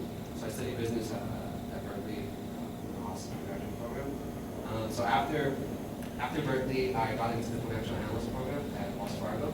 And so it's like a 2 to 3 year training program where it's like they have a wholesale university where you can take classes like accounting, corporate finance, that helps you really kind of like get up to speed through the work. And the other half is just doing on-the-job training, just doing the work. So what we did there was underwriting for commercial loans, so like middle market companies, different industries, like real estate loans, agricultural companies, developers, distribution, technology, healthcare. That was really cool. I liked it because that was my first kind of feeling for finance. So I was there 4 years. After that, I wanted to get into tech. I've always been interested in tech. So I left Wells Fargo and I went to Electronic Arts, the video game company. And when I was there, I did FP&A. So that's kind of doing like financial forecasting, business units of companies. So EA for video games that I was forecasting. It's kind of more like an accounting function. It wasn't my cup of tea. So after that, I wanted to get back into banking and focus primarily on tech. So I went to BNP Paribas, which is a French investment bank. And when I was there, I was underwriting big corporate clients, so like Amazon, eBay, Cisco, Dell. We were participating in like syndicated loans, like $5 million revolver, which is like a credit card, line of credit card. That was cool. I liked it.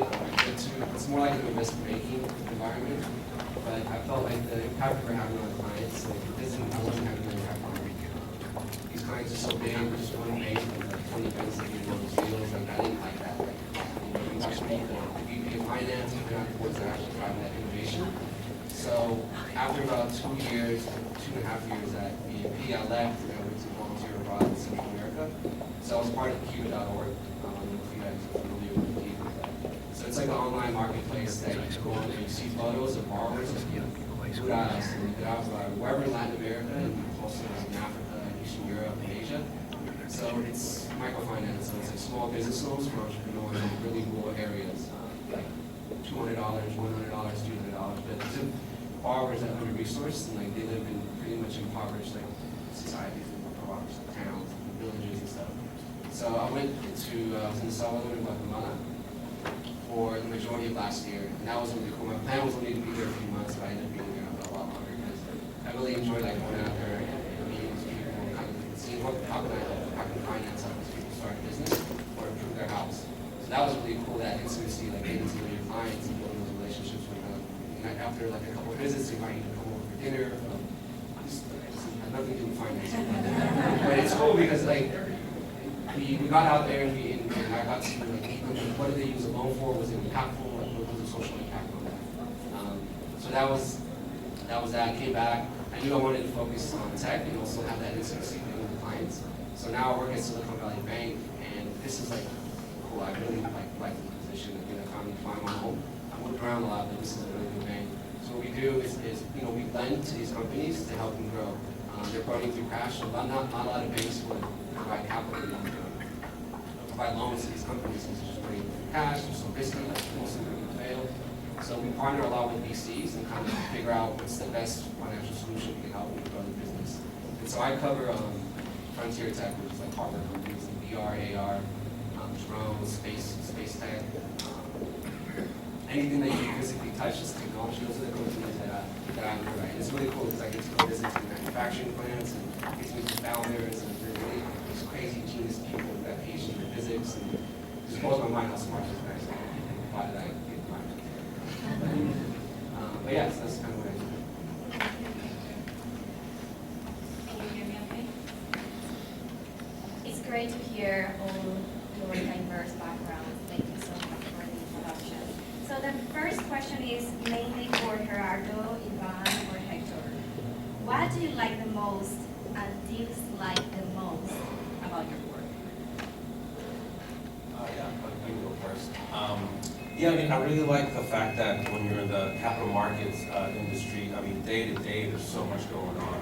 I think the previous speaker was saying that, you know, there's things going on in Europe, there's things going on in Asia, there's Brexit, there's like, you know, there was like Greece was in trouble a couple of years ago, they were almost kicked out of the EU, and then there's all these things happening in the United States. So I just really enjoy just walking in every morning, and there's a ton of stuff that happened overnight.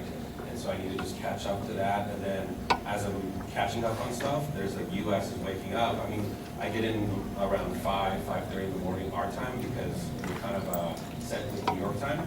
And so I just really enjoy that, right? That, I mean, my job is not just sitting with, you know, a computer and kind of typing up, I don't know, just, you know, whatever I really have to be. It's kind of like, I joke that I have like ADD, so I have to be like doing a million things at once.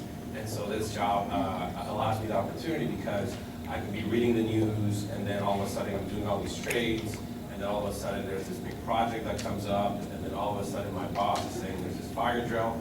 So, which happens like almost every day, I feel like. This, a day without a fire drill is like really nice, actually. But kind of boring, right? So then you're kind of bored, and you're like, all right, what do I do now? So that's one of the things that I really enjoy about my job, just like so much things going on in the day. I would say pretty similar. Initially, what I disliked a little bit is that, you know, my company do work hours, so I had to be at the office by 5:30 a.m. and this is sometimes working at PhD, which is like 9:30 sometimes. So that was definitely rough. I agree with that.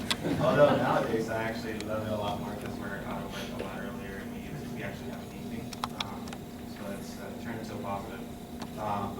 Something that I love is just, I guess in the hedge fund world, most of them are pretty small. For instance, our fund is, I think it's 22 of us total. So your work is kind of like, it's almost like a startup where they're allowing you to do your work and they're allowing you to do it correctly. So it's a lot of pressure, but it's, you know, it's good pressure that kind of moves you daily to just get your work done and do it correctly. And like every day we're a public equities fund, so every day we're trading, every day we're looking at the news, every day we're looking at borrow costs or shorting or whatever we're doing. So it's very high paced and it's very interesting. Yeah, so I don't really dislike too many things about my job, which is weird. I finally found that place. One thing that I can say is like I travel a lot because it's more of a sales position now. So I'm in Palo Alto, Menlo Park, I'm in Concord, my office is in San Francisco, so I'm moving around a lot. But that's kind of cool, right? Being in the office too much. The thing I like the best is we really get to have an impact on this company. So like 80% of all tech IPOs last year were SVP clients at a very early stage, like Series A stage, Series B. Before they even got, before Facebook was Facebook, like they were, no, not Facebook, Twilio, Airbnb, those companies were part of the whole platform. So you get to meet these entrepreneurs at a very early stage and see their ideas and believe and help them grow their business. Like I'm relatively new to the company, so I haven't been around enough to see a company that I've worked with at an early stage and kind of grow with them. But I think that'd be cool, like to have this relationship with these founders and these engineers. And once they make it, it's like that's my network. That's I can take them out to dinner. So I like that the fact that I get to build these relationships. Thank you for that. This question is mainly for Paulina. What are some of the unexpected challenges of relocating from Mexico to Berkeley and any cultural shocks? Yeah, so I will expand a bit on the question. This is the third country I have the opportunity to work in and kind of study as well. So every single country and every workplace itself has different like culture and different backgrounds. And here in the Bay Area, it's amazing, incredibly the diversity in the companies. We have people from China, from India, from everywhere, right? So in Mexico, it was only Mexican. So that's one. The first step is to understand that they will have different ways to work. You need to ask them differently what to do or not what to do, or how you will combine your efforts with them. So that's one of the major challenges. Well, the major challenge is to find a place in the Bay Area, by the way. But besides from that, focus on the work. That's a big challenge. The diversity. So the when the office in Mexico was a bit younger. It was like 27, the average age there. So Berkeley is one of the most senior offices in MSCI.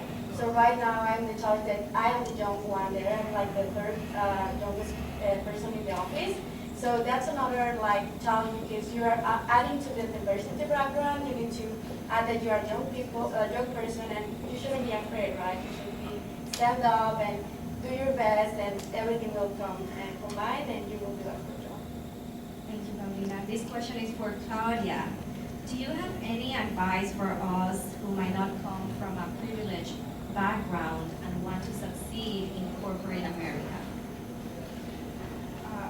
And again, I had just recently spoken on a panel, and I think I met some of you guys at once, but thank you for coming again. I think part of one of the key things that I discussed last time was that I think it's actually very, like, such a wonderful opportunity in a lot of ways to come from a very humble background, because you learn how to do a lot with less. So in this issue of like scarcity, you really have to learn how to make ends meet.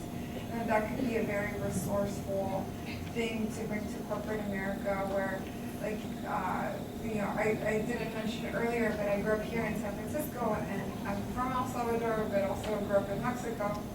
And when I moved to Mexico, I went to high school in Mexico. I studied to be a nurse, and I was working in the mountains, and I had met like I saw a lot of poverty.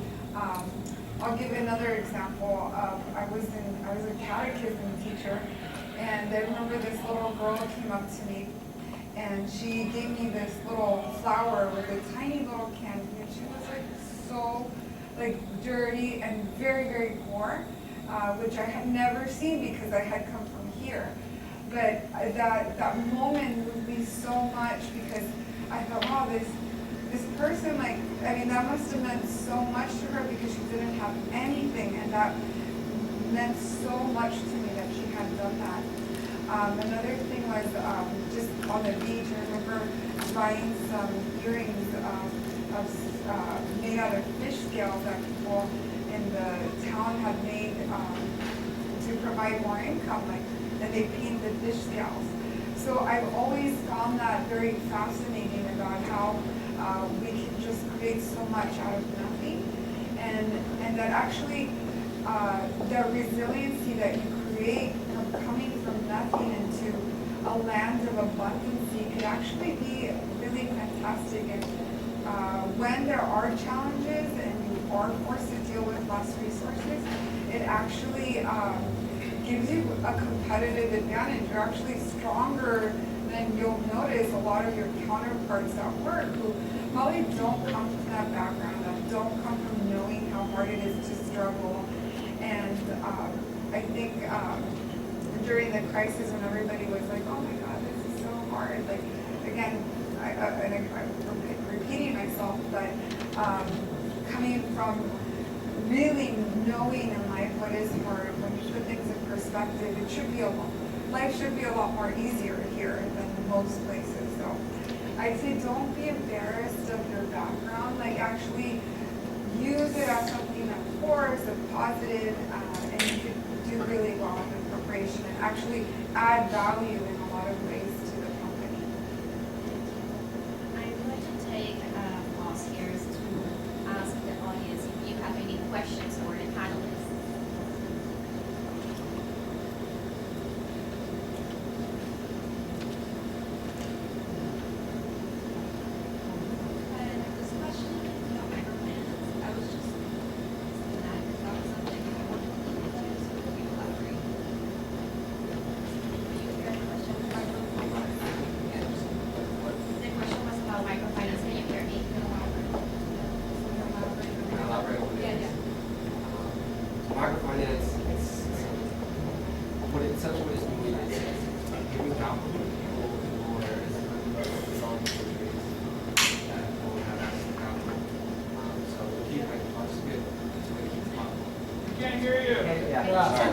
So I'll explain Kiva's platform like a little bit more in detail, and like a lot of microfinance institutions kind of follow this. They'll do it somewhat similar. And Kiva utilizes technology, right? So they have their website, you go on the website, you see a photo, you see a story of the borrower, and like, why do they want this money? Where do they live? Like, how is this going to impact their life? Like, who are they? Like, do they have a family? Where they're from? And you see photos of them. So you see this individual, you want to give some money. So you give $25, and it's kind of crowdfunding. So you give $25, and eventually that loan gets filled up with $300. Kiva sends out money abroad to microfinance institutions that serve like little banks, little in the sense of like it's not like the U.S. bank, right? It's a small institution, and those are the institutions that actually process the loans and payments to these borrowers. So a lot of them, again, like I said, they're like rural areas. So the cost of getting a loan is really high, like the cost. For me to visit one of these borrowers, it takes 2 hours on a motorcycle to like mountains. Sometimes, right? Sometimes in the cities. So the high interest rate, like 50, 60, 70% interest rate, and it's kind of, there's pros and cons of microfinance. But there's some people who actually benefit a lot from those loans. Speak up, please. Sorry. So we send this money out there, and it's just like you get a loan for $200, $300, and it's to help them improve their house. So some of the people that I visited didn't have the roof, which is crazy because when it rains, like they have like dirt as the ground. It gets muddy, and they have 3 children. So it's kind of sad to see that, but you see that like I go out there and audit them and see like what do they get loan for. So they use like to buy a roof or to buy a door. Or to buy some linen to make like some artisan clothing, or to buy some organic fertilizer to grow like the next season's crop. So but we measure it not just like on the interest rate. You want to see what's the social impact. And Kiva has like a financial. They have like a model that's used across the board with microfinance institutions, and they kind of put numbers in there. And they do like Q&A with the individuals, trying to figure out what's the real social impact on these clients. And Kiva only sends money to microfinance institutions that have wraparound services. Like they don't just lend, right? They want to make sure they give them like sex education. That's really a big deal in these areas because they have a 12-year-old who just had a baby and they're going to get caught up in that cycle. They have finance education. Just like a lot of them are illiterate. So a lot of the people I visited in Guatemala don't write, they can't read, they have to do the thumbprint to sign documents. And they don't speak Spanish, they speak their native tongue, indigenous language.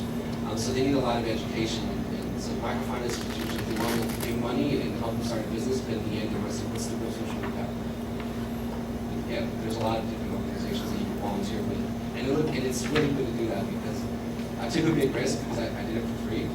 When I came back, that's kind of what, during all my interviews, they were more interested in my fellowship with Kiva than my actual professional background. Because it takes a lot, you take a lot of risk, a lot to do this. Are there any other questions? Otherwise, I have more.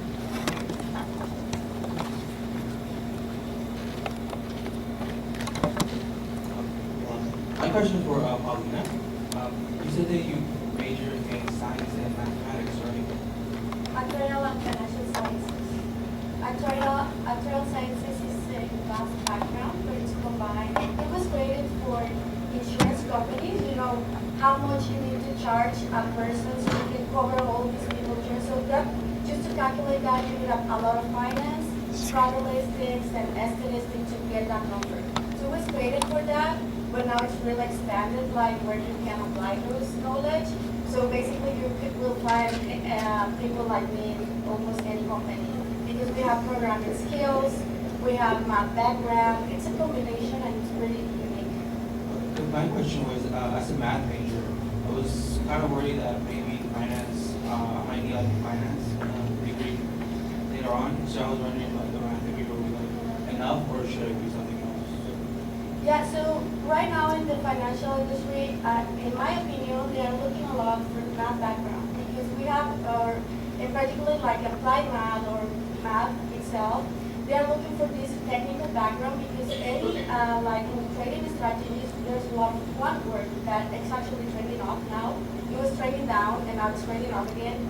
So there's a lot of math people that can apply that to create like algorithms or strategies or everything. So of course, if you do a master's degree or like focus on finance, also it will help you a lot. But math itself is really powerful right now for financial institutions.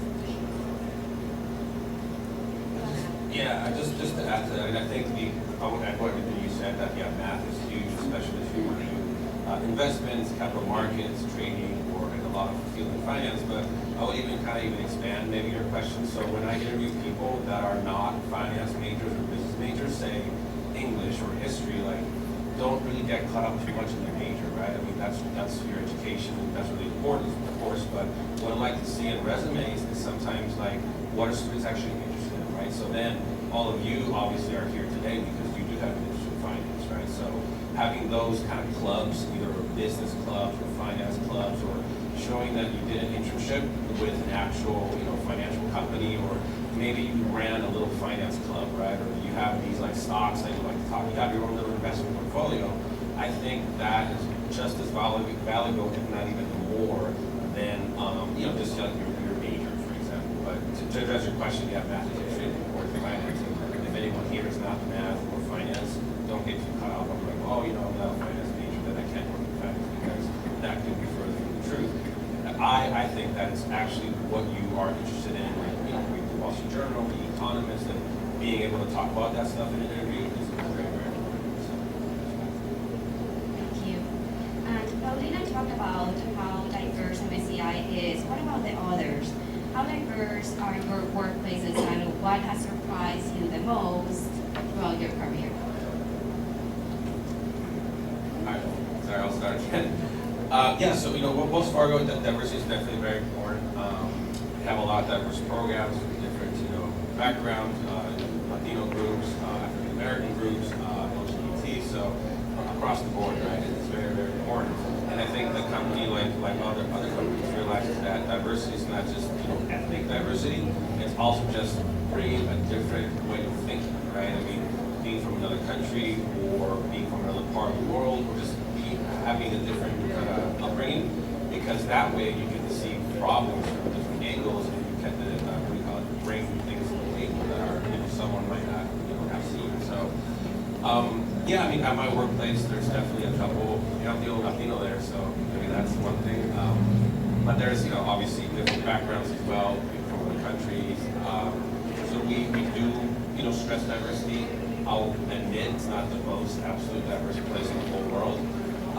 But it is important to the firm, and the firm does commit a lot of time, capital, and efforts to promote it. And I go back to Cal and try to bring people involved in that practice as well. So very, very important, and a big part of the firm's overall opportunities. Anybody would like to add to that? I'd like to add to that. I'm legacy Merrill Lynch, and I think in 2008 or 9, I can't remember when we were acquired by Bank of America, it definitely brought a lot of more diversity. I believe they have like a 50% more like C-level executives that were women. In the division that I'm in, which is Merrill Lynch, unfortunately we're about 7% women at the entire firm, and out of that, I think I'm one of the only few Latinas. I don't really know anybody else, but I want to say that the career in finance is it can be very high stress. So I think there's a lot of turnover as well, and people sometimes get excited about it, and then they end up burning out and leaving, because it can be very it's another speaker spoke earlier about this whole adrenaline, and it can be very stressful. And so I think that it's important to look at it and really know if you can tolerate stress also, and don't be discouraged that just because not everybody looks like you doesn't mean that you can't make it. And that's part of being there is also kind of educating other people as well as myself getting educated on how to get along with other cultures that are not like ours. Claudia, how do you manage the stress? So I meditate a lot. I bite my nails.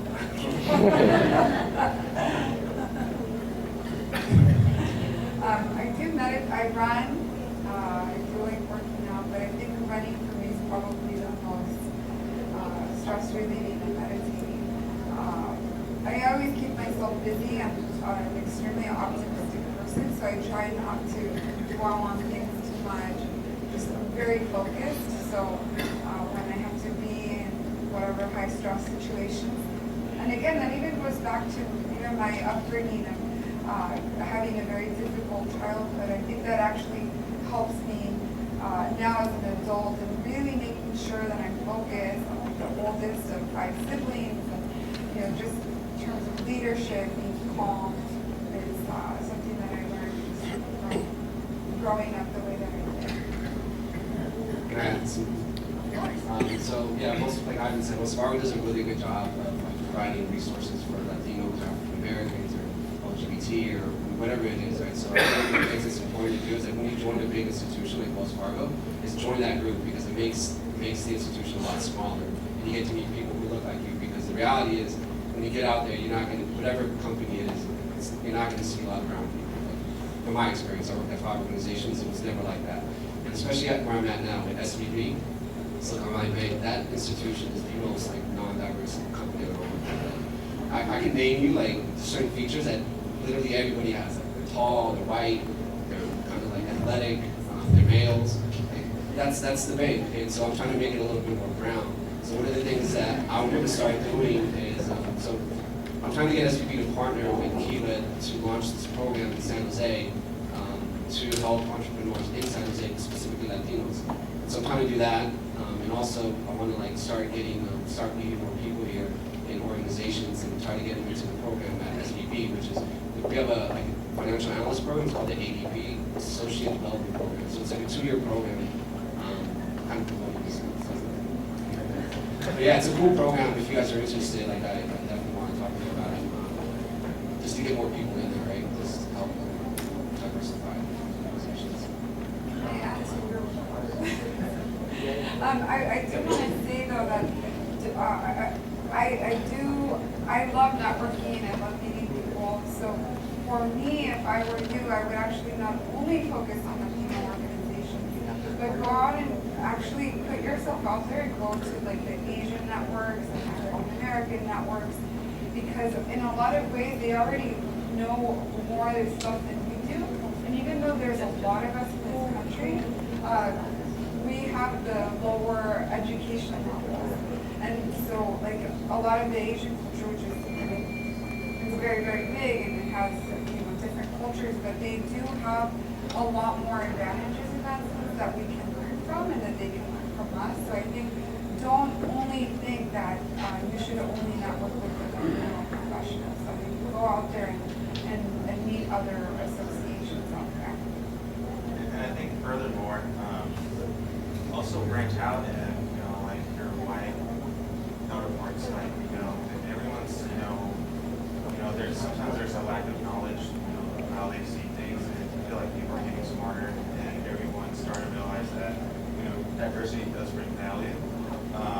And people see it, so like one of my biggest sponsors, he's describing, white, but he actually got me my current job, and he meet with him quarterly, so, like, you guys are going to be the future of this economy, and you guys are going to be just as good as them, if not better.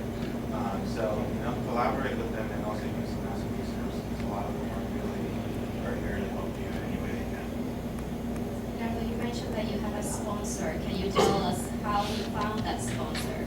So, he used to be my manager when I was over at PwC, and along the themes earlier in the day, it's just like working hard, dedicated, and doing your best work possible. So that's what I did since day one, and I was in most of his engagements. And then soon enough, he left the firm, which was discouraging for me because I thought he would stay to be a partner. And he went to one of the largest PE firms, and I was more interested in the hedge fund world. And soon enough, we met up for coffee and presented me this opportunity, and that was him going on his own and talking to the CFO at my current fund and recommending me before he even asking me. So he's like sponsor is like someone who kind of looks out for you and kind of promotes you in a way and wants you to see you not just a coach where they give you advice, but more like they want to push you up the ranks, pull you up with this.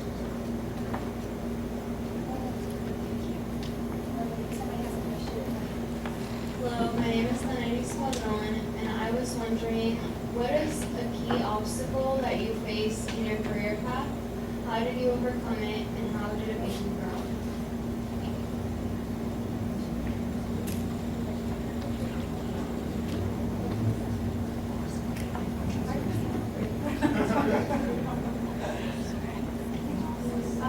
about that.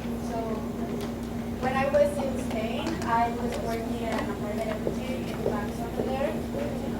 And my previous job was so different. It was applying methodology to insurance companies. And then I passed directly to the finance world. You know, many people like the private equity world because it's like you have the money and you look for a project and you invest and it's really interesting.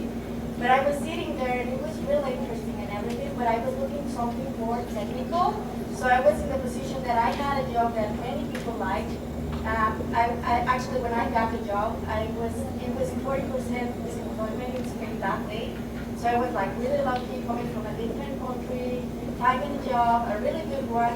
And I was sitting there thinking, but I would like to have something more technical. I like technical, I like math, I like to apply quant stuff. And for that, it's a challenge because you are in the, like deciding your first jobs are really crucial in where you're going to, right? Because right now, I could probably go back and start again, like saying, okay, I want to be a private equity girl and just start investing again.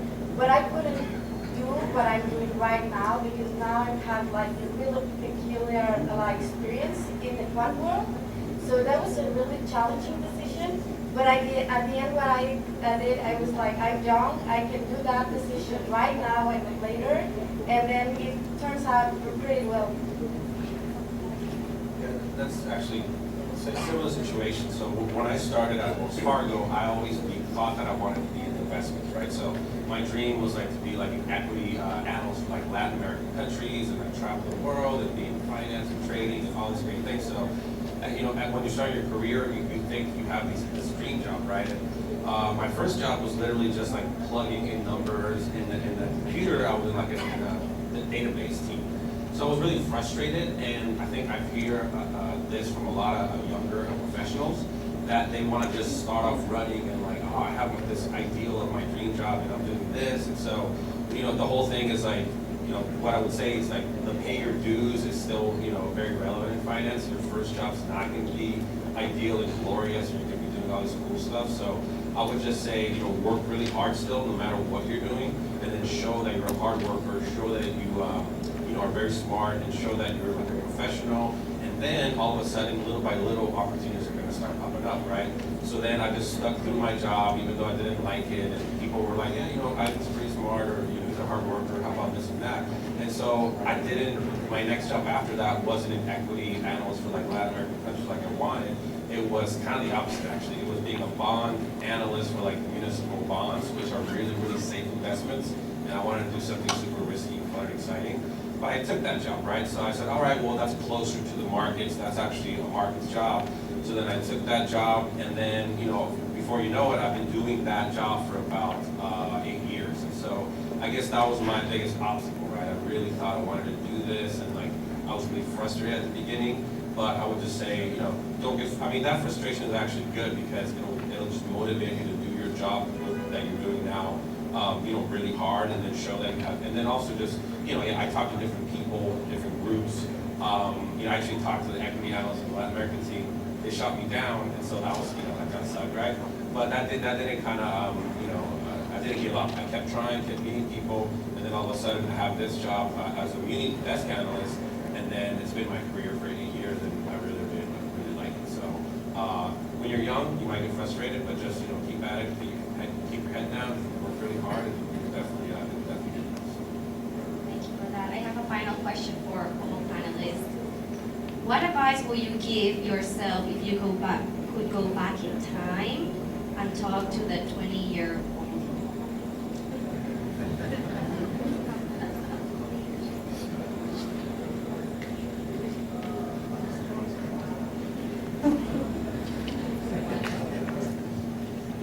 I can start because I was thinking actually about that question, and the advice that I would give to myself would be happiness comes from within.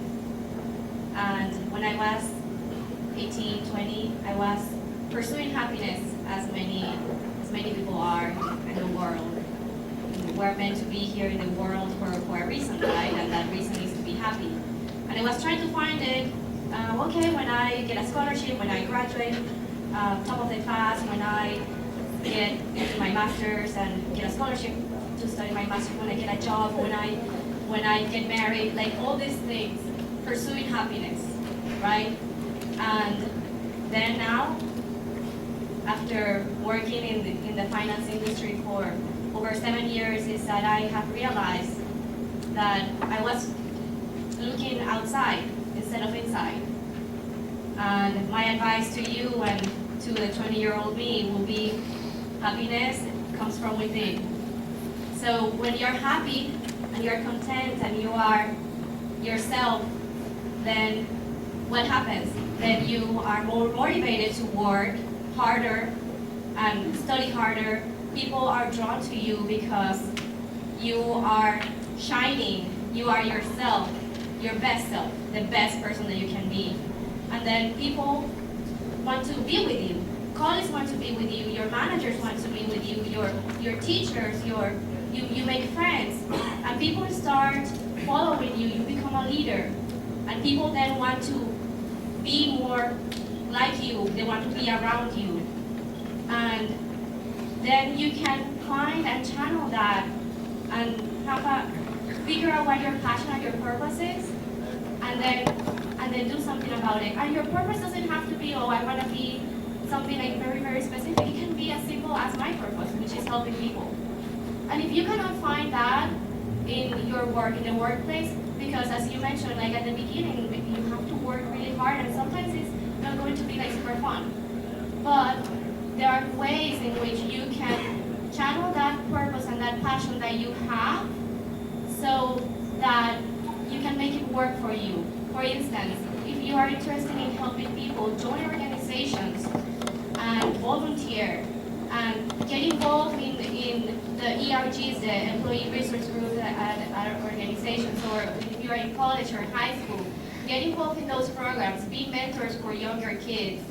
And so find ways in which you can channel your passion and find your purpose in life. And remember, happiness comes from within. And with that, I would like to give a round of applause for our wonderful panelists.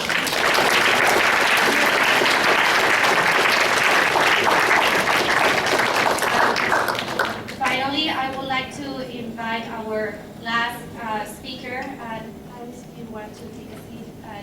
Our last speaker is actually is Miguel Cota. He is a trader here at BlackRock, and I'm very happy that he's able to close this panel discussion, because he will tell you have been here at BlackRock all day. He can tell you more about how is it to work here at BlackRock. And so with that, I will give the word to Miguel.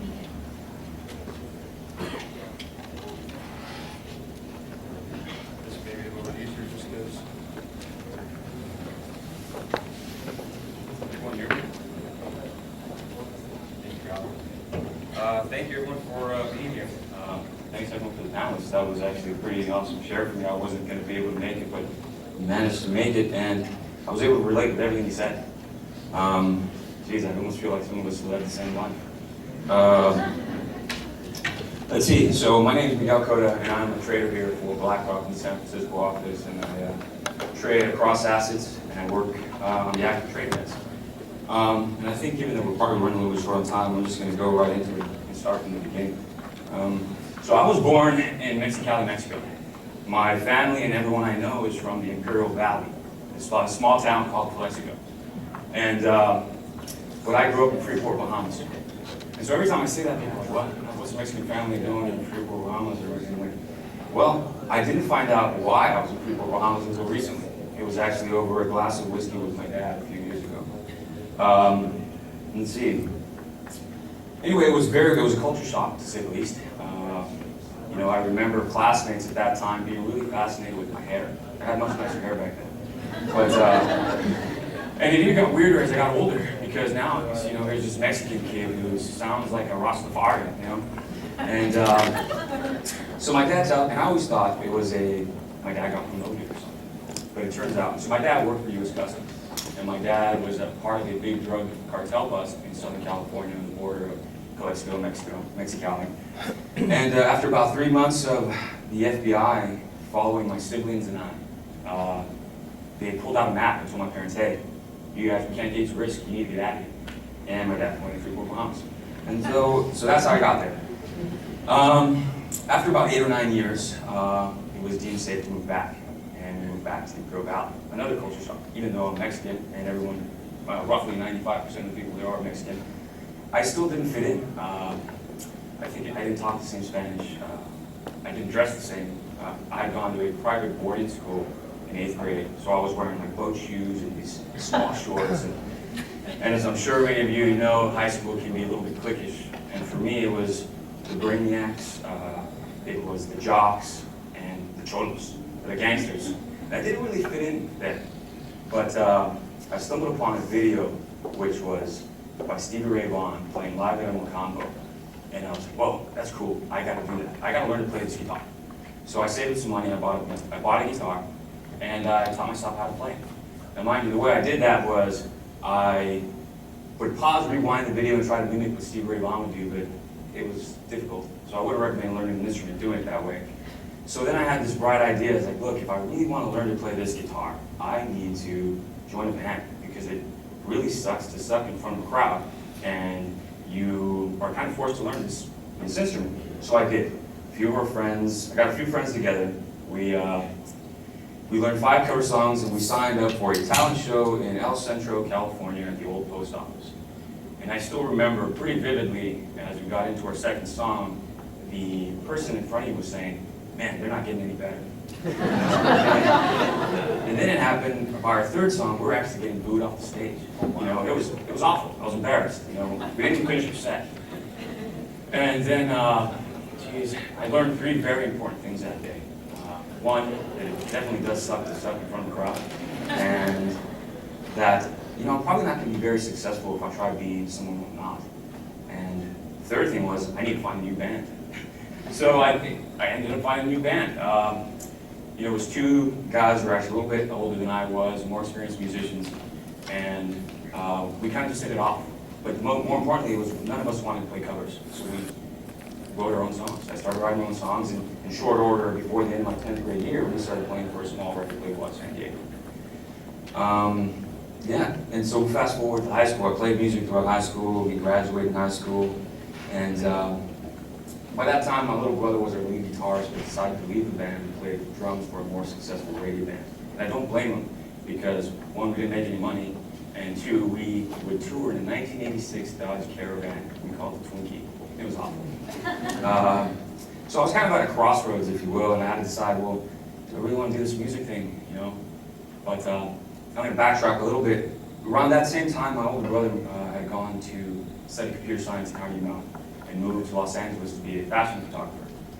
And fortunately for me, and unfortunately for him, I guess, but that wasn't paying the bills, and he landed a job on the mortgage bond desk countrywide during the heyday.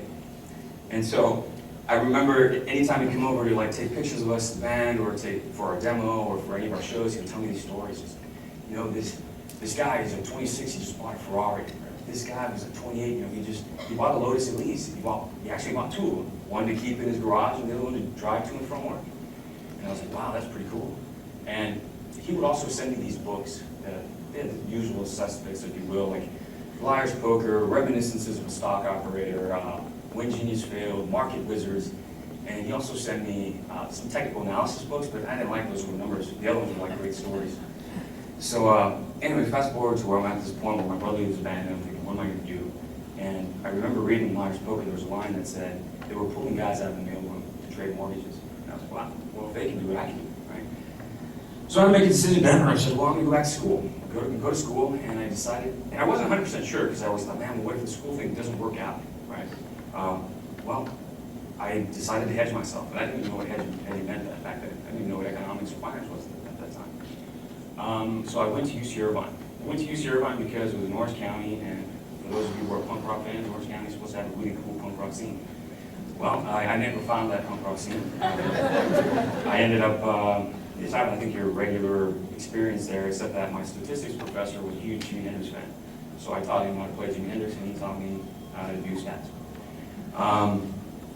Anyway, so then that brings me to how I broke into finance, or my first career in finance. It was actually through Craigslist. So I was leaving my job at the time, and it was raining. And I'm not trying to set it up in some mystical way, but it was raining. And I hopped on my Yamaha Vino. It was 125. It drove me 50 or 60 miles an hour. I was going to class. But for those of you who've ever driven that fast in a bike or something, and it's raining, it feels like rocks are hitting you. It's awful. And so I decided, you know what? I'm going to get rid of this Vino. As soon as I get out of class, I'm going to go on this thing Craigslist, I'm going to sell it. And so I did. And I saw a posting that said, would you like to work for a leading investment manager? I said, yeah, mind you, I'm not even done with school yet. I'd love to do that. So I put my resume together, I shot it out, and 30 minutes later, I got a phone call by a recruiter. We chatted, we met the next day, and I ended up taking my scooter to a small, or it was actually pretty enormous, this place called PIMCO. The interview went really well. I wasn't done with school though. And so we spoke, and I just managed to convince him to say, hey, give me a shot. You know, I know I'm not done with school, but I only need a few more classes, not very many credits. And use Irvine's on a quarter system so I can finish my classes at night.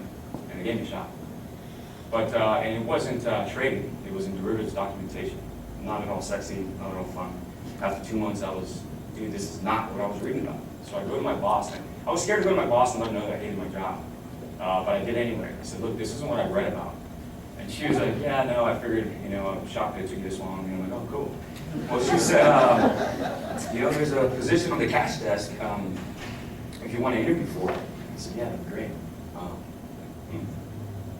So I interviewed for it. It didn't go that well. I don't recall why. It just didn't go well. And I'm sitting at my house, and I see this commercial. It was Shark Week. It says, wow, this is a new special Shark Week. I'm like, oh, cool. You know what? The hiring manager said she was really into sharks.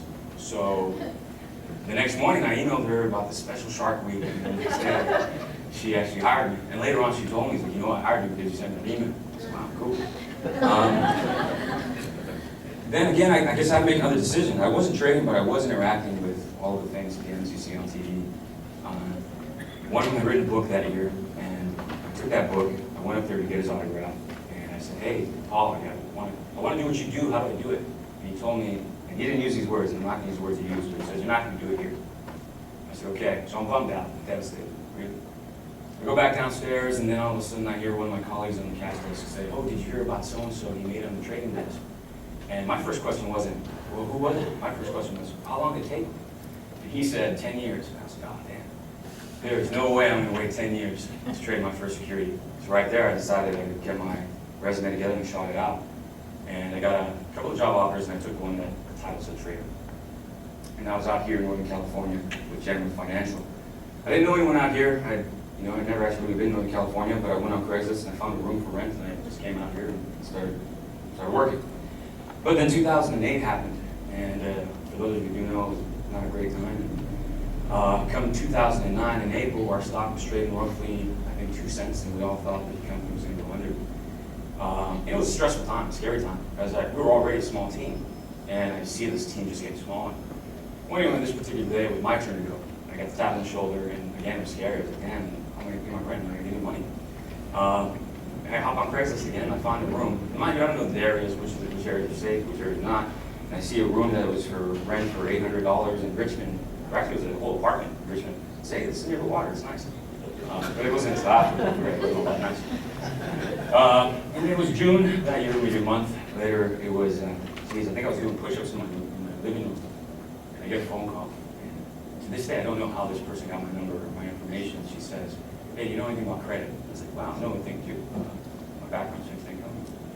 And we talked, and said, would you like to interview for a credit trading position at BGI? I said, yeah, that'd be great. So she sends me an email with who I'm going to meet, just head of trading. And I decided to go online and research this person. I couldn't really find anything. I found a couple of things. Anyway, so I come in here, the Times BGI, and I have this interview. And the interview's going well. I'm answering all questions. Then they ask me this question. They say, what's the most efficient way to hedge a credit position? Well, most efficient way. And I don't ask the question, what do you mean by most efficient? I said, well, you can hedge your credit by using treasuries. You can do anything else. You can use swaps. And then the most efficient way. I'm like, oh, you know what? I told him I don't know. And I knew at that point the interview was over. He was getting his things together, was ready to leave. And I told him, his name was Chip, so hey, Chip, before you go, do you mind telling me how you transitioned from the back office to the front office? And he says, I can see his face, it lights up. Oh, thank God, he's not leaving. And so he stayed for another 15 minutes, told me a story, and I had another 6 or 7 interviews and had the job. So I'm on the credit trading desk. This is in June 2009, and on Bloomberg I read on the ticker tape, it says, BlackRock buys Barclays global investors. I'm like, Jesus, man, I just can't catch a break, you know? But the deal closes in December of that year, and I was the first trader from BGI to go to the mothership in New York City. It was only supposed to be for 2 weeks, but it ended up being for 2.5 years, helping their fundamental investment grade credit desk. Anyway, I mean, geez, obviously we're short on time here, but it was a point where I decided, like, look, I want to try something new. I thought credit was actually going to go algorithmic, and what best way to position myself to be a leader that when the world does change is to learn stuff that trades algorithmically.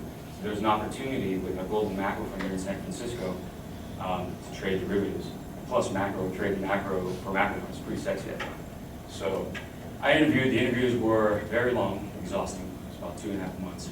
And one of the portfolio manager's concerns was, well, he doesn't know anything about my markets. And I was like, damn. And that's what the hiring manager had told me. And at that point I was already tired, I didn't want to interview anymore, to be honest. So I told him when we met, I said, you know what, yeah, I don't know anything about your markets. You don't know anything about my markets. And I still don't know why I said that, I'll be honest. But luckily, he's like, no, you're right. And so it was us. So we started having a conversation. I told him, you know what? I don't think, when you hear the word smart, I don't think the word smart really means you're like an encyclopedia and you can answer every single question and have to know everything. Because I certainly don't. I certainly did it back then. I told him what I thought smart was someone has the ability to learn something, has curiosity to drive to go and learn that. And I know I don't know the equity markets or these exchanges. I mean, at that time, it's futures and total return swaps. But I can guarantee you something, I'm going to definitely give my best and try to learn it. And then that led me to my current role. In my current role, I trade across, I trade Latin American stocks, US stocks and some stocks in Canada. I also trade convertible bonds and preferred stocks across all different types of mandates, whether they be systematic, whether they be fundamental, some transition accounts, and anything ETFs. It's really the whole gamut. But yeah, that's kind of my story in a nutshell. I'm sorry if I sounded really rushed. I wanted to be sure we didn't touch it all immediately. But if you guys have any questions, I'd love to answer. Try to at least. Yeah, thanks.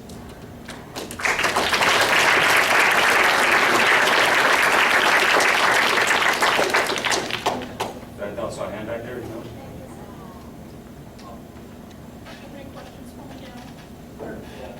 So, what advice do you give to the kids who come from Cali? What advice would I give them? Yeah.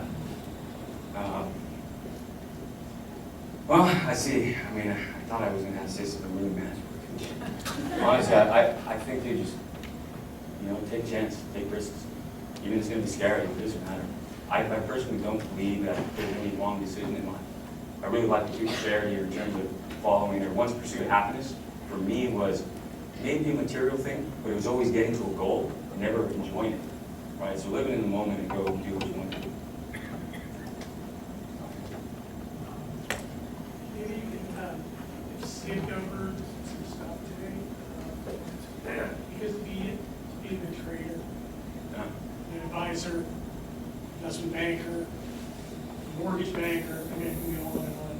You got to be able to pass the tests. Maybe you can talk about, what tests you need to pass to be able to do what you do, allow us to do what we do. Because it's one thing to get the education, but you got to pass the test. If you can't get the license, you can't play the game. Well, I think I make the distinction between two things. One, my role, I don't invest. I work for an asset manager, which is the buy side. If you work on the sell side, which are these investment banks, Goldman Sachs, Bureau, Stanley, JP Morgan, you do need these licenses. The best advice I can give you is study, right? If you're going to pass the test, you have to study for it. I haven't really seen anyone pass any test without studying for it, except for maybe 2 guys, and they were just, they were aliens to me. Right? When I study for something, I have to dedicate probably more time than I think my peers do, because I have to reread things 4 times before I actually get when I read the first paragraph.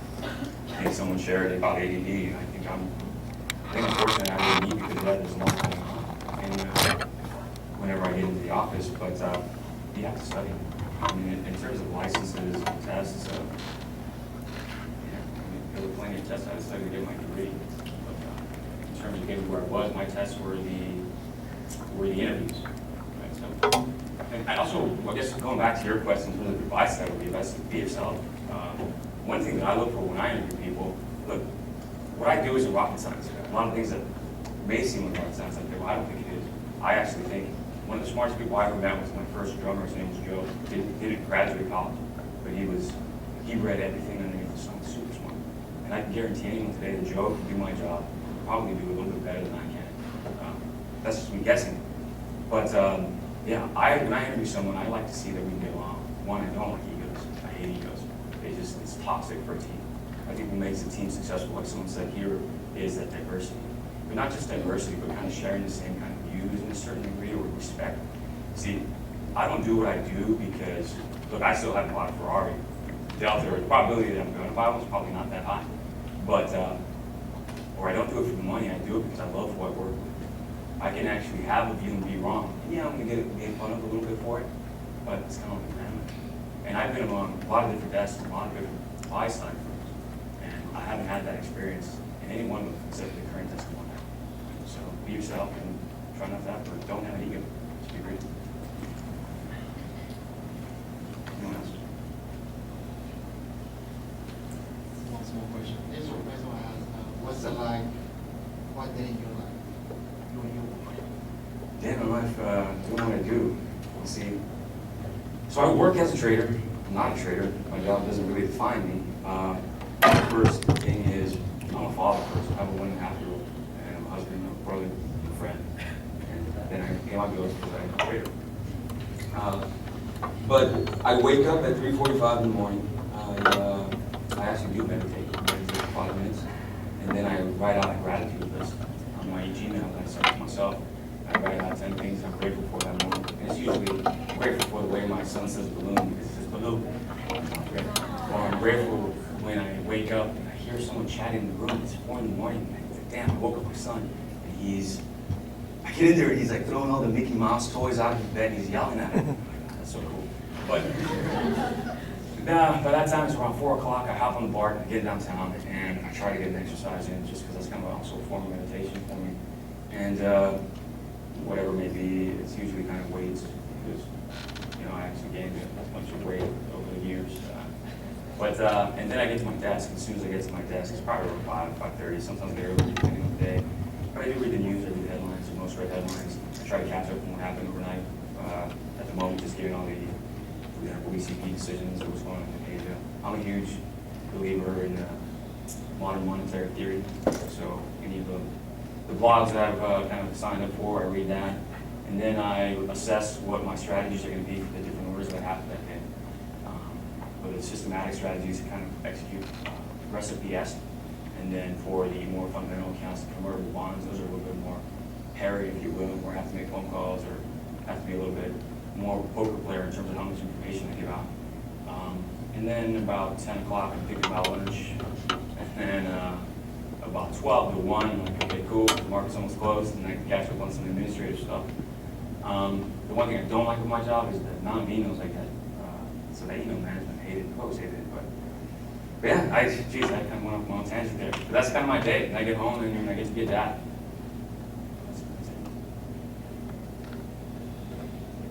Thank you very much.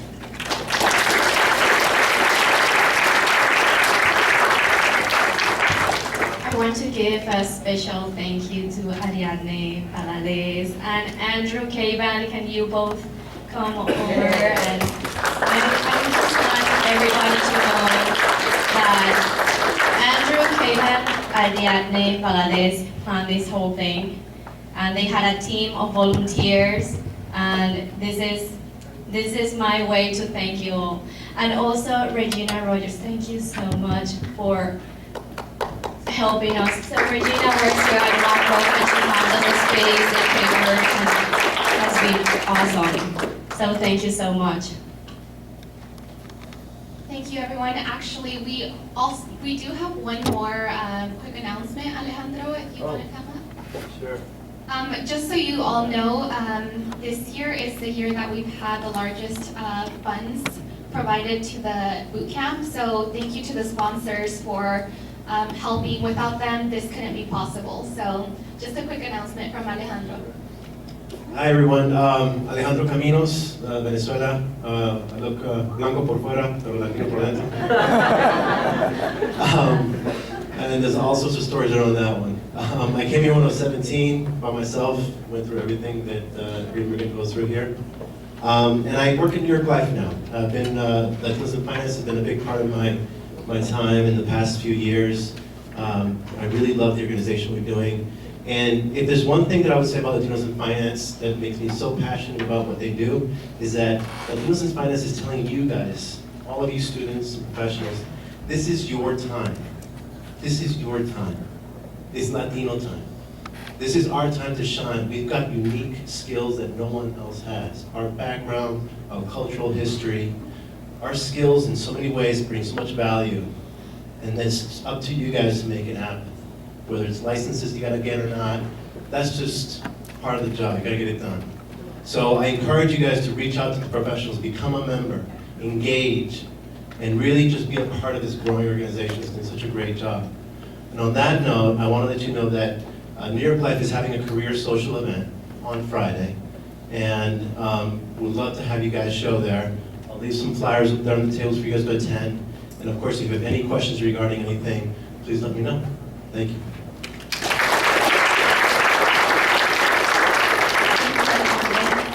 So I just have a few reminders, and then we do have a raffle at the end. So in your folders, there is a mentor and mentee application.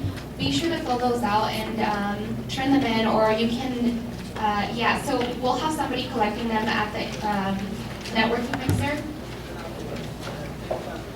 Oh, so it's online, I'm sorry. But make sure to go on there and fill it out. It'll be a great program for you to be involved in. Please also make sure to turn in your resume if you have it. Any of the board members, we're wearing these nice tags. Find one of us and give us your resume.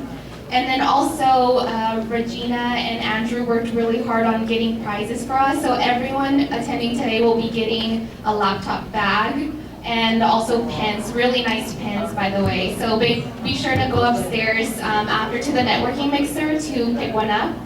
And so we'll go ahead and do the raffle if I didn't forget anything, Andrew. Okay. Alrighty. Question.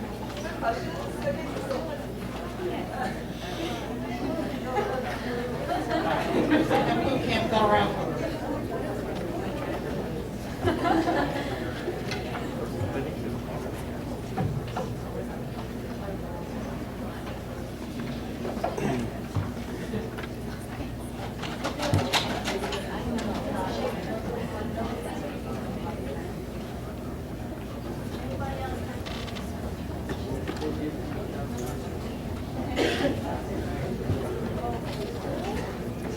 We're doing that. I would like for Oscar Gonzalez to stand up. Oscar, he founded Latinos in Finance.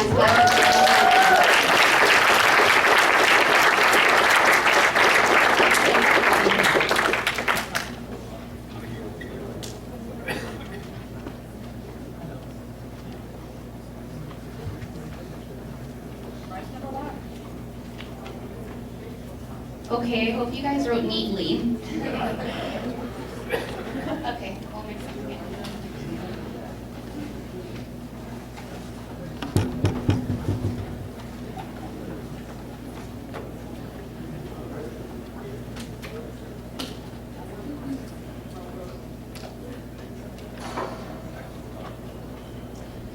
Oh, and so I'm going to read your name, and we're going to keep these slips. So at the networking mixer, please come up and reach out to Regina and I will have the gift cards, and they are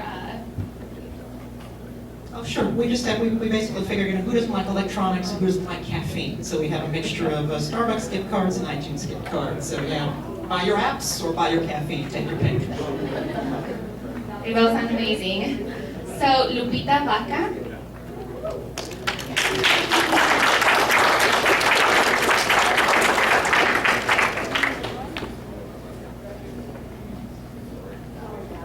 Mago Peña.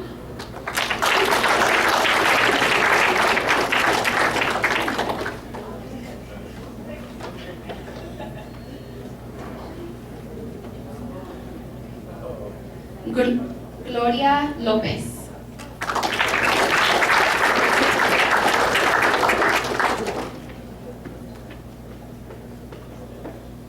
Yair Coronel. That sounds like a very artistic name.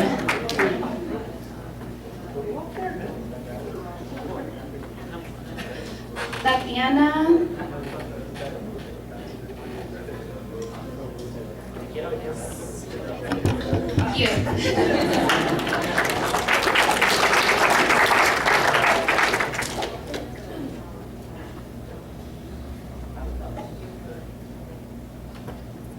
Karen Díaz.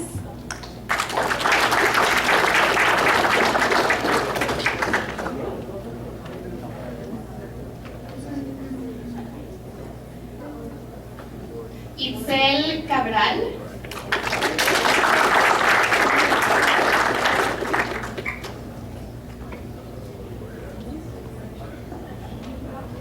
Three more. Xochitl Villajuana.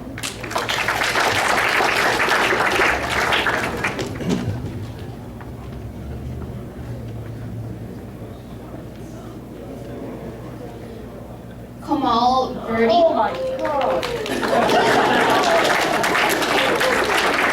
Somebody's excited. We like to make you guys happy. Camilo Osa.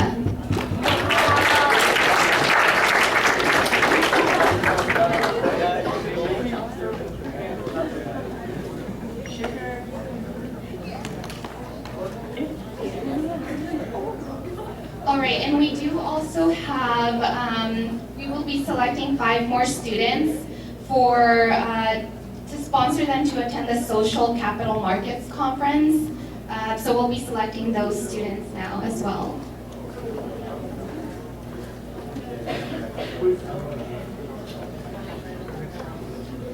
William Ledesma.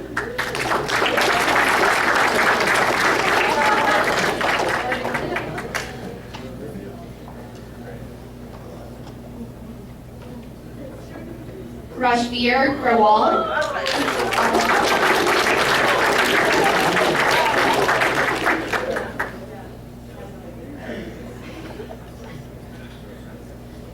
Michael Reynolds.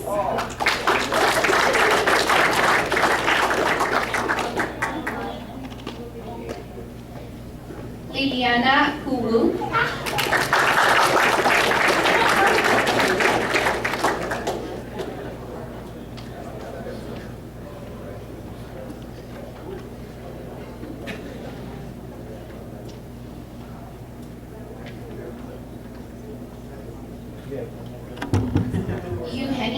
Berger.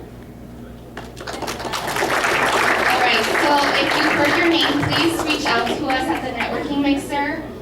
Be sure to pick up your prize. And again, thank you everybody, to the volunteers, the sponsors, BlackRock for letting us use their facilities. It was a huge help.